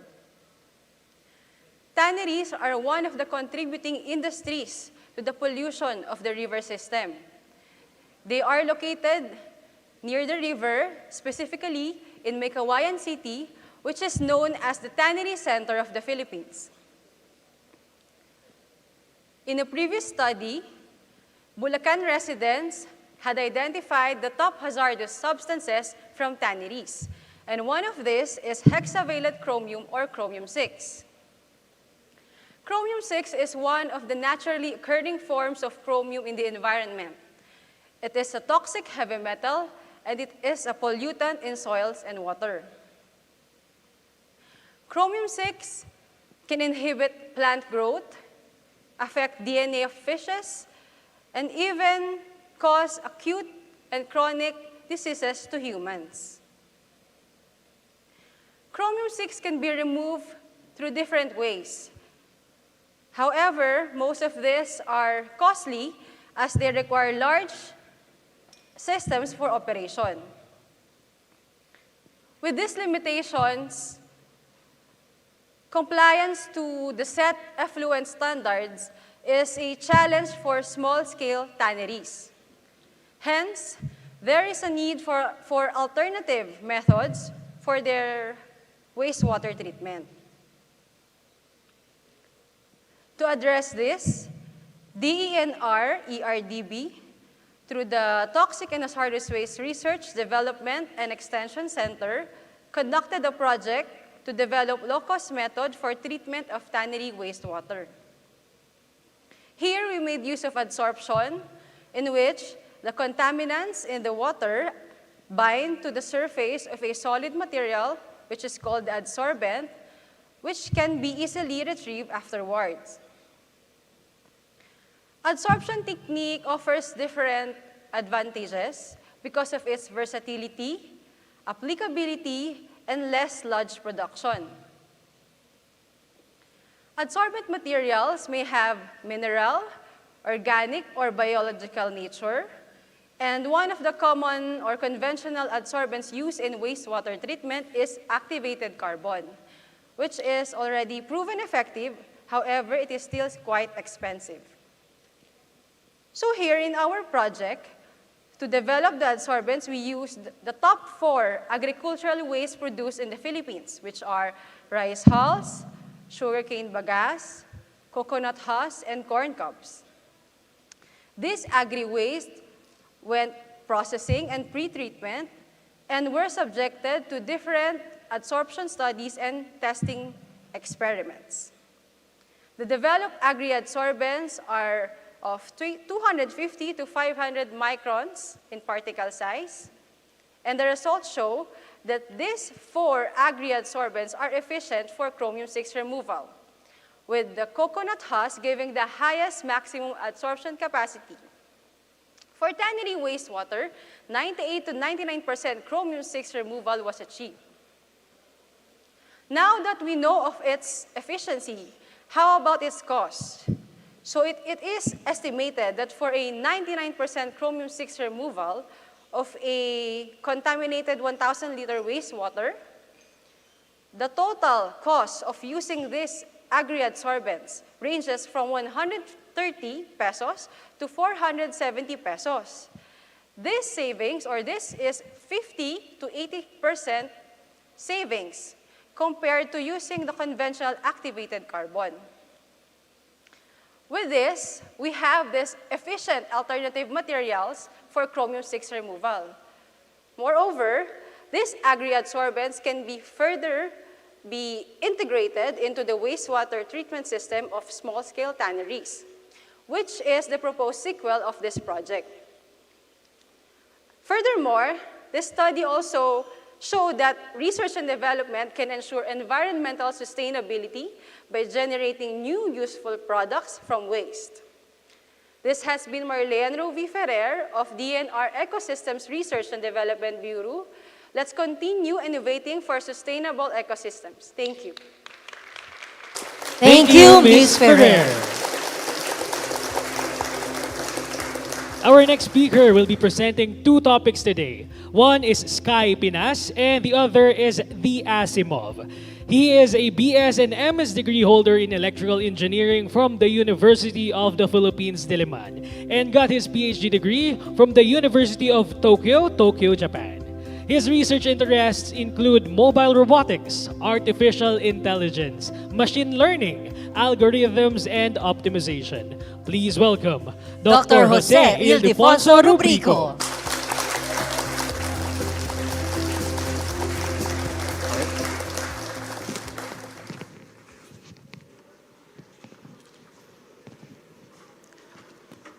Good afternoon, everyone. I would like to talk to you about some of the efforts in our country on the key emerging technologies of artificial intelligence, or AI, and AI robotics.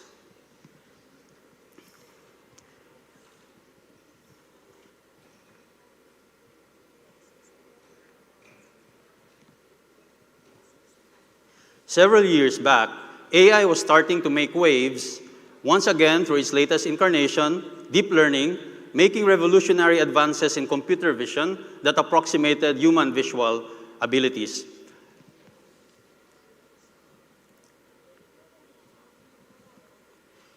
Still, back then, we were just starting to appreciate the potential of these emerging technologies to society at large. Fast forward to today, and it is apparent that the AI revolution is upon us.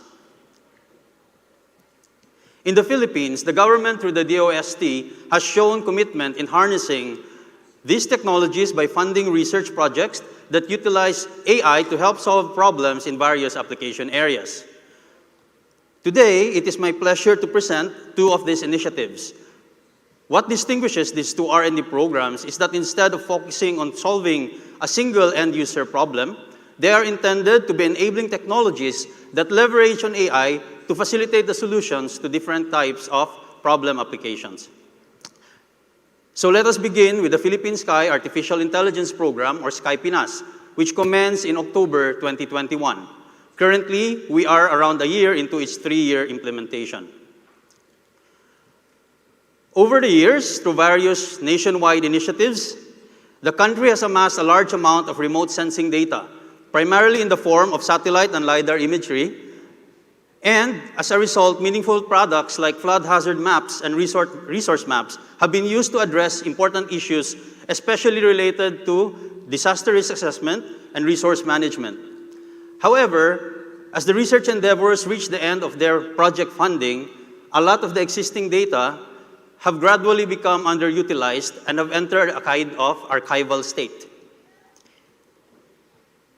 Sky Pinas seeks to address the gap between the availability of this big data and the lack of a sustainable, technology-based framework for the widespread, rapid, and democratized development and deployment of remote sensing applications to the Filipinos. The program comprises two component projects: ALAM LSI, which is tasked for the large-scale preparation of training datasets and implementation of AI models, and ASTI ALAM in charge of full-scale training and optimization of AI models and also interfacing with other agencies. Sky Pinas will leverage the country's big data that is existing right now, especially in remote sensing, to train AI-based models towards automated processing of newly acquired or updated data. The outputs of these models themselves could be integrated into the workflow of various applications to speed up the development process. The main deliverables of the program would include the AI models, which can be used by developers who would like to embed AI directly into their workflow, the labeled images for users more interested in directly utilizing the AI-derived information from the images, and a pool of trained experts for capacity building and knowledge sharing with stakeholders and other relevant parties. So, after almost a year of implementation, Skypinas has achieved these are some of the achievements of the program. Okay? We have conducted computer vision related training for the research staff. We have partnered with 4 academic institutions and educational institutions, resulting in a total of 36 high school and undergraduate students mentored so far, and we have accomplished our technical deliverables. To date, close to 2 million features have been labeled and dozens of AI models trained. Furthermore, the AI library framework, which is the delivery system of these AI models and images, is already starting development. These activities are expected to ramp up into when we go into year 2 of program implementation. With these, a multitude of applications could be facilitated by the program, ranging from automated tree cover analysis, traffic density estimation, management of crops like bananas and sugarcane, and related structures like fish ponds and salt farms, among others. So, thank you very much, and hi again. The next R&D endeavor that I would like to share with you is about AI and robotics. Okay. So specifically, autonomous robots that are able to operate with minimal human supervision. Okay. So during the past decade or so, robots have been making a comeback. But instead of being just confined in the factory floor, where the environment is actually contrived, artificial, made for them, robots are more and more operating in the real world, meaning with us and with the natural environment, which is generally unpredictable and unstructured. Okay? A case in point is the self-driving car with its promise to reduce accidents as well as improve our quality of life, and even humanoid robots intended to operate in irradiated, extraplanetary, or other inhospitable places. But how are these autonomous robots relevant to our country specifically? So the Philippines, being situated in the Pacific Rim of Fire, makes it vulnerable to frequent natural calamities, such as earthquakes and typhoons, resulting in damages and casualties. And in line with this, search and rescue is a laborious, time-consuming, and highly dangerous task for humans, because first responders can become victims themselves. To avoid this, drones could be flown via remote control to help in the search. But this can also be very taxing to the human operator, especially over a large area of coverage, as is often the case in disaster areas. Here, autonomous robots can help in making the work easier, safer, and more efficient. Another example would be in the productivity sector like agri-banana, which is a significant economic contributor to the country. Automated disease detection and precision application of chemicals can contribute to faster and more efficient crop monitoring and management, as well as lessen the spillage of compounds,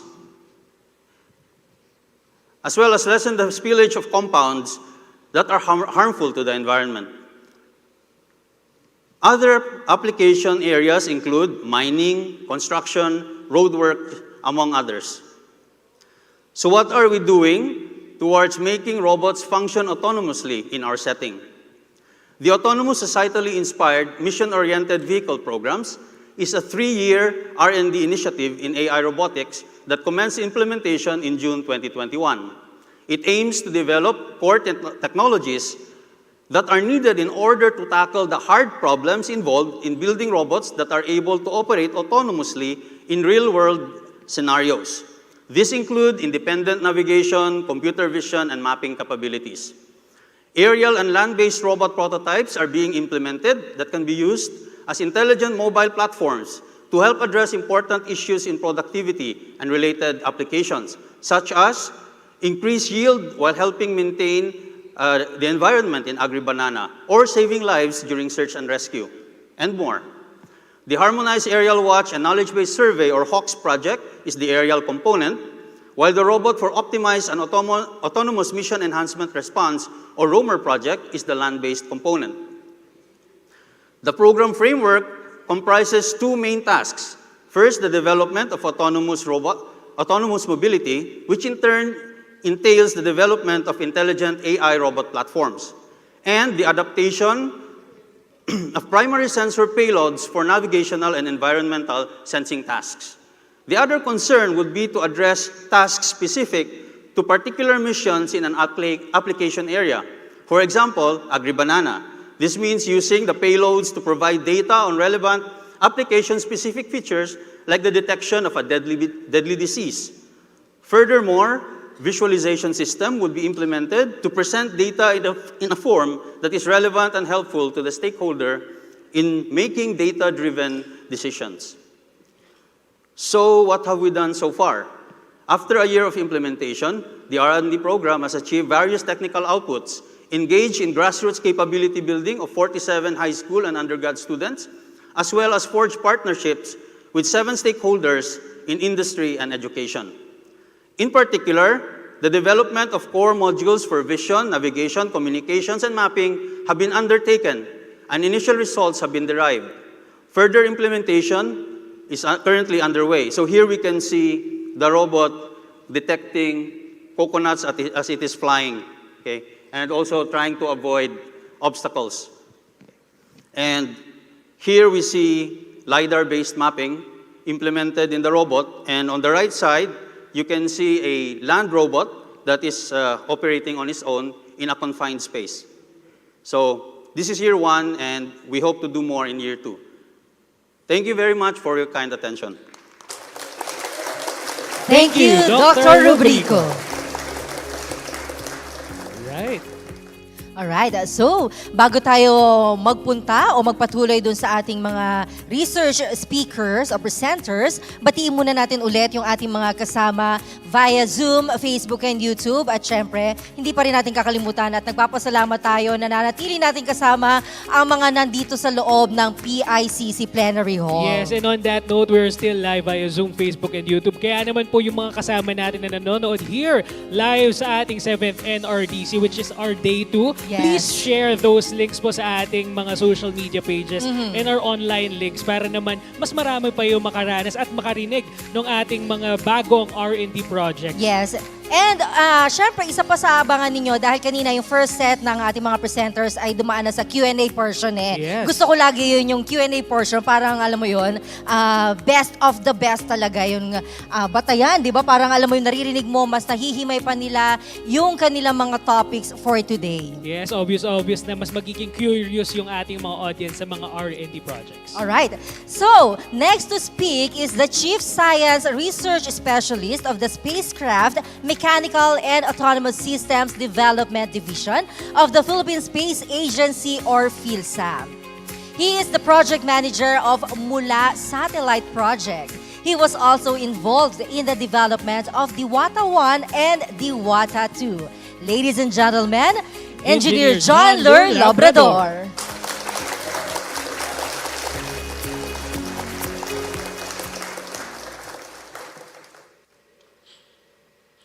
For the longest time, space has had this reputation of being unreachable, except maybe for global superpowers.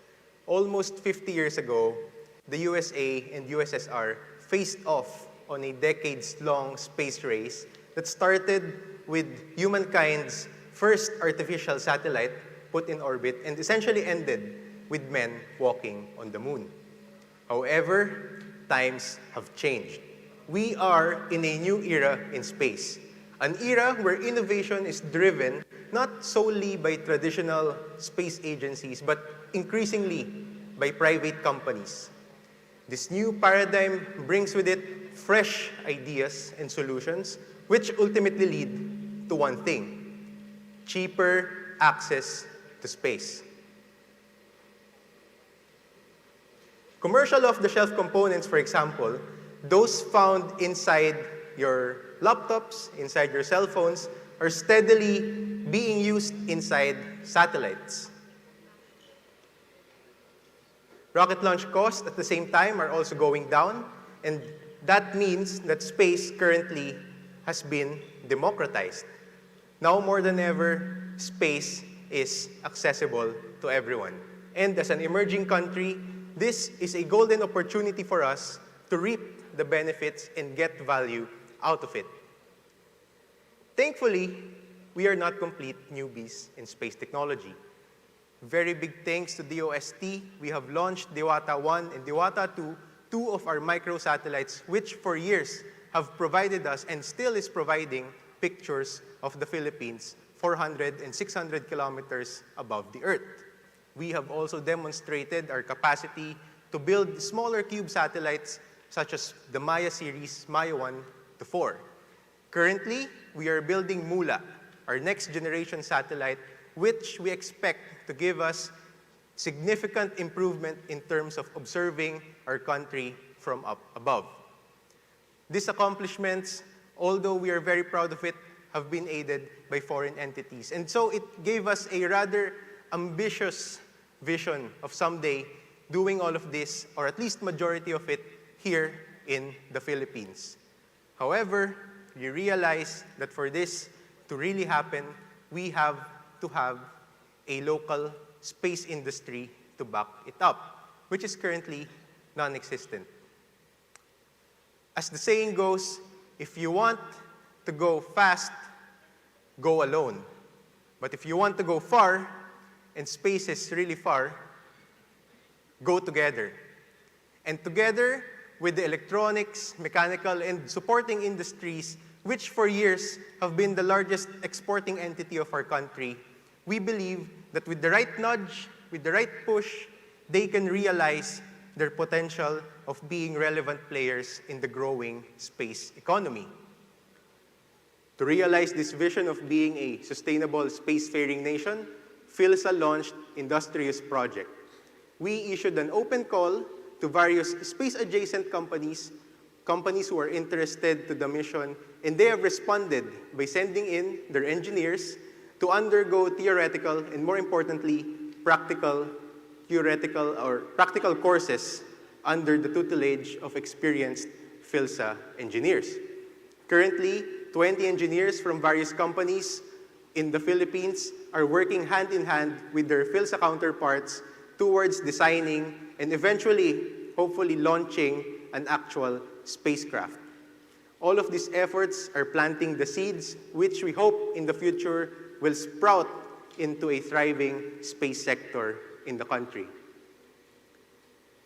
Imagine having our own space industry in the Philippines. Imagine having a thriving local space sector that brings with it high-value jobs and high-paying jobs at that.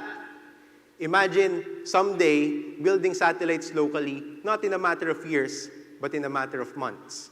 Imagine these satellites, Filipino-made, capturing timely images of the Philippines, helping mitigate the impact of disasters, and helping enforce our national sovereignty. Now imagine having a bunch of these Filipino-made satellites working together, providing reliable communications all across the Philippines, effectively bridging the digital divide. We at PhilSA believe that space is here, space is now, and we, the Filipino people, have a place in it. Magandang hapon po sa inyong lahat. Thank you. Thank you, Engineer Labrador. Our next speaker is also from PhilSA, a senior science research specialist from its Space Mission Control and Operations Division. She takes an active role in operating, improving, and maintaining our satellite ground stations. Before joining PhilSA, she was a part of Stamina for Space program, where she managed and operated UP's antenna measurement and test facility. Let's hear it from Engineer Kezaya Bartilad.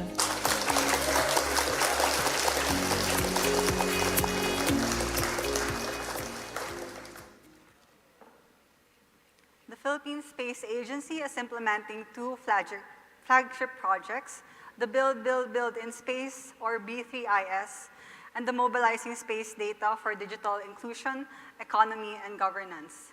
The two projects cover the upstream and downstream space segments. The B3IS focuses on building satellites and also space industry capacity, while Mobilizing Space Data focuses on developing mapping applications from satellites.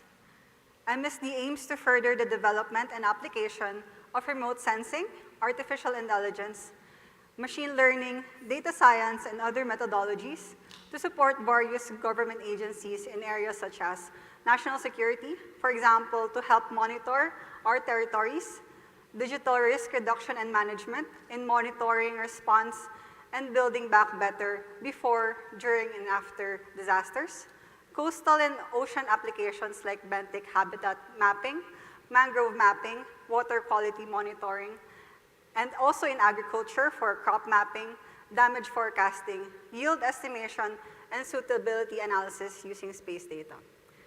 To implement MSD, the Philippine Space Agency's Space Information Infrastructure Bureau set up various projects that cover infrastructure, data collection, processing, analytics, and applications and services. One of the projects is DARMA, which is the Disaster, Hazard, and Risk Mapping Project. This aims to use space data for DRR applications to fulfill the outcomes, outputs, and activities stated in the National Disaster Risk Reduction and Management Plan for 2020 to 2030. DARMA also aims to develop rapid damage assessment workflows using space data during disaster events and also forecast damages to crops and infrastructure before disaster events. Another project, OPERA, which is the operationalization of environmental and resource mapping applications, aims to operationalize available space data for environmental applications and produce them in a timely and regular manner. This includes ocean applications, air quality applications, and other resource mapping and monitoring activities. Some of the envisioned outputs of OPERA include aquaculture, benthic habitats, fish productivity, water quality mapping activities, to name a few. To build a network of space data users and creators, PhilSA SIIB created PINAS, or PhilSA Integrated Network for Space-Enabled Actions Towards Sustainability Project. It is envisioned to be an active network of institutions and people working together towards sustainability using space data and information. These institutions include local government units as priority, national government units, research and development institutions, civil society organizations, private companies, and citizens. Basically, everyone is welcome to join this network. And to proliferate awareness, use, and knowledge about space data, CCAP was created. So CCAP is the Space Information Infrastructure Capacity Building and Training Program under PhilSA's Escuela. CCAP aims to promote and enhance understanding of space information infrastructure and their applications through monthly events. These events include webinars, hackathons, workshops, short courses, and resource person support. Finally, through the Mobilizing Space Data, we hope to help enable access to space-enabled information for our stakeholders, both in the public and private sectors, for digital inclusion, economy, and government. Good afternoon. Thank you, Engineer Bardilan. Our next speaker is a senior science research specialist from DOST-ASTI. He has made major contributions in the development of the Advanced Remote Data Acquisition Unit. This undertaking paved the way for the deployment of more than 1,000 sensors to capture real-time water level and rain data all over the country. Currently, he is the operations head of the Philippines Earth Data Resource and Observation Center, or PEDRO. which handles the Diwata operations as well as the management of the subscription from commercial satellite imagery providers. Ladies and gentlemen, a warm welcome to Engineer Harold Brack.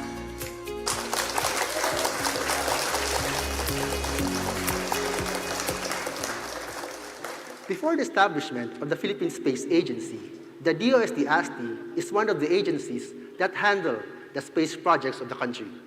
This involves the operation of our own satellites, Diwata 1 and Diwata 2, as well as the management of our own ground receiving station called Pedro. Now, one space project that is still continuing within DOST-ASTI is the Sourwise project. The project started last June of 2018, and it aims to improve terrestrial monitoring and monitoring surveillance on high-priority areas through simultaneous SAR imaging with AS data. To do this, we became a mission partner of the NOVASAR-1 satellite, which enabled us to have access to its operational capabilities. The NOVASAR-1 is a small S-band synthetic aperture radar satellite combined with an AS receiver. Its SAR capabilities allow us to capture images through day and night and can penetrate through cloud cover. Its AS receiver enables us to receive relevant information from ships or vessels at sea. The 10% share that we have for the satellite roughly translates to about 3 minutes of imaging time per day. As you can see on the figures above, we have covered the entire Philippines of image captures, including a large portion of the West Philippine Sea. We also collected a significant amount of AS data. All of these data sets can be accessed or viewed on the project's web platform, which we call the CIASAT portal. Through this portal, we can plan and generate tasking of image captures, visualize data including detected ships, generate report, and create geofences for alerts and notifications. The images that we take from the NOVASAR-1 can be used for different applications, some of which include aquaculture mapping, DRM activities, and ship detection.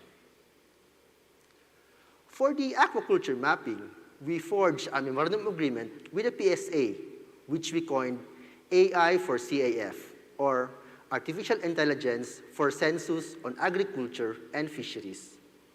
Through this collaboration, we developed several AI models to detect fish ponds, fish cages, fish traps, and fish pens from the captures of the NOVASAR-1 satellite.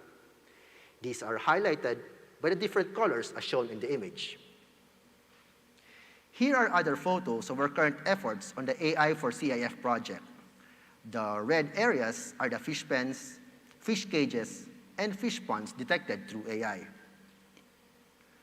For the DRM activities or disaster-related activities, we are also able to extract potentially flooded areas from the NOVASAR-1 captures through artificial intelligence. The image is a capture of Butuan City, and the red dots are the potentially flooded areas when the city was hit by Typhoon Dante. We also used artificial intelligence to detect ships or vessels at sea, and this is in partnership with the National Security Council.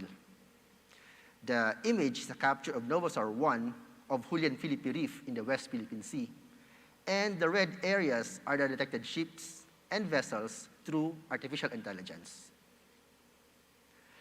Aside from this, we also use the NOVASAR-1 for Earth observation and monitoring. The image is a capture of Manila taken last January 26, and as we can see from the image, that areas with high-rise structures appear to be brighter on the map. Another image shows the Taal volcano after a series of its eruptions. The dark areas near the crater within the volcano island are possible areas that were heavily covered by ashfall.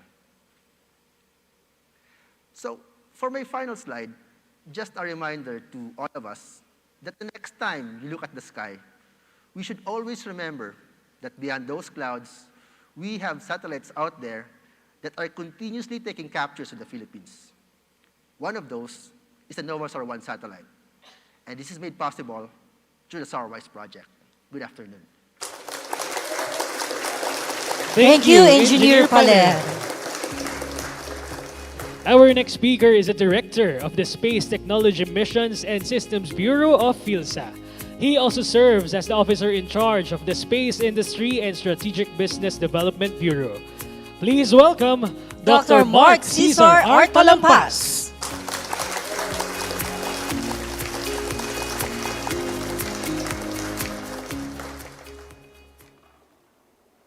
So, good afternoon. As I speak to you now, our second microsatellite, Diwata-2, is currently orbiting Earth and fulfilling its mission of Earth observation. Its predecessor, Diwata-1, is already no longer in service. It has re-entered our atmosphere last April 2020. The Maya series of nanosatellites, Maya 1, Maya 2, Maya 3, and Maya 4, these student-built satellites, are also no longer operational, similar to Diwata-1. So as it stands right now, Diwata-2 is our only active satellite in space, but that won't be for long because next year we'll have Maya 5 and Maya 6. Then, as mentioned earlier, in 2025, we'll have Mula, our next generation satellite. So if we're keeping count, since 2014, the beginning of the PhilMicrosat program, which built Diwata-1 and Diwata-2, since 2014, we have 6 satellites. The Philippines has built and operated 6 satellites in space. Let's let that sink in for a moment. 6 satellites since 2014, so that's almost 1 satellite per year. How did we get here? How did we go from having 0 space assets to having new ones almost on a yearly basis? How do we now have the burgeoning capability of building spacecraft in the Philippines and sending them to space? Now, if you ask this question, you'll get many different answers. It depends on who you ask. And most will say it's a combination of many different factors. For example, something like international cooperation, or perhaps the availability of funds, or maybe even strong political will, among other factors. In my view, in the universe of all possible combinations of factors, there's one factor that remains constant and critical, and that is people. Okay. With people, what I mean is, in our current place in space, we owe our current place in space to our young, talented, highly skilled, and versatile researchers, scientists, and engineers. And over the years, these personnel have gained and accumulated their knowledge and skills in the different fields of space science and technology applications, or SSTA. Now, as we invested in their development, these young experts are now gaining more knowledge. So the next question to ask is, how do we take advantage of this? How do we sustain this growth? And how do we keep on compounding and reinvesting the knowledge and skills that we've gained and accumulated over the years? Basically, how do we cascade the know-how to the rest of the country? And PhilSA's answer to this is Escuela. Escuela stands for Inclusive SSTA Know-How Utilization, Exchange, and Localization Activities. So with Escuela, what PhilSA is doing is we're reaching inwards, we're taking stock of what we know, sharing that knowledge with the rest of the country so that we may take more people along on this space journey. So Escuela consists of capacity building and training engagements with government agencies, private industry, the academe, and nonprofit organizations. So it's leveraging the capabilities and skills that we've built up over the years. So for example, as mentioned earlier by Engineer Labrador, Diwata and Maya engineers are now engaging with engineers from local companies and training them on how they might be able to build products for space. Our remote sensing experts and scientists are engaging with local government units and teaching them how to interpret space data so that they can use it for their own needs. And these are just a couple of examples of what we're doing with Escuela. So as mentioned, we're targeting industry, academia, and government. And with Escuela, by the end of the year, this is our expected number. So by the end of the year, we'll have 30 scholars and fellows working on space R&D. We would have at least 250 personnel trained on space science and technology applications. we would have engaged with at least 59 government entities and 15 private institutions as either beneficiaries or stakeholders of Eskwela. So with Eskwela, we strongly believe that to be able to promote and sustain a robust Philippine space ecosystem, we need to start from within. Take what we know, spread it outwards. So I invite you to join our mission, Tara na sa Field sa Eskwela. Thank you. Thank you, Dr. Talampas. Our next speaker is an engineer, academic, and the first and current Director General of the Philippine Space Agency, or PhilSA, a government agency under the Office of the President in charge of the Philippines National Space Program. He served as the director of the Advanced Science and Technology Institute of the DOST, or DOST-ST. He is also a full professor of electrical and electronics engineering at the University of the Philippines, Diliman, where he held the Dado and Maria Banatao Professional Chair. Ladies and gentlemen, Director General Joseph Maria Luciano.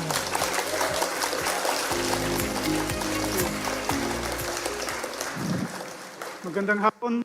Ako po si Joel Jr. I work for the Philippine Space Agency, PhilSA. And today I will talk to you about value creation in space. Value creation is at the core of the mission of the Philippine Space Agency. In particular, we will promote and sustain a robust Philippine space ecosystem that adds and creates value in space for and from Filipinos and for the world. Now, when we think of space, we tend to think of something so far and distant. Now, it doesn't affect our everyday lives. But space capabilities actually contribute to national imperatives in national security, food security, disaster risk reduction, economic development. So much that, globally, some estimates say that the global space economy is valued at around $371 billion as of 2018, with the satellite applications accounting for 73% of this total global economic activity. So when we say space is far off and distant, space is actually here and now. We are all living in the space economy, and so much so that space in and by itself is becoming a national imperative. Talk about so when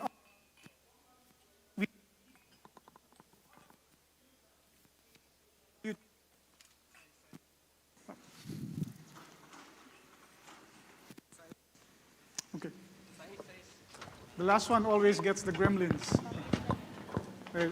So space data value chain. So what is this? This is a sequence of components which, when manifest and working together, they can lead to economic benefit and value from space for Filipinos. So let's get started. The first component, the upstream space infrastructure. This refers to satellites, maybe for Earth observation, telecommunications, but in this context, we talk about Earth observation. Second component is having the data, being accessible and being in suitable form.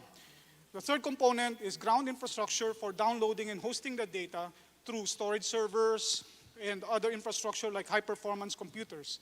The fourth component is the capacity to interrogate and analyze the data. This means, well, computational muscle and also teams of remote sensing scientists, data analytics, and people working in statistics and programmers who work on getting insights from the data. Now, once we get insights from the data, of course, it will not amount to anything unless we undertake action. So only when action is taken can socioeconomic value and benefit be had from space data. So as a country, we aspire to build capability in every single step, every single component of this value chain. So I ask, how are we doing now? And where are we in this space data value chain?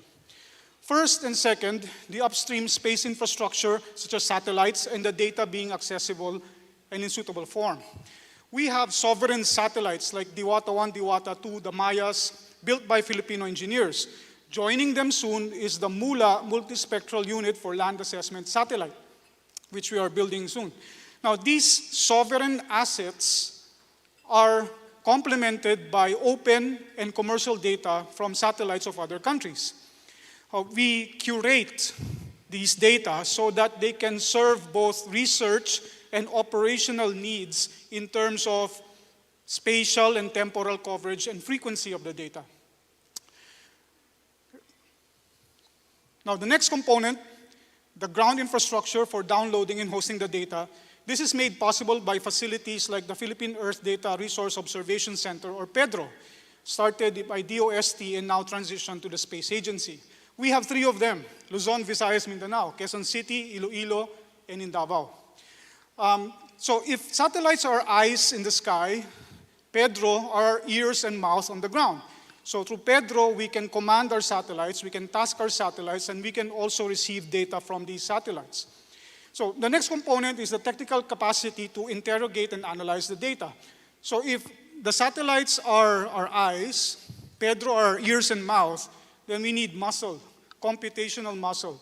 So you have our national modest high-performance computing center called Computing and Archive Resource Environment, hosted by the DOST, which provides scientists and researchers with computational muscle to draw insights from the data by doing the number crunching.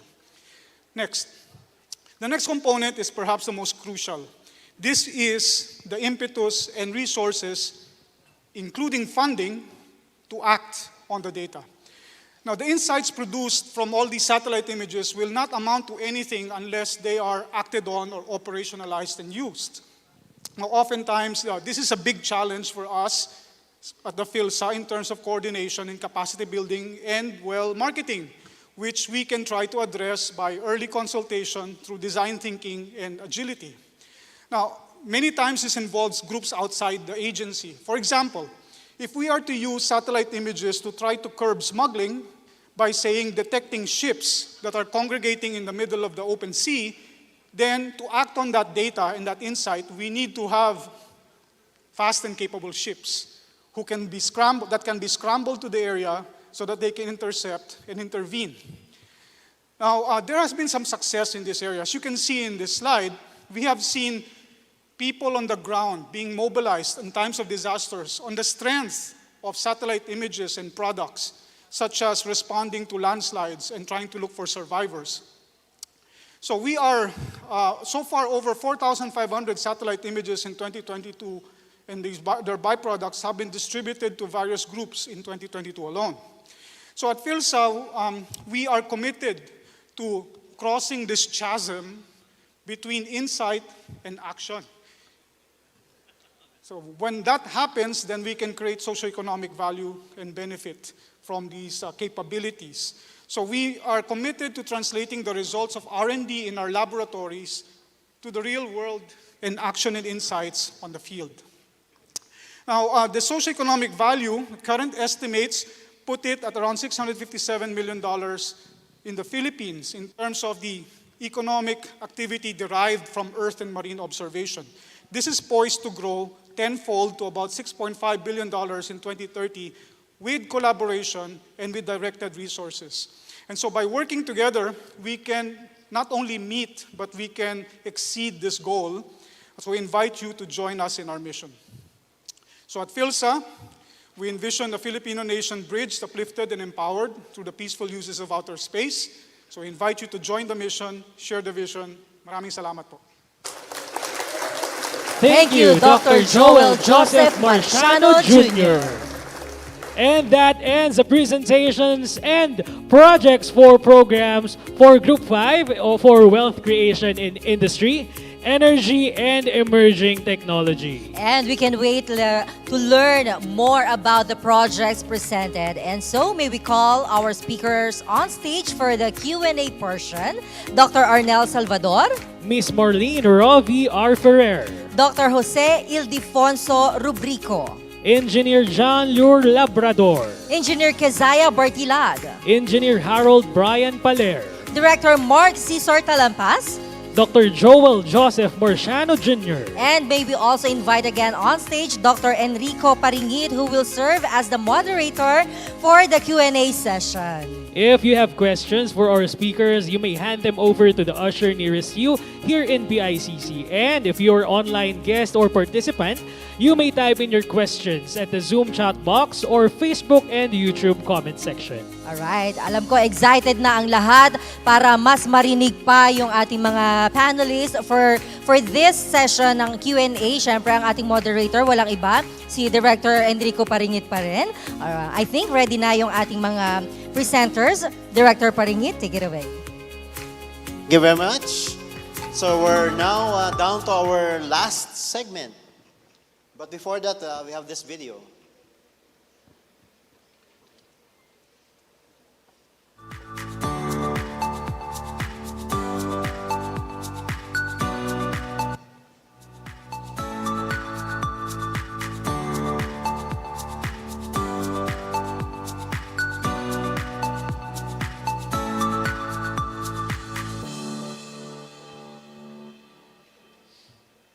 All right, so we're down to our last session for this year's edition of the National Research and Development Conference. So with me is a lineup of distinguished gentlemen and ladies who provides a good balance of not only in gender but also in talent and for in many of the initiatives that we have in the industry, energy, and emerging technology sectors. So perhaps this panel provides us an opportunity to interact, maybe ask some questions. So if you do have questions about the presentations that we've seen, maybe you can take interest on how it will partner with your respective projects or initiatives. Please do send your questions, but we do have some ready questions in place, but I'd like to start off with our first presenter earlier, Dr. Arnel Salvador.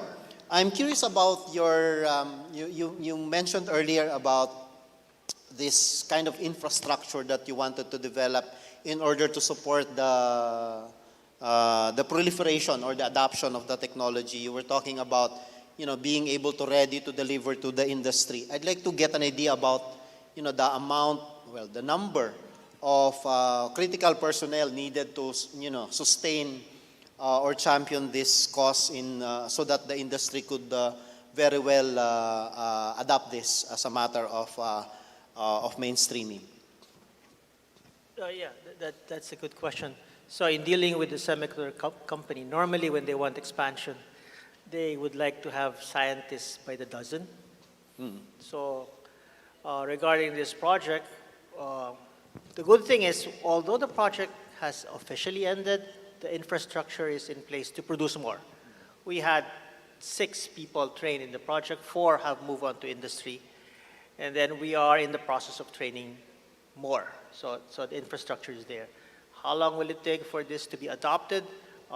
From the sensor, you have to integrate it to other chips. Luckily, we have those industries here, so we are working with them in coming up with the final product. But it does take, the rule is by the dozen. By the dozen. So I think with that 6, that's half a dozen. Certainly, we need a lot more. I think I'm asking this because we wanted to, of course, invite the younger generation of science enthusiasts, those who have a knack for doing this kind of work as a matter of career. So I'm very sure Dr. Salvador would welcome any inclusions in his laboratory. I wanted to move then to our last, but certainly not the least, presenter for this afternoon, no less than our Director General of the Philippine Space Agency. I think this is our first time to meet each other personally after the pandemic. He has a very good take that's, of course, aligned with the theme of this year's theme for the NRDC, which is about wealth creation and prosperity. And he had put out some very good points about the value of what we get, the value that we're getting from space. I'm just curious about the way how we then communicate and maybe extend to the public this kind of value. Perhaps, officials or government officials, scientists might have, have felt the value for it. But ordinary folks that are sitting on their couches and watching television, how do we best communicate to them the gains and the values that we have, the value that we have accumulated out of the years that we've poured out resources in the different space technologies that we have accumulated and mastered to some extent, DG Joel. Thank you, Eric. For one, we really have to continue going out there and meeting people. The question is about the public and fostering appreciation. I think first of all, it's trying to also shine the spotlight dun sa ibang aspeto ng space na baka hindi tayo ganun kapamilyar, no? For example, pag inisip kasi natin astronauts, rockets, black holes, galaxies, alam mo, that's valid and true because that relates to our collective yearning to understand our origins and place in the universe. So those are important things. However, we also say there are other things here and now and into the future that our country can benefit from in terms of developing space capabilities. Tulad ng ginagamit natin ng mga apps sa cellphone na kung saan umorder tayo ng pagkain or we navigate through traffic, these apps will not work unless the satellites up there are orbiting doing their jobs. And who are building these satellites? Other countries. So we end up using these services, but there is value also in trying to find out the inner workings of these technologies so we can build an industrial base and complex in our country that can create high-value jobs, high-value products and services. We always say when we do these things, when you build things for space, you learn this discipline of building reliable things. That if they work in space, they can probably work in undersea environments, in mining environments, in geothermal wells. So that's the discipline that we're trying to develop and skills, and so we try to communicate that as best as we can. Thank you very much, Doc Joel. Certainly, there's also premium in trying to make it known that many of the amenities that we enjoy right now are products of space science and research and technologies that are proliferating. I'd like to address this next question to Ms. Marlian Ferrer regarding this agri-absorbents. Of course, this has shown benefit and been shown to be effective in addressing the issues of, the conditions of water that's flowing down to these two now famous or notorious rivers, no? But I also see the potential of,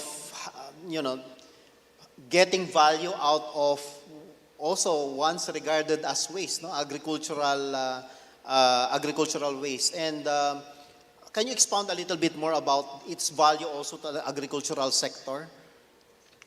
So, as the presentation talk about, we are using or utilizing the top 4 agricultural wastes.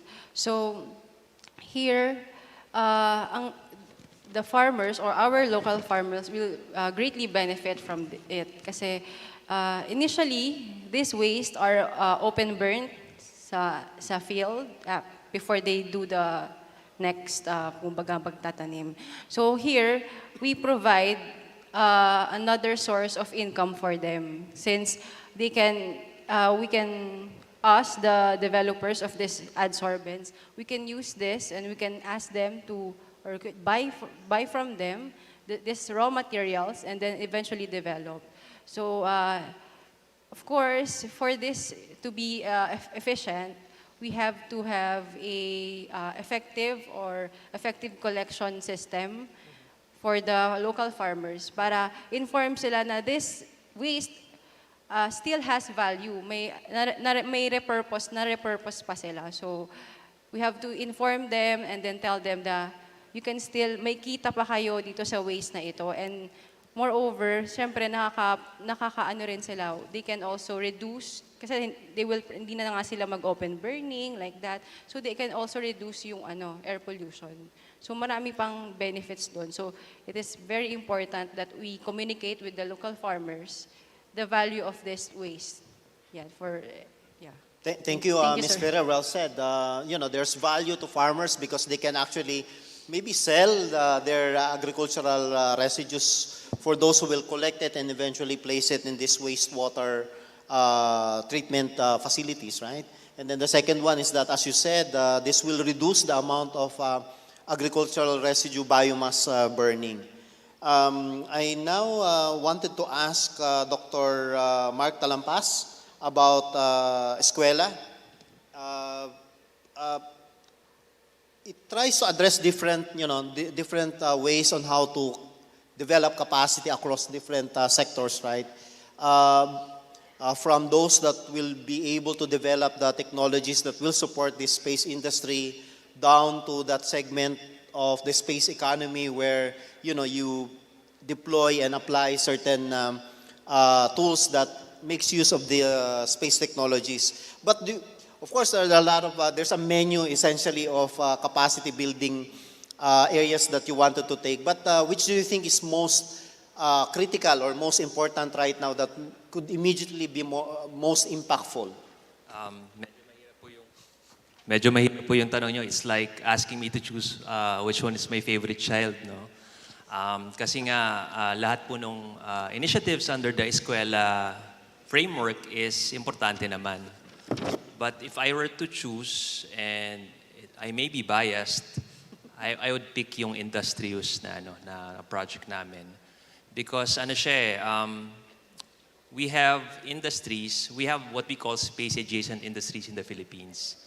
And these are companies that are working on electronics and precision machining na konting tulak na lang, konting training, konting awareness about what they can do for space. We can help them bridge the gap and produce products na pwedeng gamitin for the upstream space sector. Yung global economy natin sa space, if I remember correctly, nasa $400 billion na yung value niya. And so ang gusto natin kasi makapag-take part dun sa economy na yun, no? Dun sa ganong kalaking market. And for me, I think yung medyo low-hanging fruit, in my view, is yung industry use. But of course, all activities at the eskwela are important kasi yung iba activities doon are trying to build up yung base of the workforce. Some activities are trying to promote yung greater appreciation for SSTA, which we need right now to get yung base of support from the public. Thank you, Dr. Mark. Well said. I think this is also an invitation to our industries to participate in this system or this ecosystem whereby we could perhaps develop some space components that are being injected into some of these small satellites that are launched by major space companies, right? For purposes of communication. So let's now head on to Dr. Rubrico. Maybe this is a couple of questions that I wanted to ask about Sky Pinas and Asimov. The first one is a very maybe enlightening question. By way of example, perhaps our audience, the public, could appreciate what Sky Pinas can do in addressing some of the current pressing challenges. So I'm talking here about there's this recent news about finding more sugar, for our sugar industry. How do we optimize locations, or where do we find more salt fields? Can Sky Pinas actually help in this area? What would it take to actually get there? Okay, thank you for that question, Dr. Paringit. Yes, as long as the data is there for us to train on, we can develop the models to find those things. And as long as the satellites or the aerial vehicles are there to look in the right places, we will be able to do those. Whether it's sugarcane or mangroves, so these kinds of things. So from the point of view of Sky Pinas, data is data, And as long as you give us the data, we will be able to develop the models. Thank you. Maybe another question, this time with regards to Asimov. Asimov is, is, that tool for the future, Industry 4.0. But also it's, being considered as possible threat. We're 110 million Filipinos, and we're not really, running out of people to man jobs. No? And the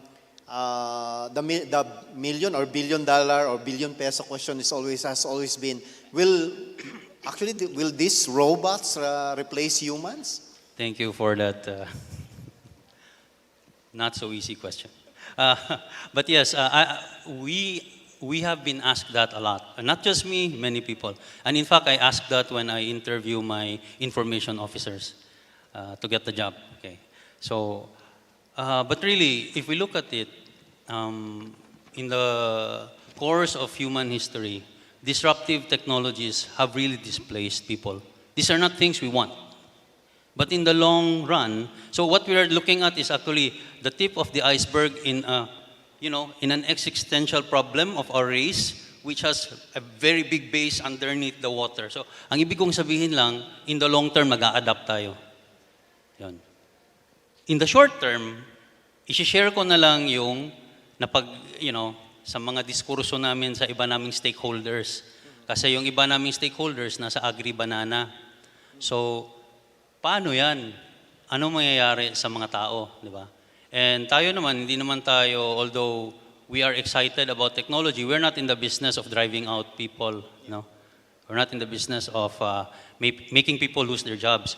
So there is a short-term, I guess, compromise of transitioning or retooling or retraining people. So for example, if you have a UAV or you have a land robot that you need to deploy, let's say, in a banana field, instead of completing with people per se, why not retrain the people so they complement the new technology? Because dalawa kasi yung naglalaban dito, yung economics, di ba? Tsaka yung sa mga tao. Yung, how we take care of our people. So these two are always at odds. So in the short term, we have to, the stakeholders themselves have to also try to help us in the adoption by transitioning some of their people. And ito, galing talaga sa kanila to. Kasi sila gusto nilang kumita ng mas malaki, di ba? Just to be blunt about it, yeah. But in the process of doing this, yung mga tao, kailangan din nilang pangalagaan. So pwede nilang i-retrain. For example, pwede maging i-train na drone operator, for example. Kasi yung mga drones, kahit autonomous, meron siyang mga fail-safe. Hindi naman pwede na hayaan mo lang talaga siya, di ba?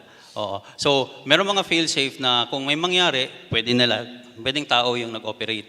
Tapos pwede rin, pag nagdi-deploy ng land robots, kailangan dalhin muna ng mga tao.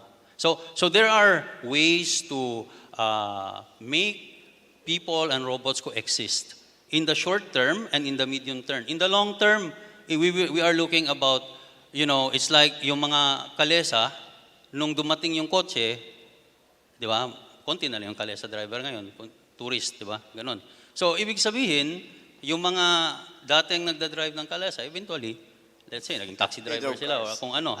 Oo. So in the long term, nag-a-adjust naman tayo as long as we ensure that these disruptive technologies don't wipe us out.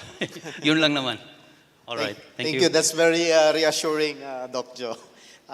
So it's, like these machines just complement what human does. No?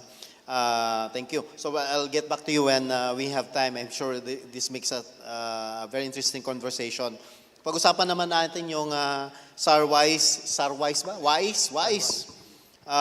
nina Brian.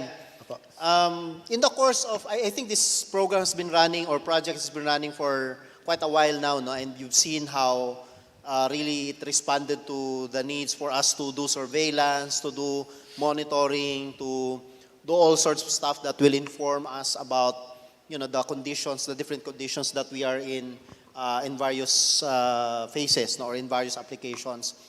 In all of this, what as the implementer of this project, what did we learn? about keeping all of these systems and training people, or even informing our decision makers about the value of information. In general, what was the learning from this project? Okay, thank you, Doc Auric, for that question. Yeah, actually sa ASTI kasi, yun nga, since nag-start yung mga space technology, it started with ASTI since wala pa yung Philippine Space Agency, no? Tapos, one thing that we learned from having, kasi itong mga space data that we call from satellites, not only from SARWISE, but from different satellite data that we have, is that we are trying to solve problems, and one of these problems na pwede nating banggitin is yung information poverty, no? It's something that we try to address through satellite imagery or space technology in general. So because all of these satellite images are data, no? And then through data, we could actually create different applications that could solve the different challenges that we have. Pero ang siguro isa mga learnings natin, may iba medyo madali, merong iba din na medyo mas challenging compared sa ibang mga challenges natin. So minsan nga merong nagsabi sa amin na kaya ba ng mga satellite images kaya niyang ma-solve yung rice problems, mga ganon, or sa educational sector. So, may mga ganong mga instances that we try to actually look at what data that we have and then see kung pwede bang makatulong ito.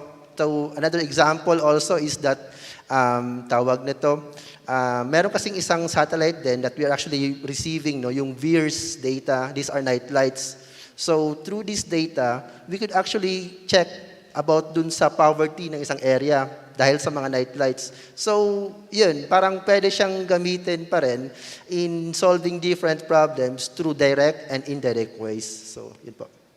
Thank you, Brian. So I'd like to ask Lure next, no, about when you presented something about the industrials. It's an I see that 3RU is, kind of configuration for a satellite, a standard shape for a satellite. Maybe this is in relation to what Dr. Mark earlier stated about, having the industry engaged in all of these developments taking place in the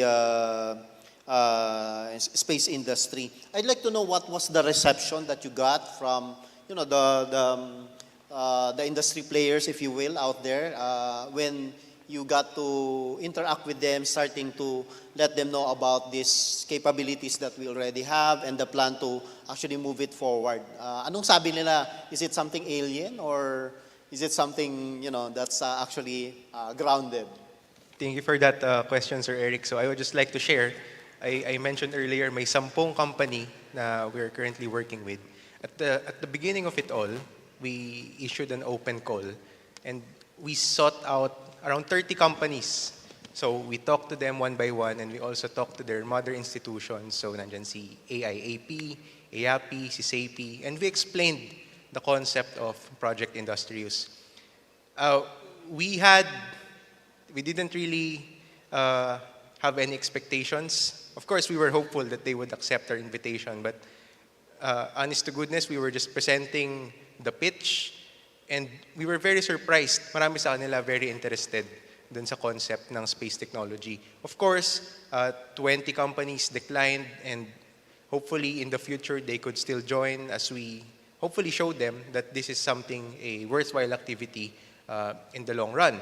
So the reasons that they had, bakit sila nag-decline is currently hindi pa ganun ka-proliferated ang space technology. Wala pang customer base dito sa Philippines, baka hindi nila kaya yung ganong kataas na specifications. But on the other hand, yung 10 na sumali, they were very interested. It's interesting to note that we have worked with most of them in the past, and so they have already known the value of space technology. May mga bakas na sila dun sa mga satellites na nandun ngayon sa taas. And we're very happy that they've chosen to work with us once again for this project. And hopefully, this will lead to a future space sector here in the Philippines. Thank you, Lord, for that insight. At least now we know what the industry is feeling about this industry. Maybe last question for Engineer Bartilad. Medyo this off off the script, but being a woman in space industry, how does it? What was your observation basically in being in this business or being in this area? Was it hard? Was the environment accepting?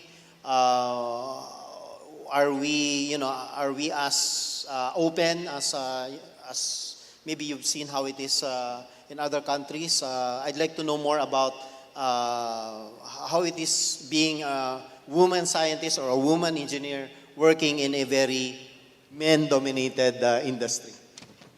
Thank you, Sir Eric, for that question.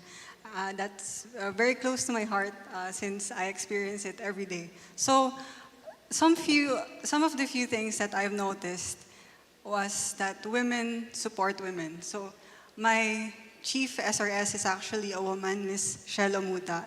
Shout out to her. So, she has been providing opportunities to women also for our division. So we actually have 50% women and 50% men in our division. I think that's the only division in our bureau that has that ratio. So that's one of the things that if you provide more women with more opportunities, they also give it to more women. So you're adding more equality to your pool of engineers. So the second one is it's accepting that you will be part of the minority. So for statistics, I've always tracked that women are around a third of the crowd. So that's usually in my engineering classes and stuff like that. But for PhilSA, what's good is the environment is very accepting. It's very equal. So they don't differentiate between your gender or your orientation, and they base how they treat you on your scale. And so it's very merit-based. So that's what's good about working in the Philippine Space Agency. And so that's what my personal experience has been. I think that's all I can say for it. Thank you, Engineer Bartila. That's very inspiring. I hope many women, and especially girls, would be encouraged to join in the space race, if I may just use that. All right, so do we have time to entertain more questions from the audience, if there are any? Are there any burning questions? I know it's a Friday afternoon, but I guess this is just one of the few moments. Yes, please identify yourself and ask your question. Thank you. Good afternoon. My name is Dr. Jerome Palaganas. Okay. Firstly, I would like to congratulate PhilSA and ASTI for all the milestones because I've seen the progress through the years. And of course, for the space tech, we've seen already the importance and significance of this based on the different projects and also the roadmap you're presenting. So my question right now is that, given the space technology, is there a roadmap wherein we will be using this for telecom or communication, aka internet? If there is, what's the timeline? If there is not, what will it take to get us there? Thank you. I guess this is addressed. The question to is this about telecommunications. No? That's a very important downstream in segment of space and satellites in particular. PhilSA is actually actively engaged in conversations as far as capabilities, infrastructure. The way we see it, these satellites are national information infrastructure, and that's not just for Earth observation, but also for telecommunications. I know DICT is perhaps also closely studying that. And among other things that we're trying to get started is a demand study, no? In terms of the capacity for telecommunication satellites. We all know we need internet, everybody needs internet. We all know that it's badly needed, we needed it yesterday, we needed it long ago. But we're trying to be more surgical in terms of how, where it is going to be needed more. Because we all know it's a given satellites can cover the entire archipelago, right? But if you were to phrase it as a design problem now, how much capacity, where should the capacity be, who should be prioritized. So this is a conversation that we are starting with various groups in industry, trying to shine the spotlight on the space segment in solving the long-standing digital divide in our country. And DICT is a member of the Philippine Space Council. The secretary, not the agency, the secretary of DICT is a member of the Philippine Space Council. And so that is a platform for also discussing and coordinating these studies with the Philippine Space Agency. Thank you. Thank you very much, DG Joel, for that response regarding, how data in space can and Earth can actually come together to get value in this, nexus of technologies. Are there any other questions coming from our audience, from our, I guess, if we're online still in Zoom or in our Zoom platform? We have one more. Yes, I see a familiar face. Dr. Dranreb Juanico is going to ask a question, please. Yeah, this is a quite burning question because ang katabi ko kasi from DPWH. And so, I'm not sure if I've heard this from somewhere, but I think, is there an opportunity for the Philippine Space Agency to be collaborating with the DPWH in terms of monitoring mga projects, infrastructure projects, especially infrastructure projects, no? Kasi ang dami niyan, the Build was one of those flagship programs. So is there like a move to also utilize the capabilities in space for that kind of endeavor? Ako muna sasagot. The beauty of being in a panel with your personnel in fields is you can delegate. Okay, hindi, joke lang yan. Okay, sige. Parang ganito, no? I see kanina, there's a build in space, helping the build in the ground, no? On Earth. So, that would be under mobilizing space data. So we're actually collaborating with LGUs and NGAs on various projects, also in through PINAS and our other projects. So I think that would be something that we can engage in. So you can probably contact us for that collaboration. All right, thank you. Any other responses? Yes, Brian. Just to add lang to what Kes said, dati kasi sa ASTI, merong project yung part in ASTI, which is Project DIME.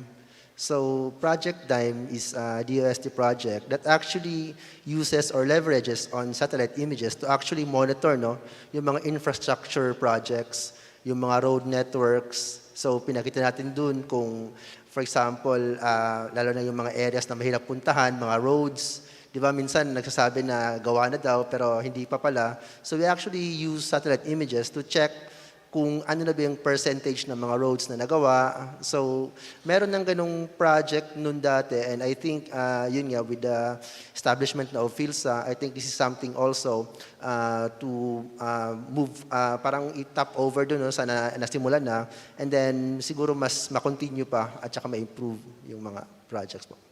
Right, thank you. I think that's a very interesting, interaction among us. Maybe not just contacting you, but you can, get once the PhilSA team gets done, they can interact with our co-workers from DPWH. So, build from space meets build in the Philippines to build partnerships. Right?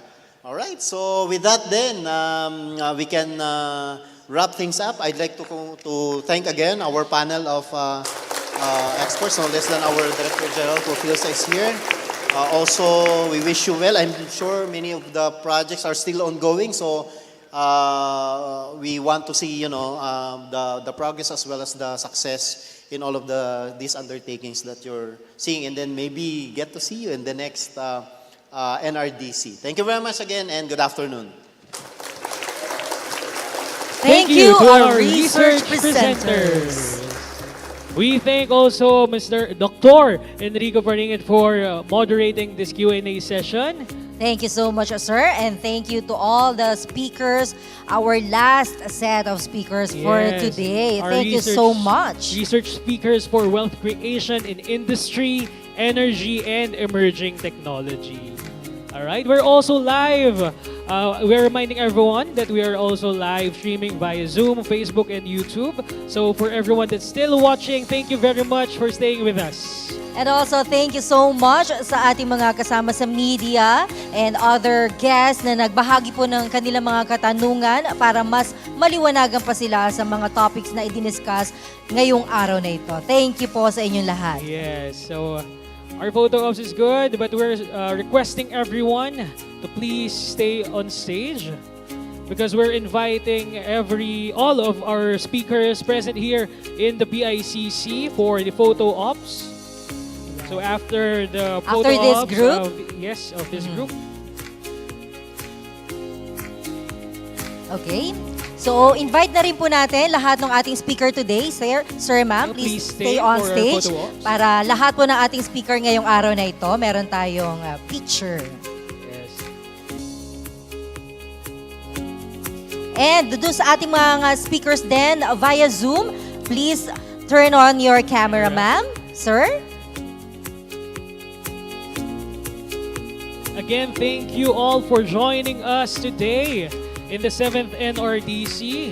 And of course, looking forward tayo next year. Of Ayan, course. medyo mahaba-haba pa. Pero napakabilis ang panahon, di ba? Imagine, September na ngayon, hindi natin namalayan, December na agad, di ba? Totoo, partner. And nakakagulat lang na this year is the comeback of NRDC as Yes. face-to-face and hybrid setup. And may we also invite the executive directors, please come up on stage, ma'am and sir, para magkasama po kayo sa photo op. Yes. Again, may we request our executive directors present here in the PICC reception hall to please join us here on stage for the photo ops.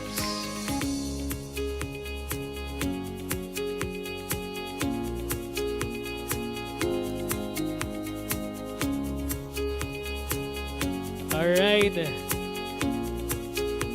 Give us your biggest smiles.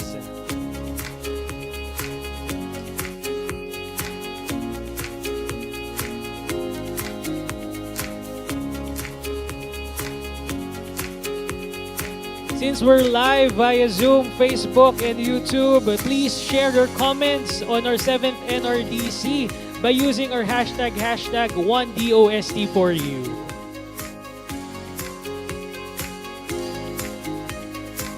Okay, partner, sama tayo for the photo ops.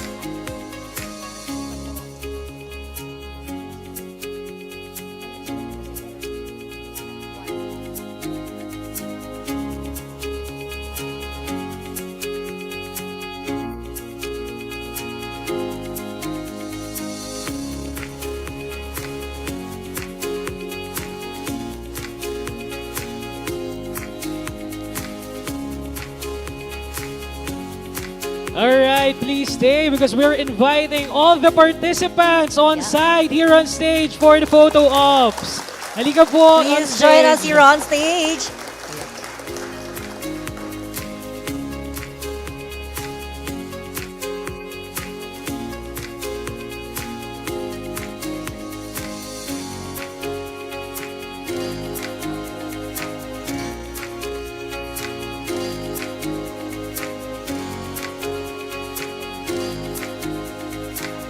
Again po, please join us here on stage, all the participants here the PICC Plenary Hall.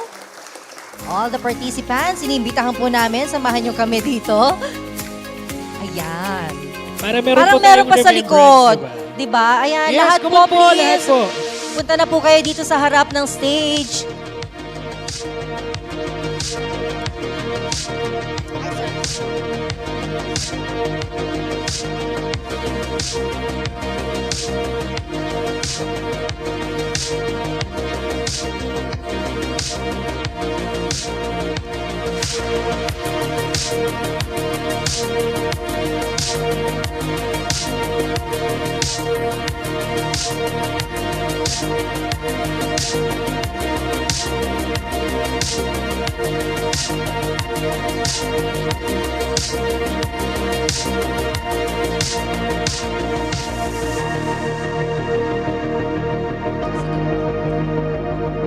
Alright. So, yung mga nasa gilid po, pwede po dito sa taas na lang din para kita po yung lahat. Yes, join So, us here yan. po on Hanggang dito stage. siguro, ma'am and sir. Yan. Yung iba, pwede po sumampa dito sa taas. Yes. Para makita tayo lahat sa ating family picture. A good remembrance for our 7th NRDC. Ang pagbabalik. For this photo ops po, we're requesting everyone to please mask off. Mabilis na mabilis lang po for our remembrance photo ops. Thank you.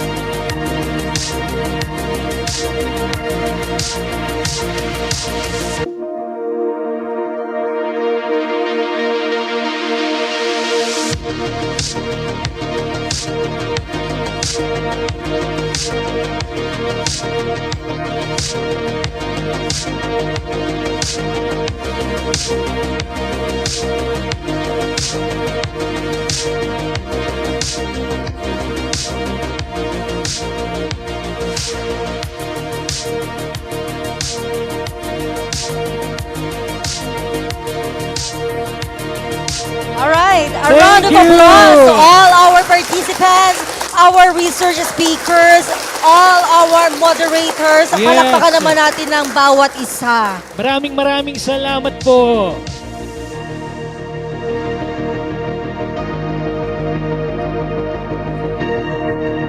And with this, we would like to present a video summarization of today's NRDC.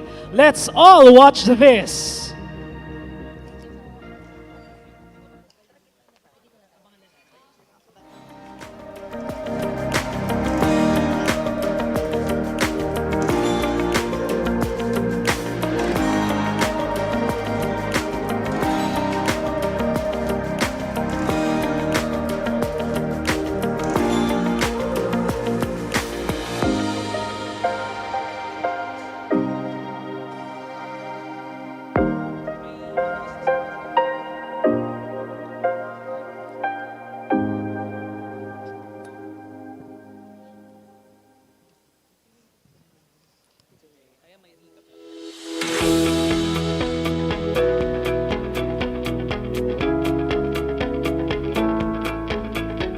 Welcome to the second day of the 7th National Research and Development Conference.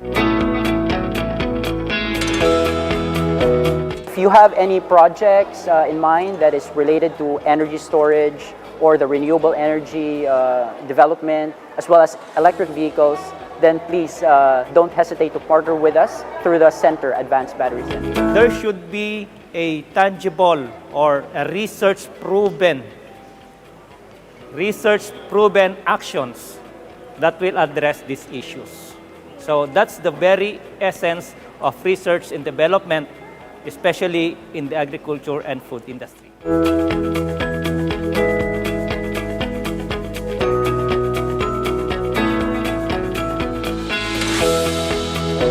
We can actually sustain the efforts of the 3D Philippines program.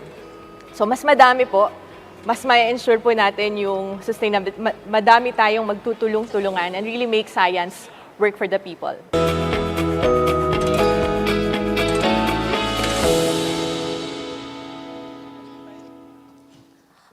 Alright! Once again, palakpakan naman po natin. Yan po yung ating beat recap of what happened yesterday and today. So Mike, eto na. As we near the end of today's event, we express our deep appreciation to all our speakers. We gained valuable insights. we at DOST and all the collaborating national agencies would like research and development to be seen not only as contribution to a body of knowledge, but also to do innovation because there are bigger purposes and situations we want to change. In this case, wealth creation through research and development. Again, on behalf of the entire DOST family, all the line agencies who supported and participated in this year's NRDC, the Conference Management Committee, everyone in the DOST councils, regional offices, RDIs, all of them who provided their time to make this conference a success. And to all of our participants here in BICC, in Zoom, in Facebook, and YouTube, thank you very much. Let us spread the word and let this activity be a great medium in promoting the R&D initiatives of our country. Once again, this has been your host, Michael Angelosia from the Philippine Nuclear Research Institute. And Jel Miranda from DOST Science and Technology Information Institute. And we thank you all for your active participation in the 7th National R&D Conference. See you again next year, and remember that we are one DOST for you. This is the 7th National Research and Development Conference.